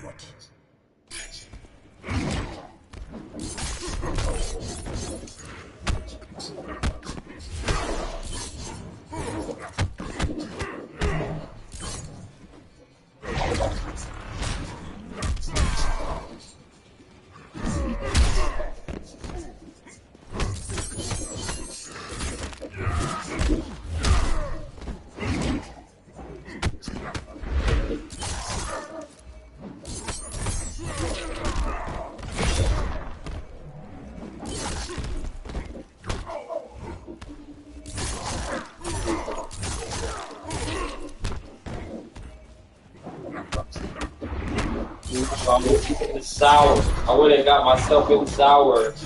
That's why. Yeah, I just got out, so I wasn't gonna call you because I said, well, let me just go ahead and call from my mom and them house. I was way all the way to the back over there because I was throwing on my clothes and trying to only put on lotion and nothing yet. I still gotta put my socks on. So that's the reason why.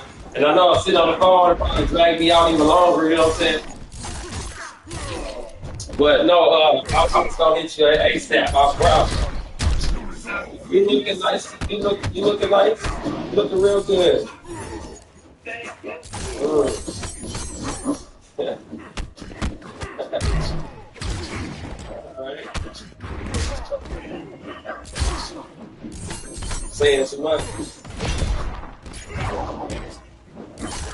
They can't hear what I'm saying.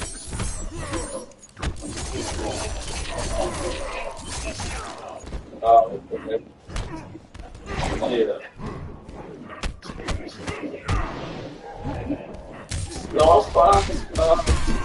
See if we can hook up with it, make it sooner.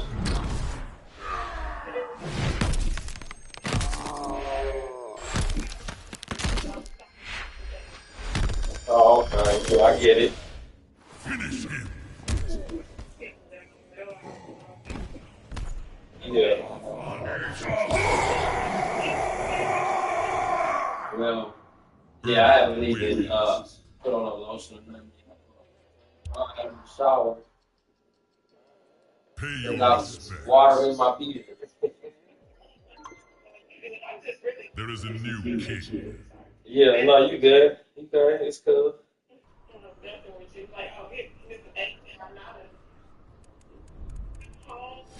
Ermac.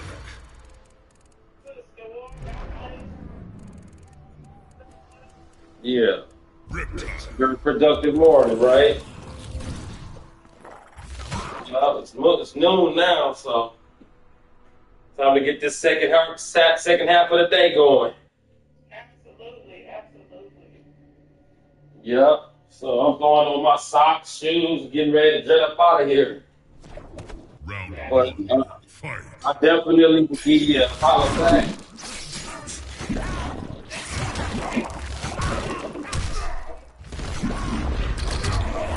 Okay. That sounds good. All right. Bye.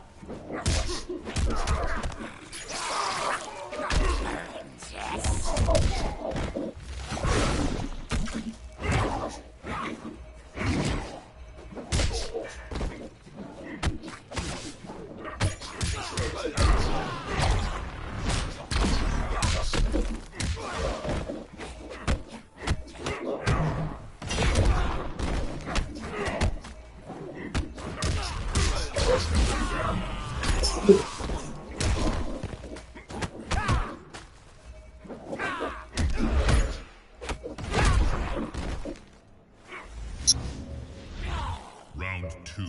Fight.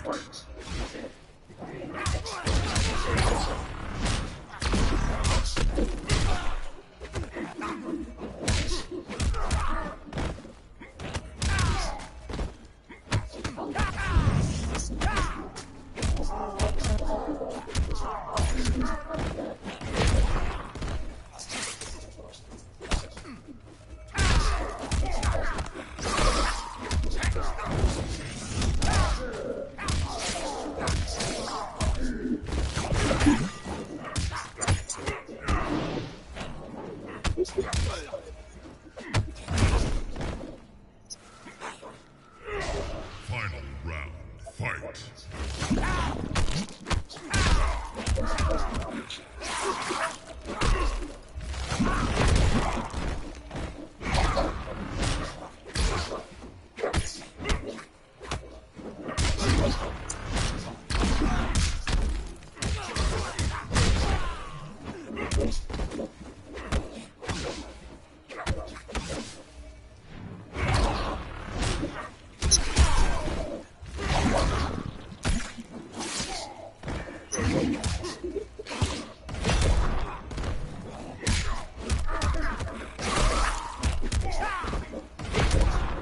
Finish him.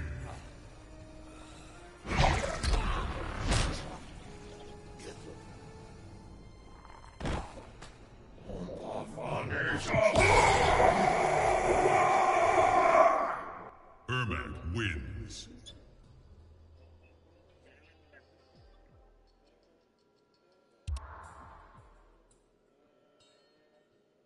Pay your respects.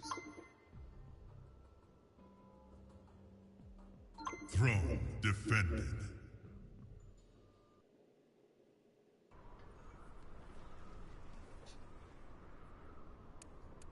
Ermac. Ermac. Ermac. Ermac.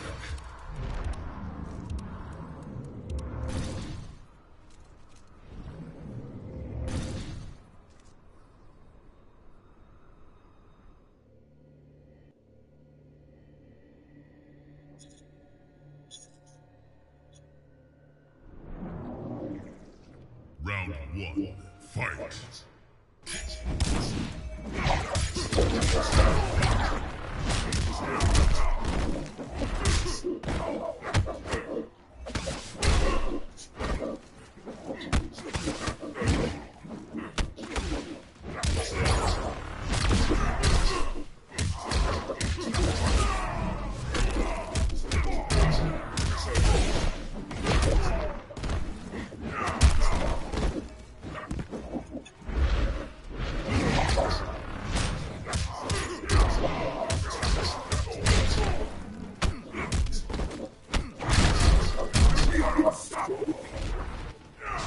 Round 2, fight.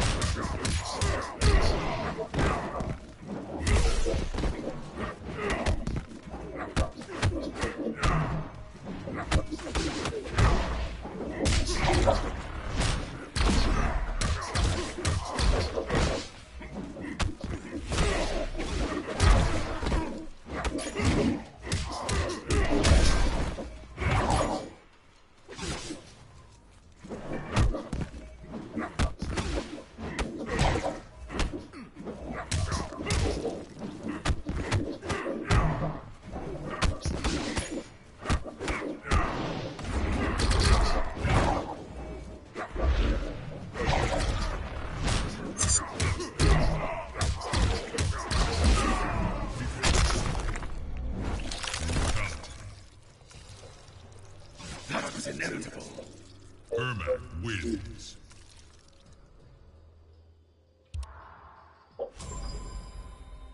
Pay your respects. Throne defended.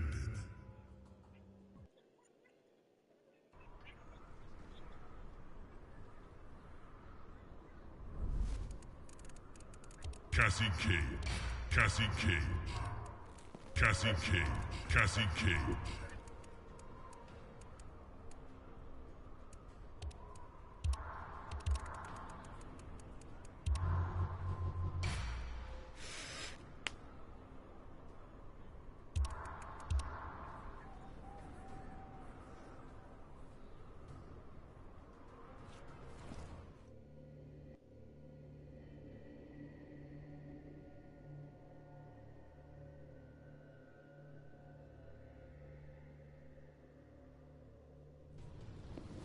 Round 1, fight!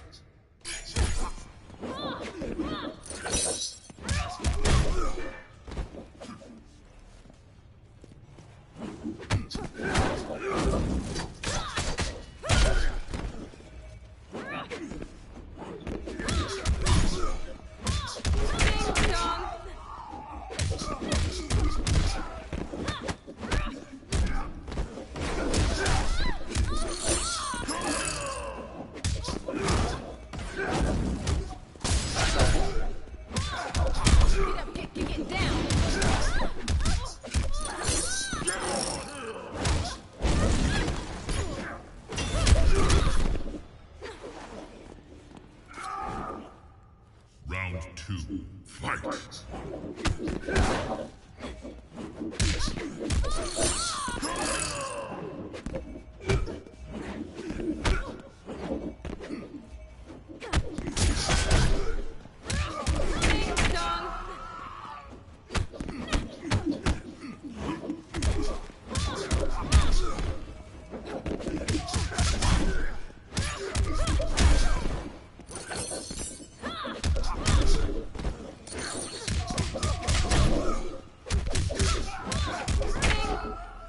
Finish him! Cassie wins. Pay your respects. There is a new king.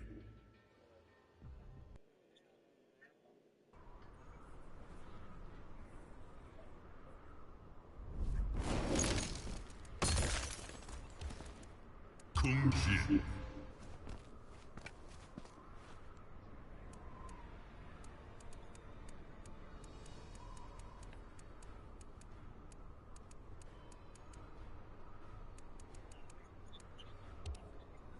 Predator.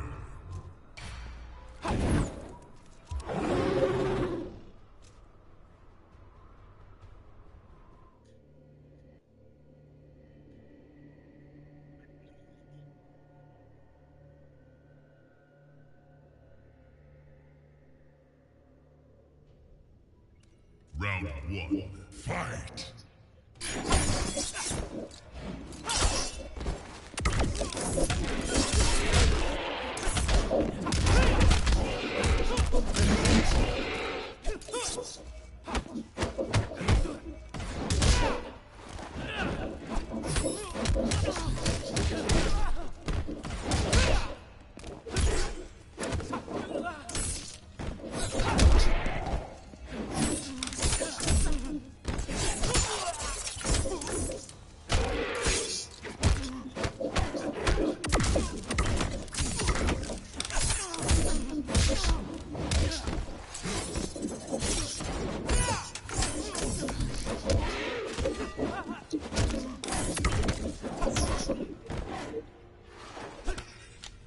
Glad you were born.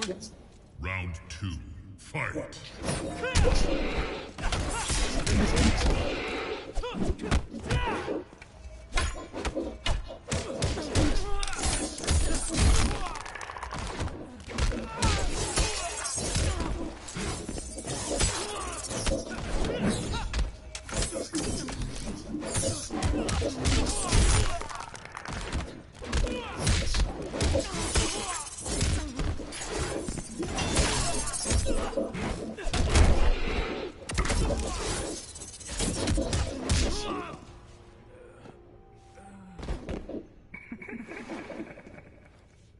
Final round, fight!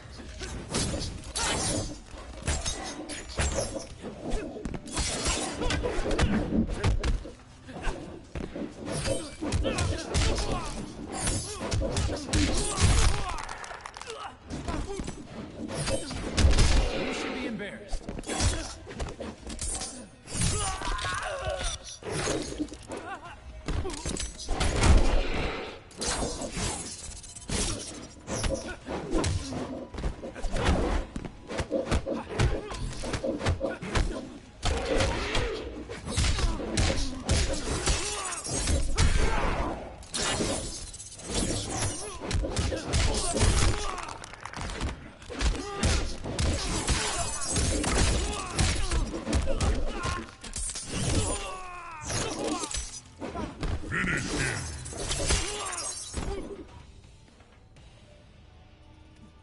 Predator wins.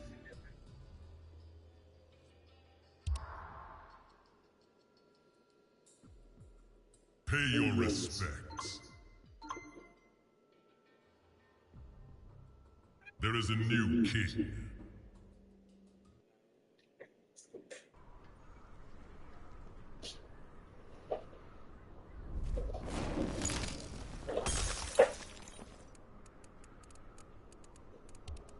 Kung Jin.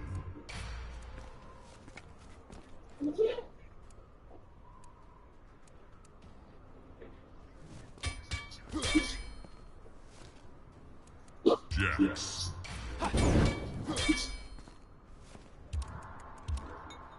Let's go.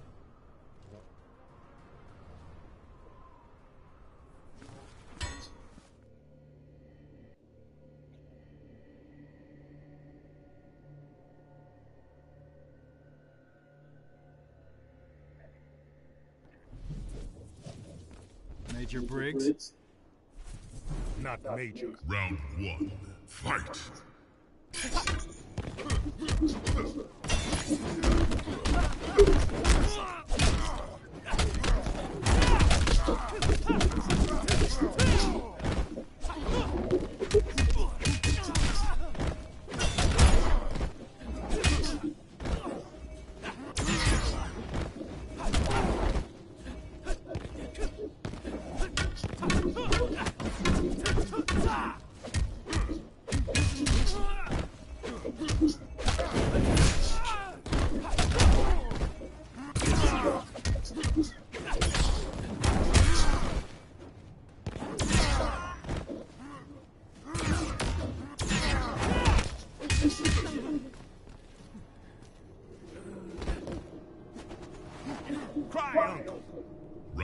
2, fight!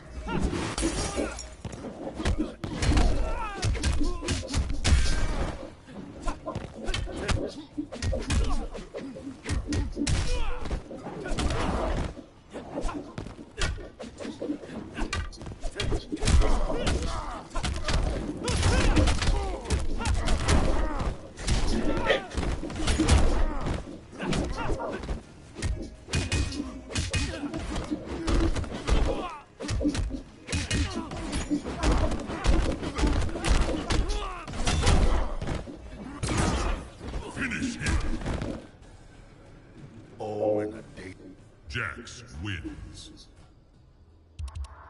Pay your respects. Throne defended.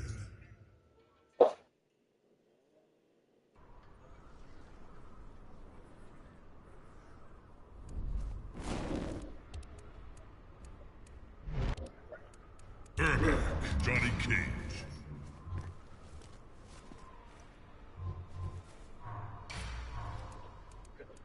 Millada.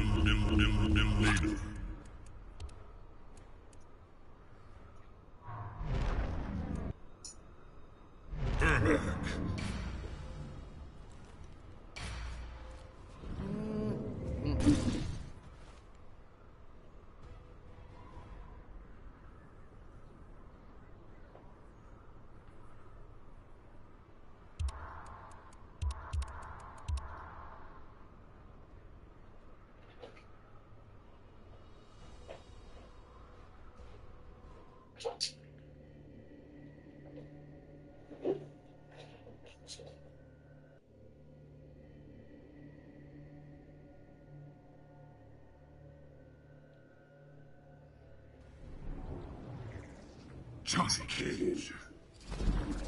Oh, goody. We understand your fear. Round 1, fight!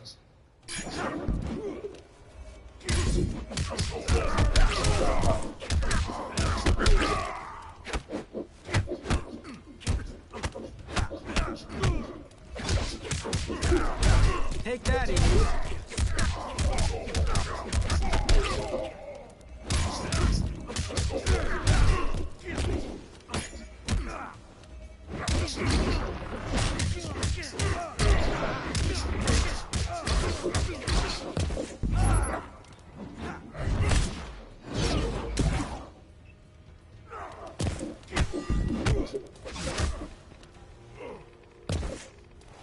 Hope someone got a shot of that. Round 2, fight!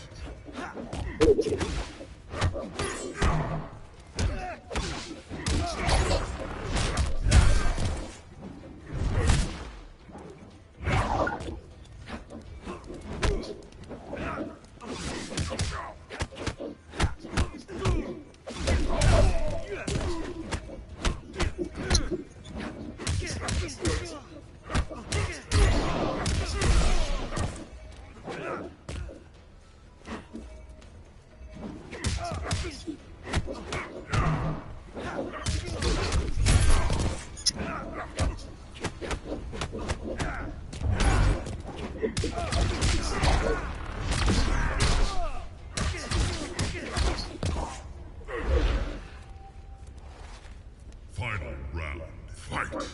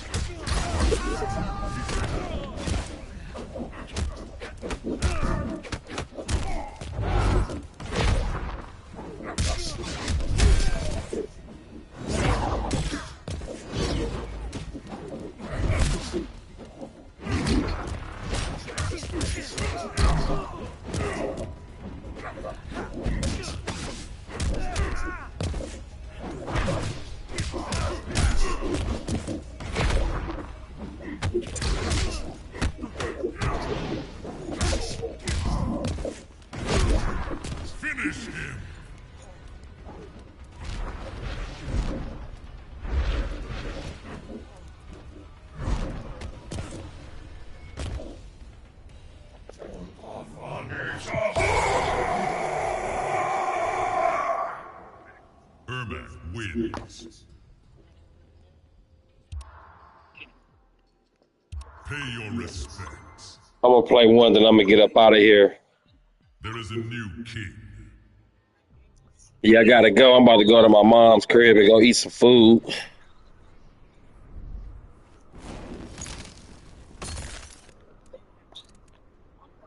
Triborg. I've been just posting up close by.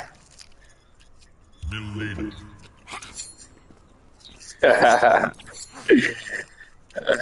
Nigga eating hamburger helper for motherfucking Thanksgiving.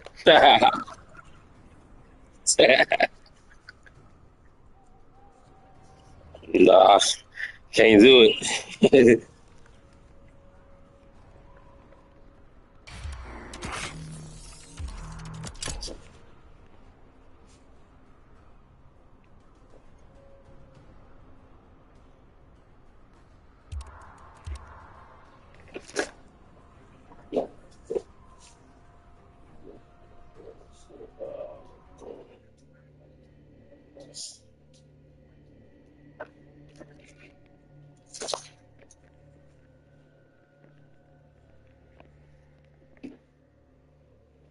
Ready, buddy? Round one.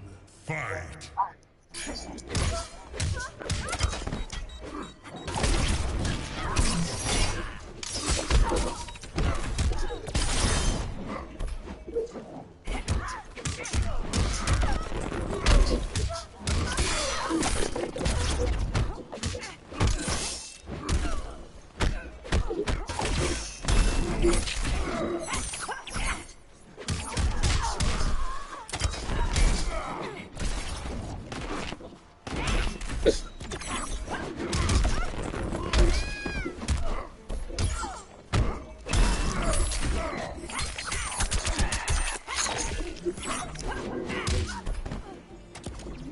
Initiative lives out.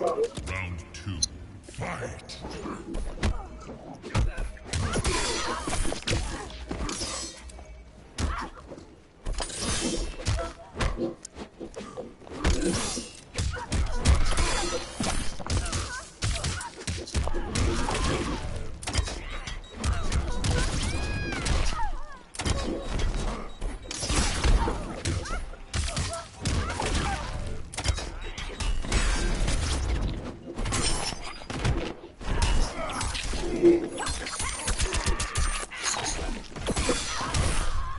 Finish her. Good games. All right, live. I'm out.